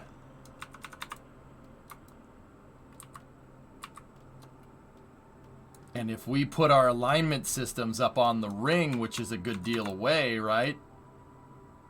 Like up here somewhere.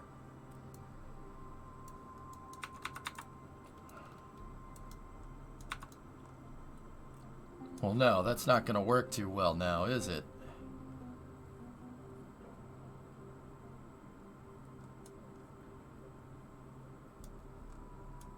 Houses are way too expensive, Noah? Houses are way too expensive where you live. Market changes, man. If Remo and I bought a house on a similar piece of property, similar size, garage and everything in Michigan, it would have cost half what it costs in Massachusetts, man. Demographics change, homie. It happens. However, I do agree with you. Houses are expensive. You're not wrong, but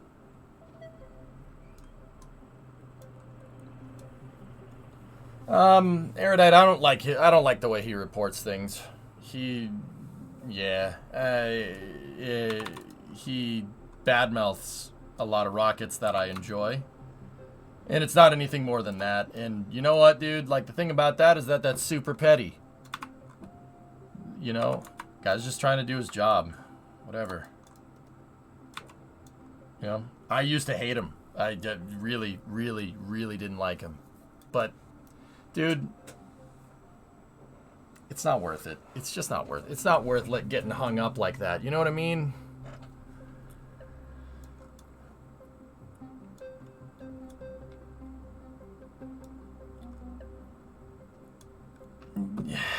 I ain't gonna let him bother me, fellas. And I haven't let him bother me. Dude, he report whatever he wants. I, disagree, whatever. It's cool. We're, hopefully never heard some of the stuff that I say, because I said some pretty nasty stuff. I would probably say sorry if I met him in real life. I'd be like, dude, I hate you. I'm sorry. I'm sorry. I didn't, my bad. My bad. All right, so how are we going to get this ring to work here?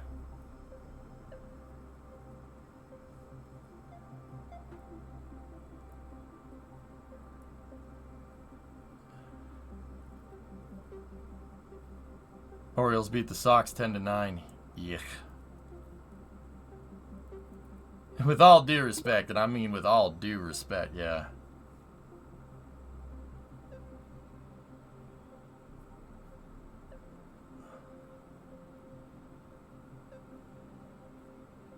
Nice, MGB. That's a good time. So what are we building? Piano Man, I'm trying to make a docking port that I can use to align. So, like, I don't want to just dock two ports together, because sometimes, like, Kerbal is not directional. You see how these are... See how that's kind of, like, crooked? Like, see what I'm talking about? Like, there's nothing to align the ports. They could dock this way, they could dock that way. There's no alignment. There's no nothing.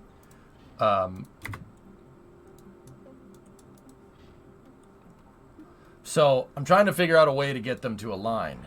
Yeah, it was like that in KSP1, and I invented mechanisms with the robotics jackal to get them to align and then dock, right?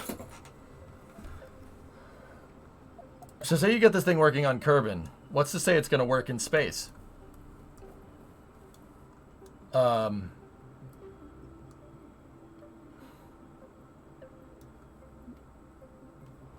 Not directional, what do you mean? Chief, there's probably chat delay. I just showed you what it meant. Hey, Alleviate, 39 months. So, Rek, if it works down here, it's definitely going to work up there. Why wouldn't it? This is just mimicking the acceleration of a spacecraft going towards the docking port. Oh, it'll work. I mean, it should work.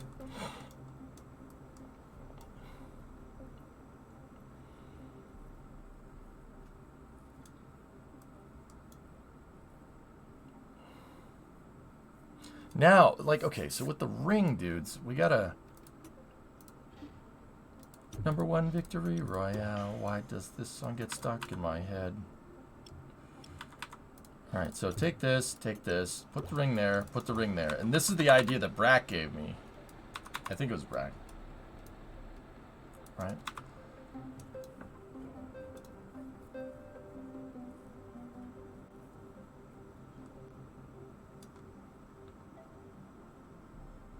You can just attach a small loop on the outside of the bottom barrel instead. Stick on the outside of the top one. Yeah. How bad could clipping the tanks be? What?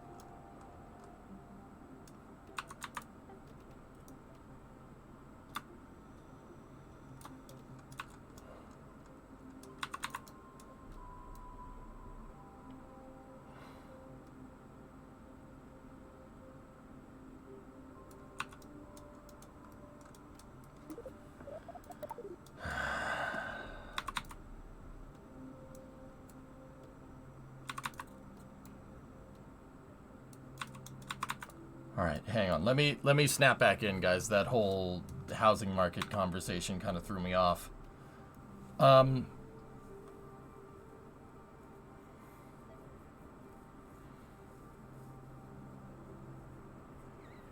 So yeah, that thing is hollow on the inside. I wanted to get Triton working, dudes, and I mean, we got Triton working, and now I want to give it something to build. Just on a side note, like.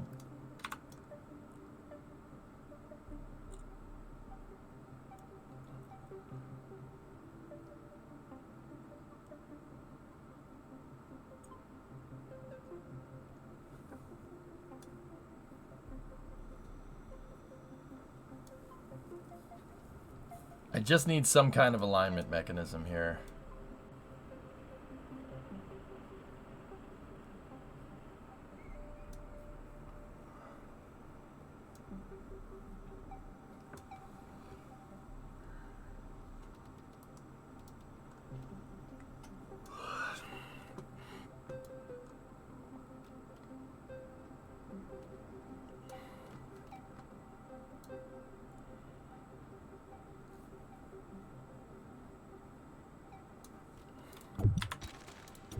Okay.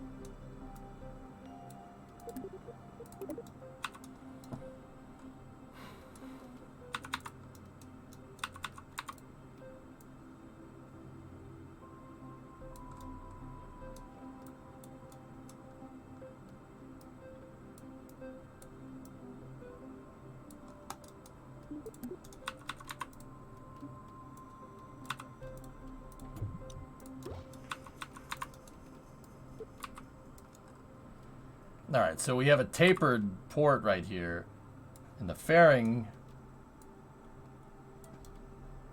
will get us to a line right there. Oh, we gotta go up a little bit more. Should be right around there. So that's more or less the correct distance. Now I just basically need something to align, right? Like,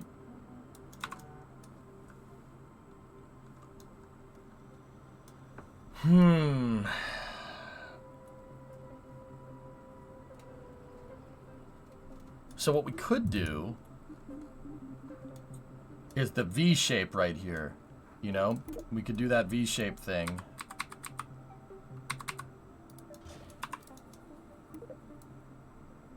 So that's 15, 30, 45, right? And then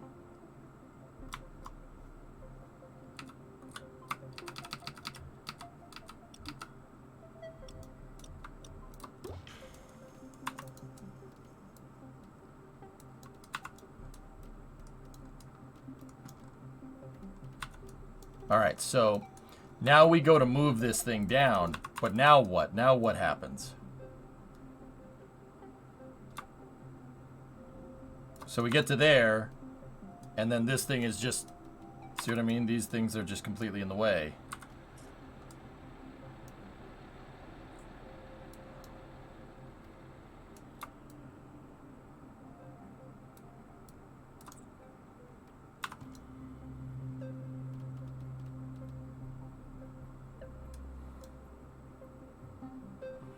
Could do a triangle panel. All right, Urban, let's, well, we need, we don't need something that big. But see, this still doesn't solve our problem, dude. The docking port, there's no mag force, man. They just get near each other and they're like, herder, snap.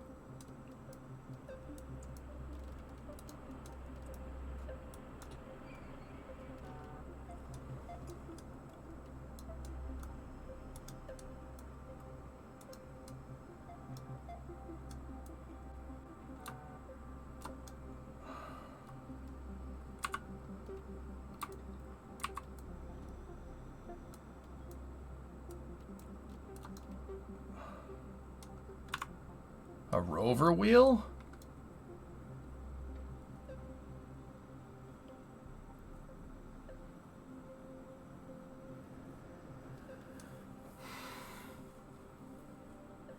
Well, you need a peripheral sleeve where the guiding rod could slip into an alignment, the port. Yep. Yeah, I know. Yeah.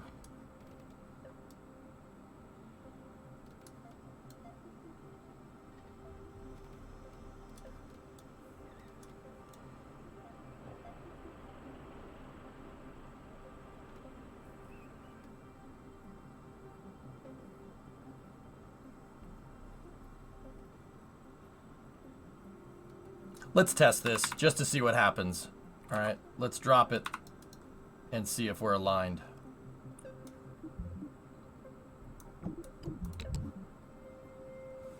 I tested the spirals on the exterior with structural panels and long beams with RCS balls as the tip's farther side. It works wonders. Can you show me a picture, Ned? I think I understand what you're saying, but I need to see a picture. And how many parts is it? Ready?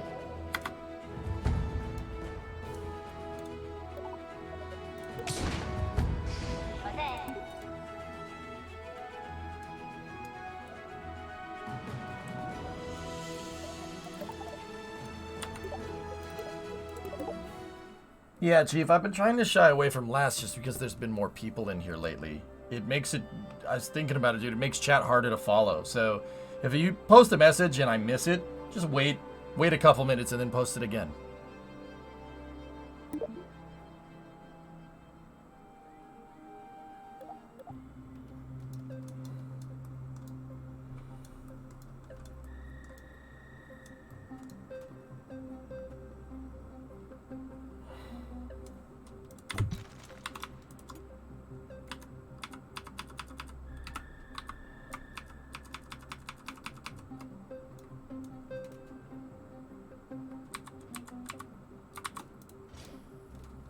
V.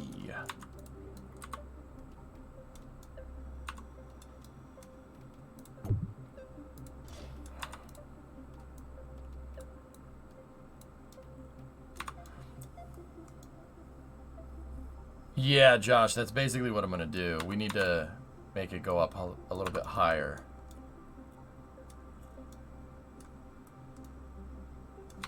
Yeah, Chief, bingo.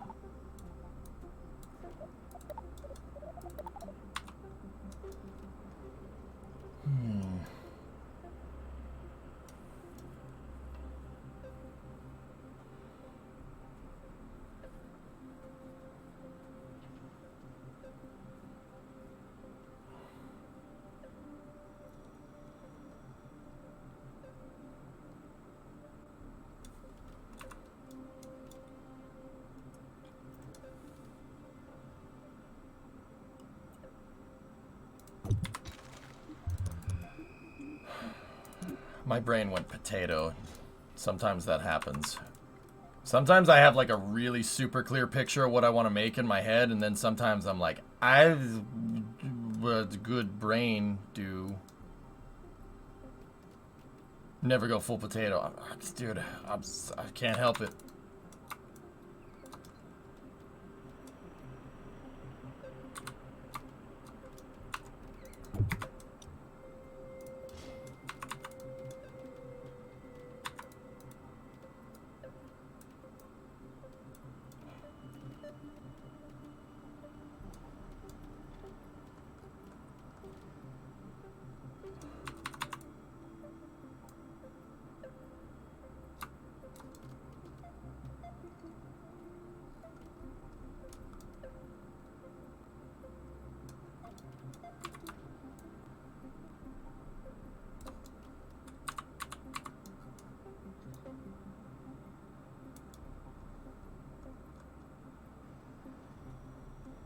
Huh.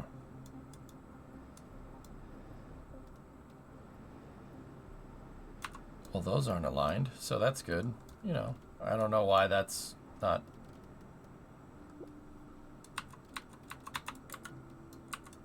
Must be a part rotated. Yeah, there we go.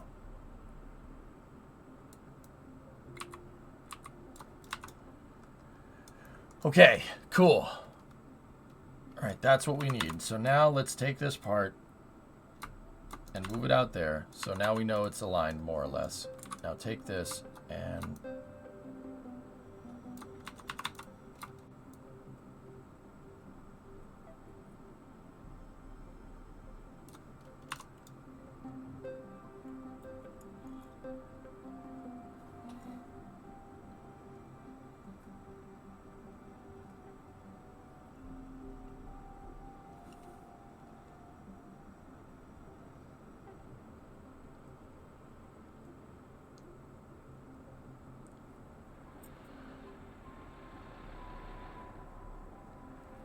See, this is good, but I need this to pilot this before. Like, we would need it. We could use the taper to center, right? And then we could use that for alignment, right? But I need the taper to happen before. We need this to engage the ring before this happens. So, like, when this thing's coming in, right, we need it to center it first. How are we going to do that? I mean, I could... We could always just move this docking port inwards, this way.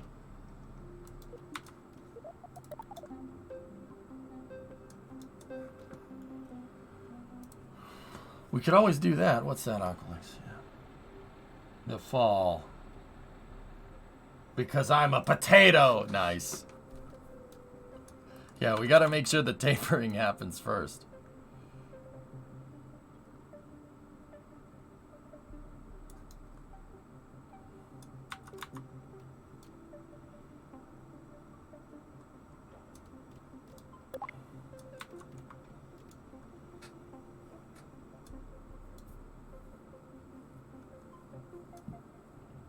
Yeah, Atlantic, that might do it too.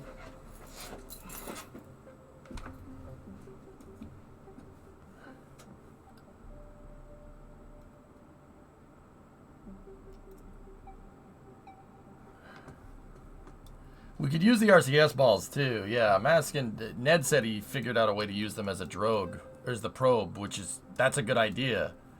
Yeah, I just.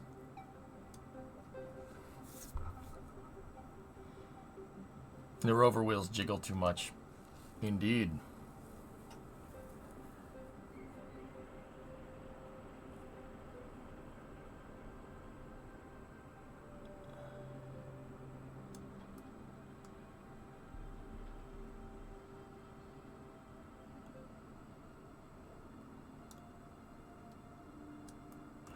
I can't, yeah, I'm gonna miss too much of it, Fun Pants. But I try to read as much as I can. That's the best we can do. Like, sometimes I'm just gonna miss it, dudes, and I don't take it personally. It's not, I'm not ignoring you. I'm trying my best.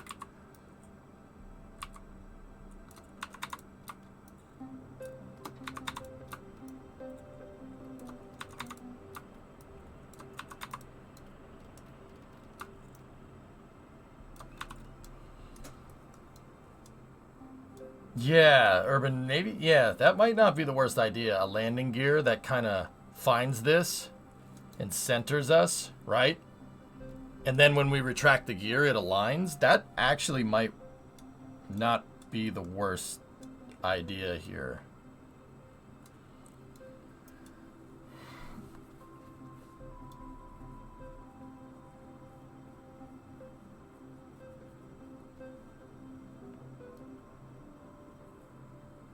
Yeah, Aqualexia, yeah. Alright, let's try this. Let's just see if this thing works. Just out of curiosity. I have the docking port recessed on purpose. I just want to see how well this aligns here. Oh, I didn't put it up. Yeah, it doesn't matter. See that? Docked, dude. Did you see that? That freaking docked. And it docked super crooked, and if I undock it, the whole thing's gonna just blow up. The docking threshold is just atrocious, man. I'm wondering if I could, like, turn that to nothing. Can we change that to, like, nada? I want the docking ports to, like, have to physically touch each other for them to dock. I hope so. Check.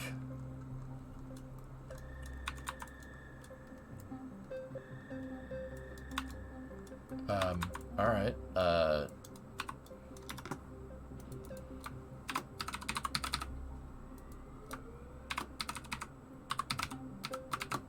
I kind of don't mind doing this, because I want to build something crazy, but also...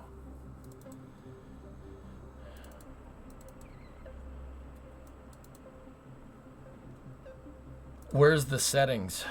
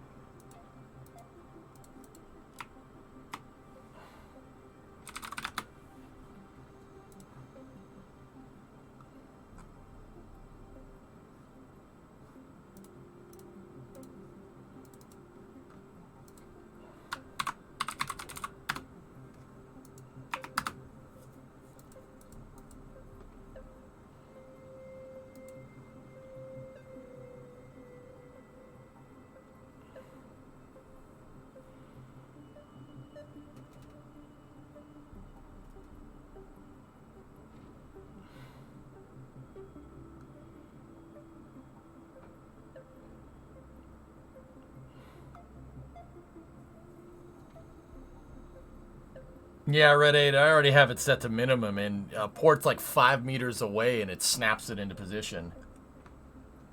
I'm trying to see if we could figure out where the docking port tolerance is. So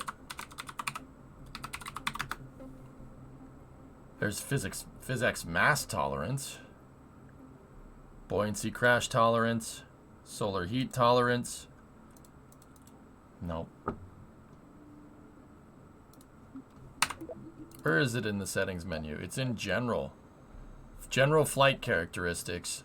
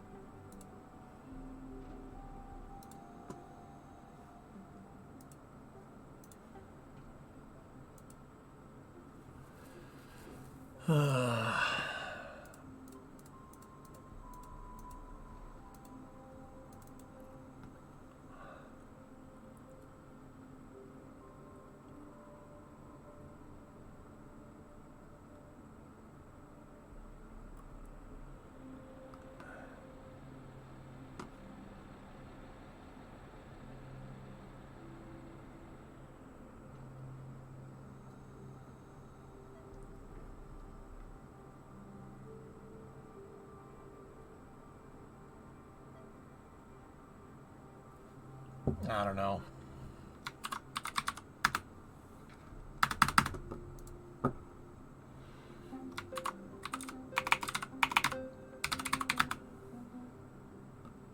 Scatter, clutter, draw distance. Find next. Nothing.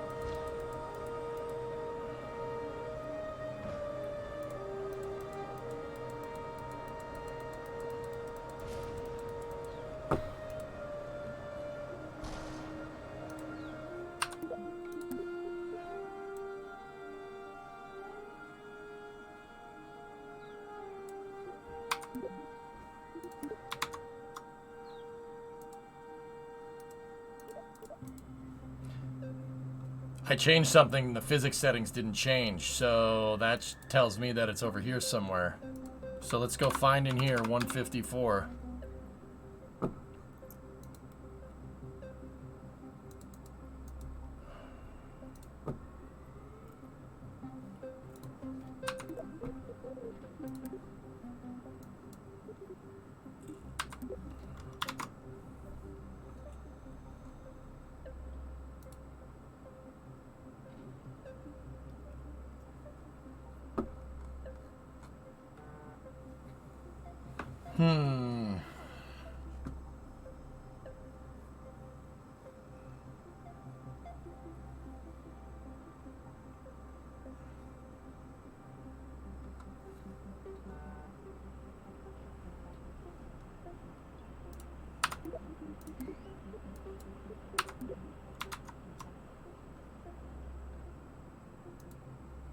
What changed?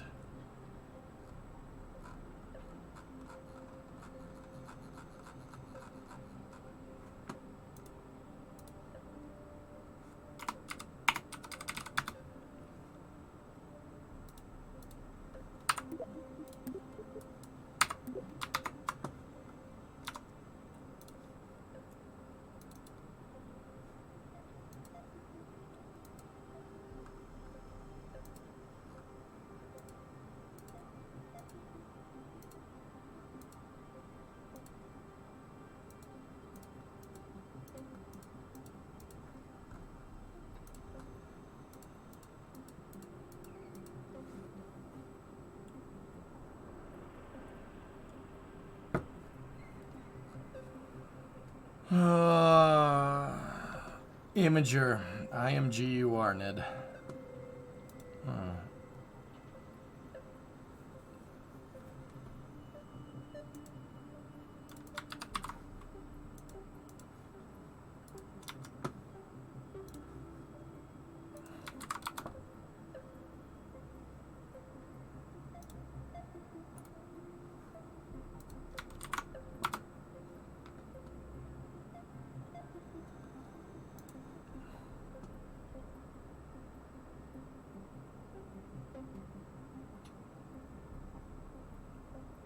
Yeah.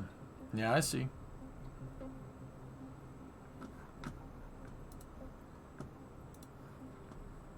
Yeah, that's that looks a lot like the first design that we did, dude. Yeah.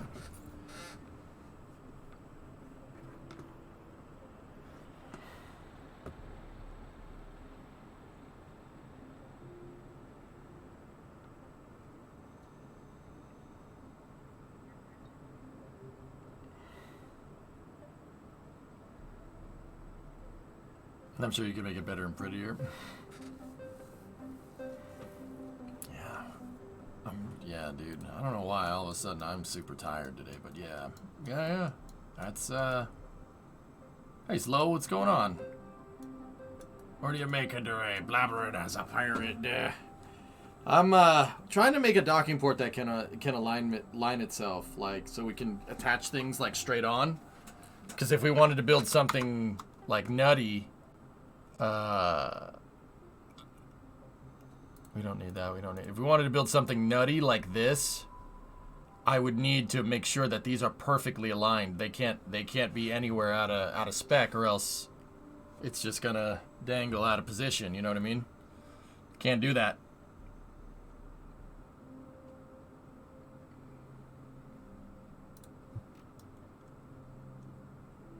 I found the docking setting. It's in the save file under difficulty options.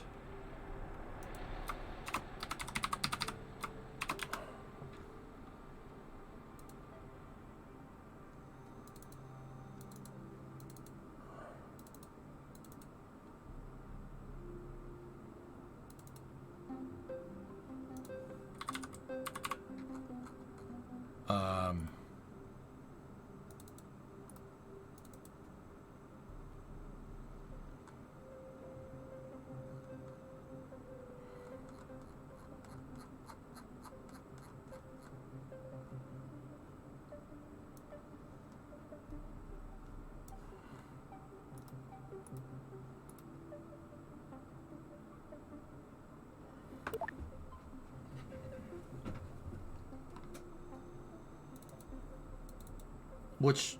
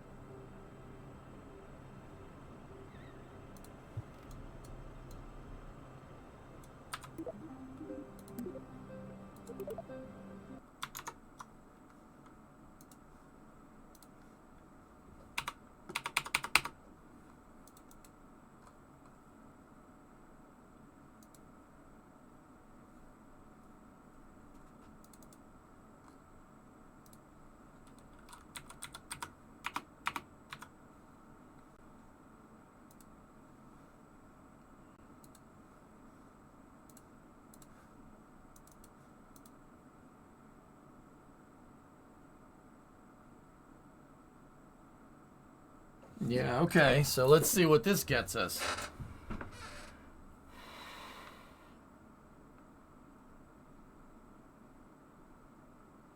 See, here's the thing, fellas. I can't help but think in the back of my head that that was set to 50 for a reason.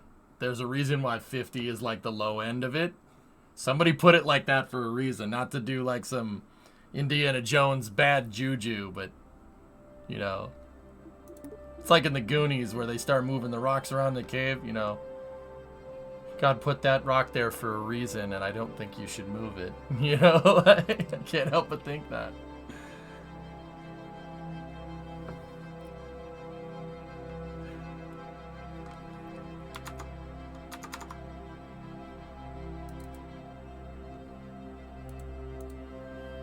Didn't seem to change it.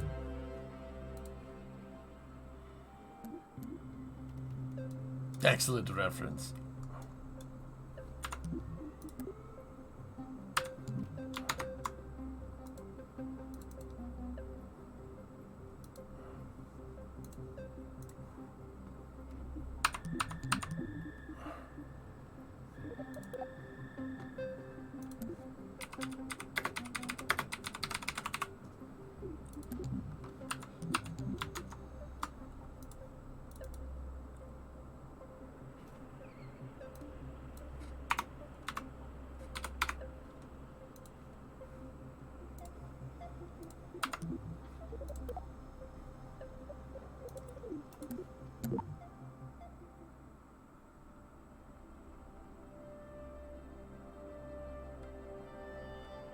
The game's pretty basic right now, Badger. We don't have all the bells and whistles that we had in KSP 1. It's gonna take some time, dude, but...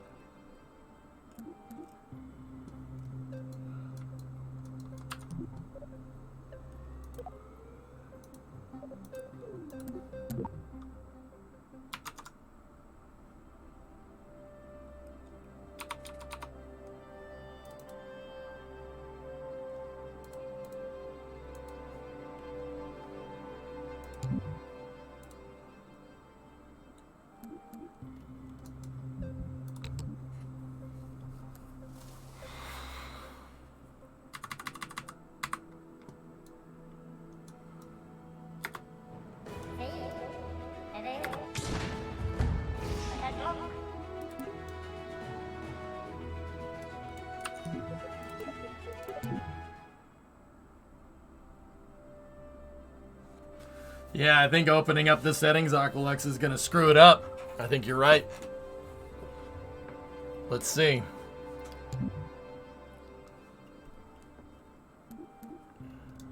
Alright, let's really put it to the test. Ready?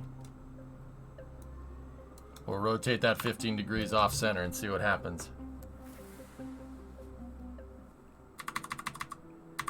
I think so, Firework, yeah.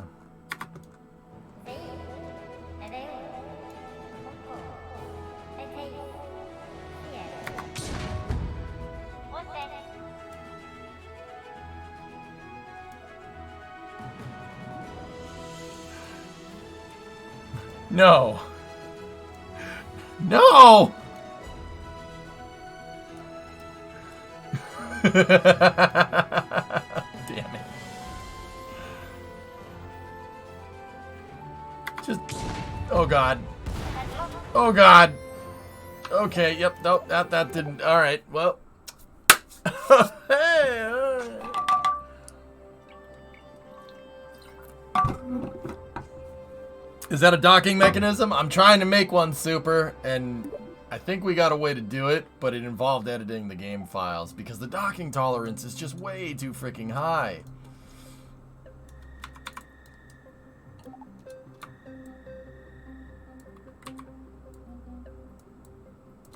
Alright, let's try that. Ready? Ye be sea dog that he can solve this. Slow, why you be talking like a pirate in me chat? Why you be talking like a pirate in here? There's no pirates in here. There be astronauts in here. Instead of arg, they go, Houston, we have a problem. Oh, oh, oh.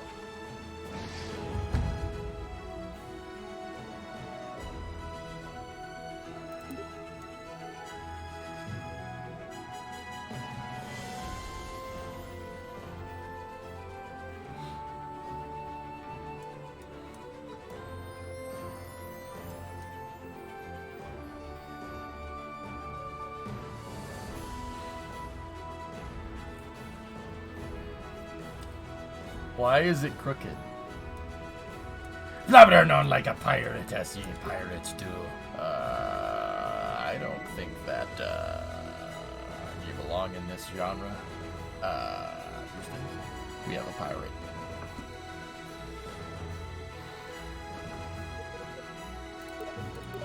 Alright. I be having another idea. Damn it, now I can't stop. You suck. You jackass.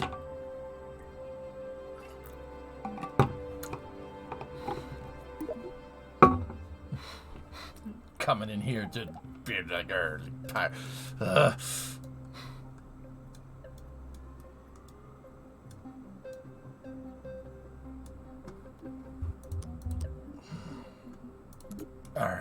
be having a Scottish accent. York. I love Caboose, and yet I'm still afraid of him. I got termites in me legs.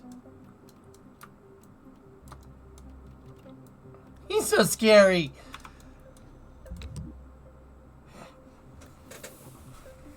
So did you read The Martian? Yeah, absolutely. I read the book and watched the movie. Book's better. And when is the book not better? Okay.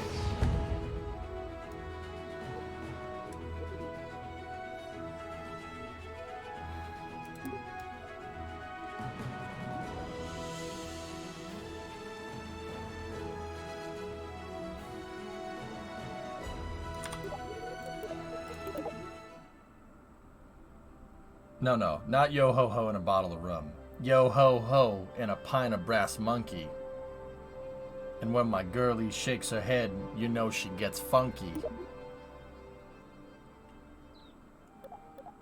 'Cause mutiny on the bounty is what we're all about. No? Alright.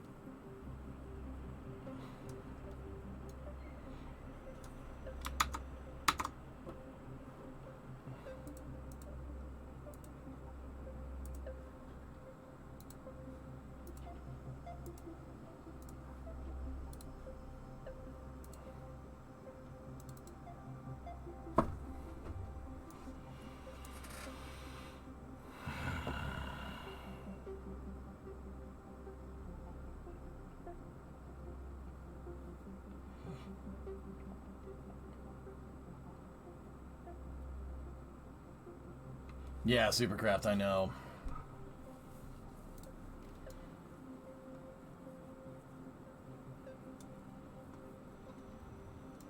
You're so 80s, did you watch Stranger Things? Yeah, Stranger Things is cool.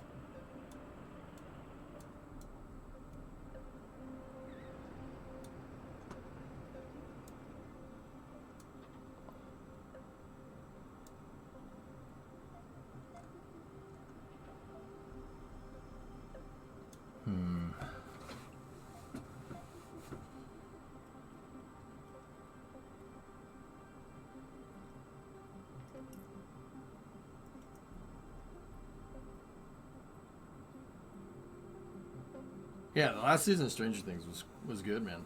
Yeah, especially the ending. The ending was sick, dude.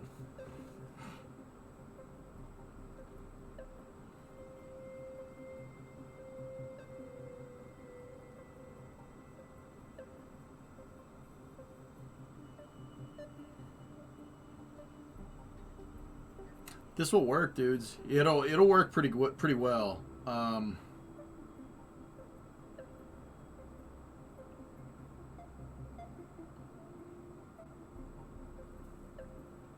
But yeah, it looks like it's resetting the. So the autosave is checking against some other file somewhere. It's one of these files here, and it could be like global.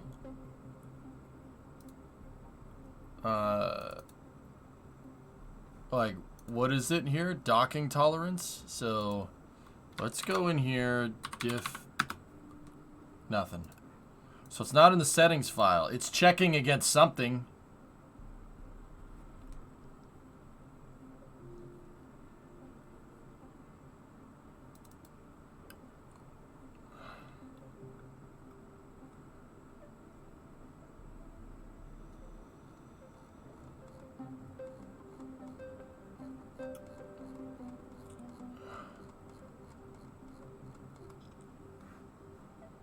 That's the arrow settings right there. There's buoyancy settings. You can use Notepad++ to search multiple files. Okay.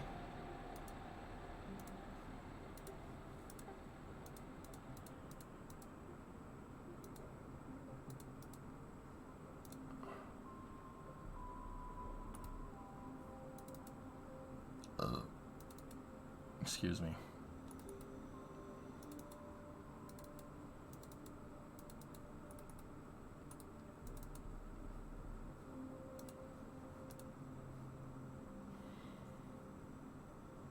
I searched the whole folder and only found the save file difficulty settings.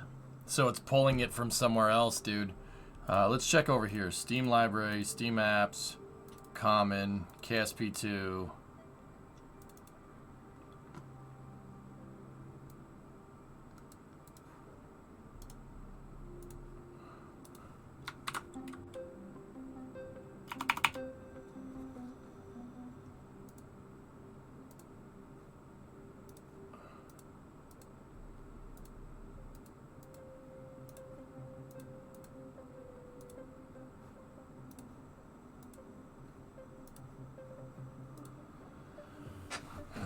That looks like the log, guys. That's the log, so that's not doing us any good. Docking tolerance was in the file twice. You only changed the first one. Oh. Wow. Alright.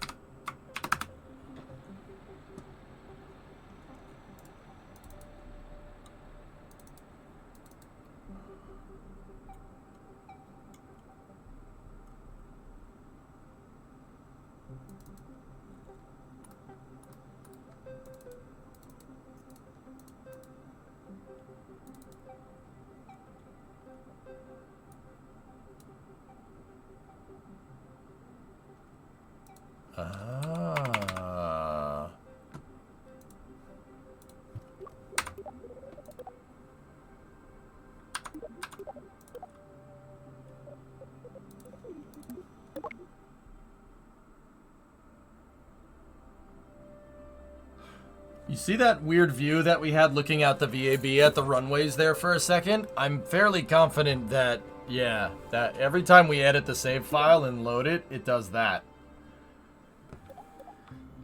Alright, survey.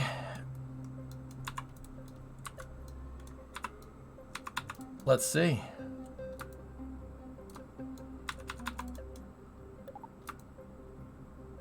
Let's offset this completely and see what it does.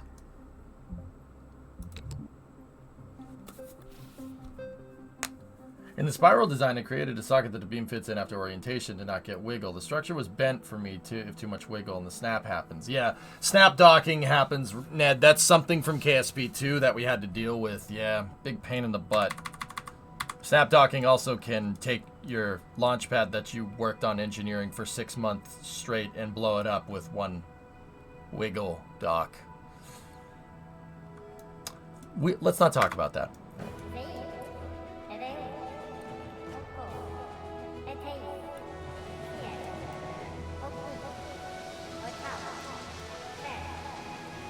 GP2.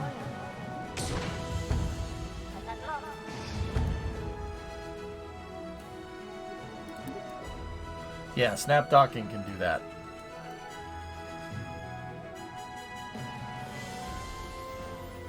Super aligned though. Super freaking aligned. It's not bad, man.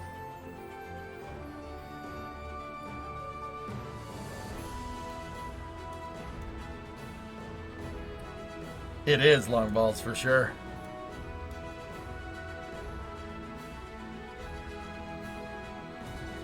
Doctor, you launch rockets and rovers. Boom. Frickin' burned you, man. Hey, 12.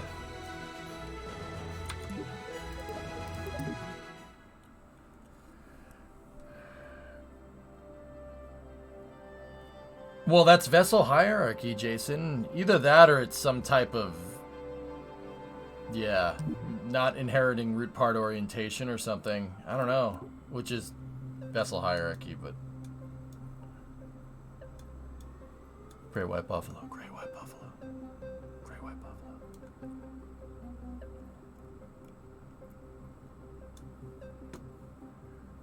Yeah, the notches and the docking ports are pretty spot on. Here, let's try a different. Let's oh,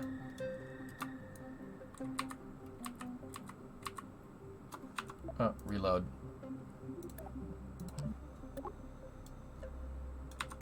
You got an Asus Rogue today. Very nice. All right, let's really move this thing out of position. See, I mean, Ned, it's still gonna wiggle, do the old piggly wiggly around after, and it might bend the launch pad, but you know what, dude?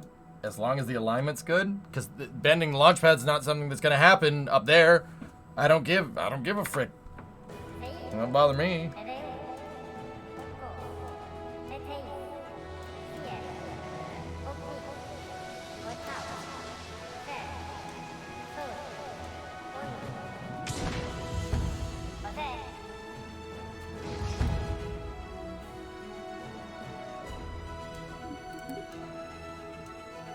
No, it's still snap docked there.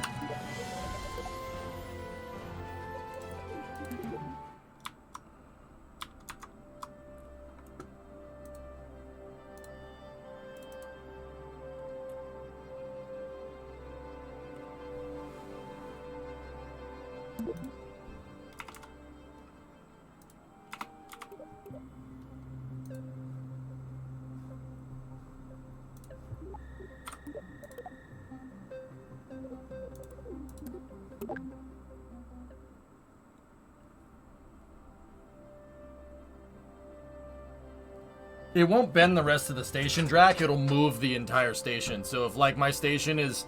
Say we're making a long pole of a station and I dock something and it snaps, the worst case scenario, it just becomes misaligned. Like, the station... Or the orientation relative will change a little bit. Yeah. It'll just rotate it a little bit, but everything will be nice and aligned. Let's try this again. We're going to try this again with the poo-poo platter save with 0 docking tolerance.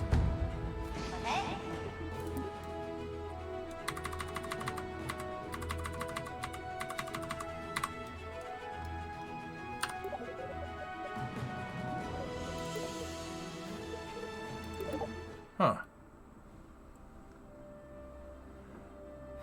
Electron, it's an alignment docking port. I want to use Triton to build a big station, and if we're gonna do that, I need stuff to line up. It's really important.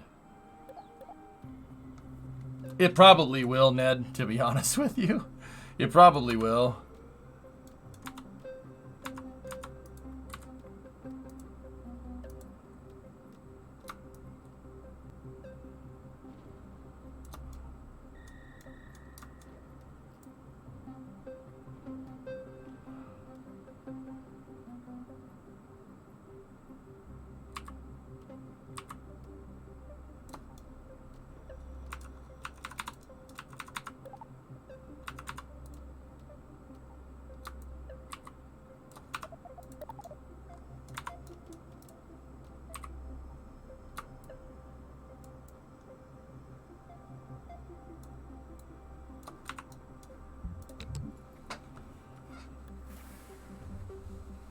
Thanks for the stream. Good luck with the docking. All right, Red. See you, buddy.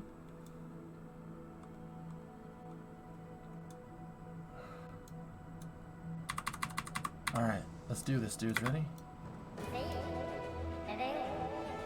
All right, just go.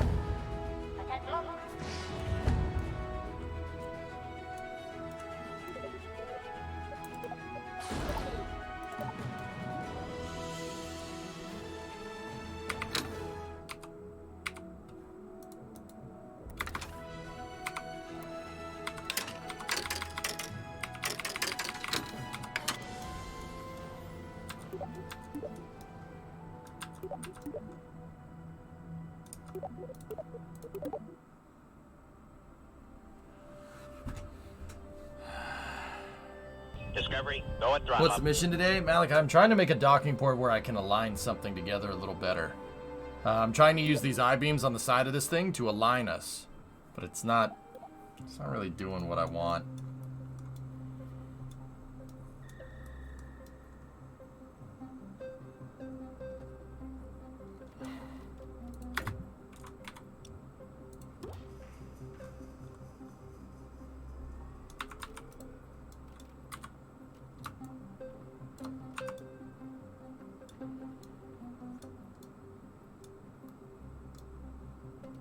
Nah, it's 5-way ain't gonna change anything, dude. We'll see if our docking tolerance is actually doing what we think it's doing here. Let's see. I gotta see something. I gotta test it because I edited the settings file to basically lower the docking tolerance to nothing because the ports snapping together is really annoying.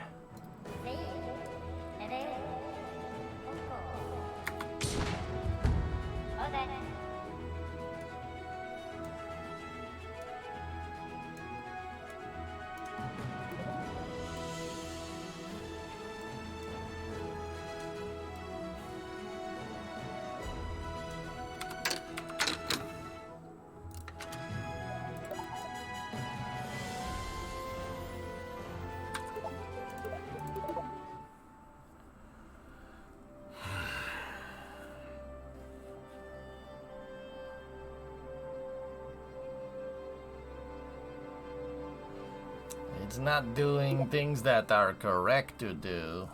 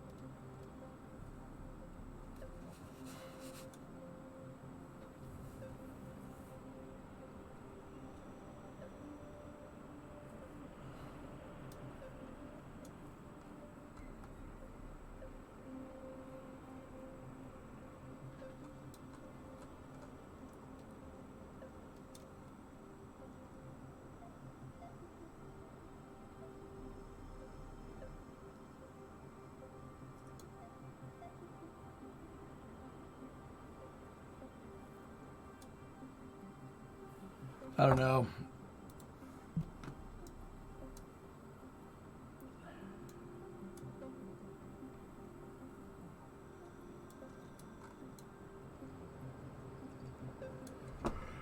Damn.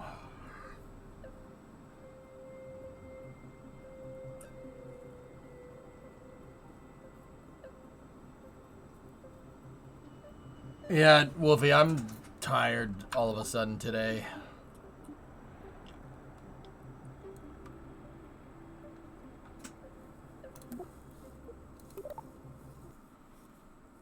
I'm concerned the docking seems to cause drift. Yeah, I don't know.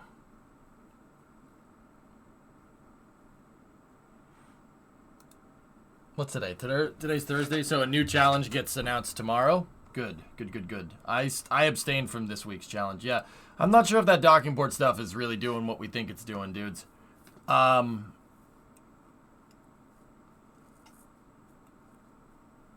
Triton is working, and that's pretty sweet.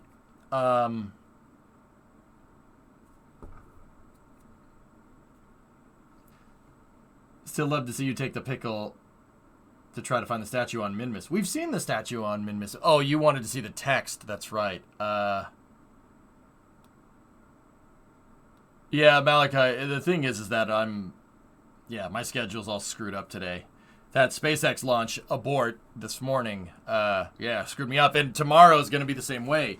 because I've been getting up and working on the truck, and then I take an hour during the day, and that hour came like not 3 hours, it came like 2 hours later. So like I'm all screwed up right now. Like my brain is telling me it's 9 at night. It's definitely not 9 o'clock.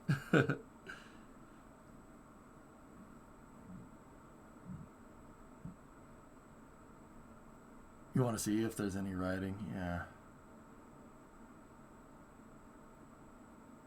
Super heavy launch. What did you miss? Well, I built a 10 meter wide super heavy launch vehicle, and I basically built it to be able to just absolutely thrash on any challenge. Remo's calling me. Uh-oh.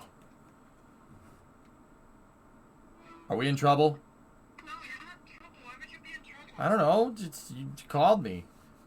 I'm going to the store, but I'm grumpy, so I might not get everything I'm supposed to. Are you grumpy at me? No, I'm not grumpy at you. I'm just grumpy. Okay.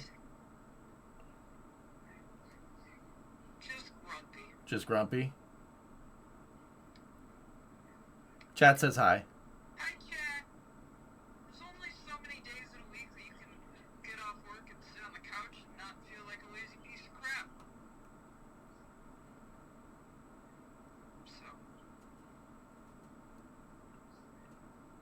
So you might not get everything that I want from the grocery store? Maybe. If you're lucky. Chat, do you mind if I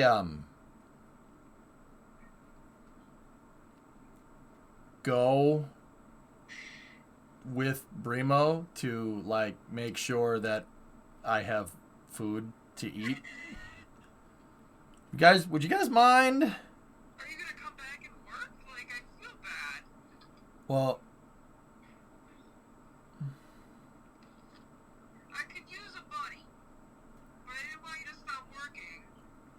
But if you want to go... all right. All right, I'm going to mute you for just 1 second, okay? Okay. Who's in a relationship here?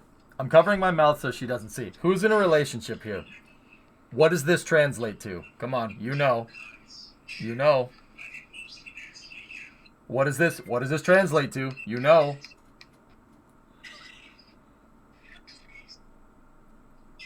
Yep. Yep. Okay. Yeah. Guys, I gotta go. I'm gonna go to the store now. Okay? I'm gonna go to the... Yeah. Chat, you understand. You understand. You know what I'm talking about.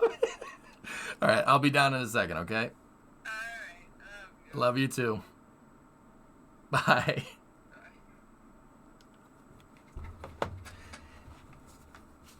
If you'll excuse me,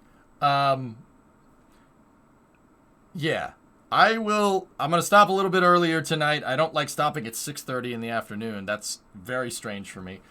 Don't forget to bring you a snack. What do you want? What do you want? Yeah, get chocolates while you're out. No, yeah, that's a good idea. Yeah. Funyuns, yeah. Cookies, all right, cool. Funyuns, all right, cool. So, here's what we'll do. I'm going to go take care of this. And by the time I get back is when I basically would have stopped anyway. So, I'll tell you what we'll do. Tomorrow, we'll cover the SpaceX launch. And, because that SpaceX launch is happening tomorrow at 10:30. So, I'll start up the stream at 10 tomorrow, and we'll go the whole day. We'll do like a 10 to 10 stream or a 10 to 9 stream or something like that. And maybe we'll do like we'll do cities in Kerbal. Something like that. Actually, that's not a bad idea. We could play cities until they announce the new challenge for KSP, and then we could use Triton for whatever the new challenge is for KSP. Does that sound good? Does that sound... Hold on. I gotta see when they announce the challenges. Hold on. When? Let's just... This is important. Where's the challenge?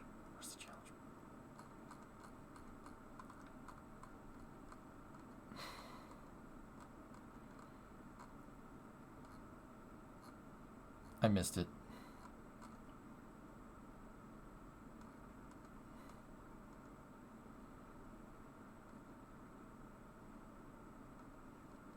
The 24th. When was this tweet posted? 2 o'clock. Okay. So they posted sometime in the afternoon. Cool. SpaceX launch. 3 or 4 hours of cities. Then we go about that new KSP challenge. I think that's a good idea. So I'll get you guys a nice long stream for tomorrow. Yeah. Cool. Raid time? Early raid time? Early raid time? Early raid time. Let's do this. Yar, aye, Captain. Yeah, right back at you.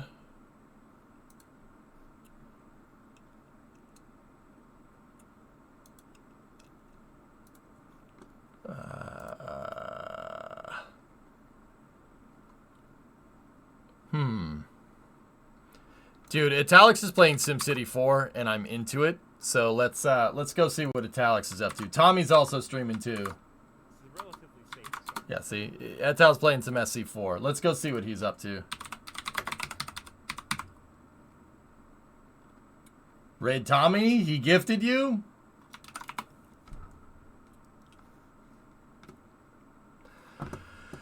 You're right. I want to watch Italix though. When I get back from the damn grocery store. All right, fine. Middle ditch, dude. He came in here and gifted 20 subs. I kind of have to.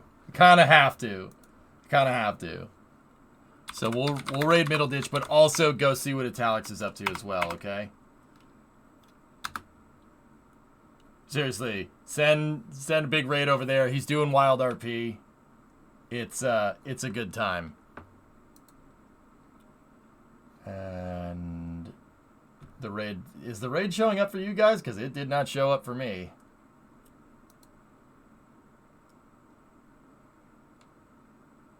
Okay, cool.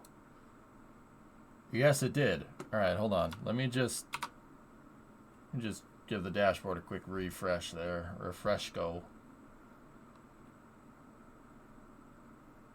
No, seriously though, go raid Italix too. Go over there as well. If I could like split the raid, I would absolutely do it. Ah, there we go. Raid popped up for me. All right, guys.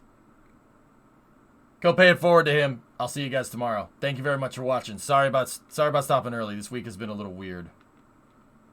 So, I'll see you guys then. Thank you very much for watching.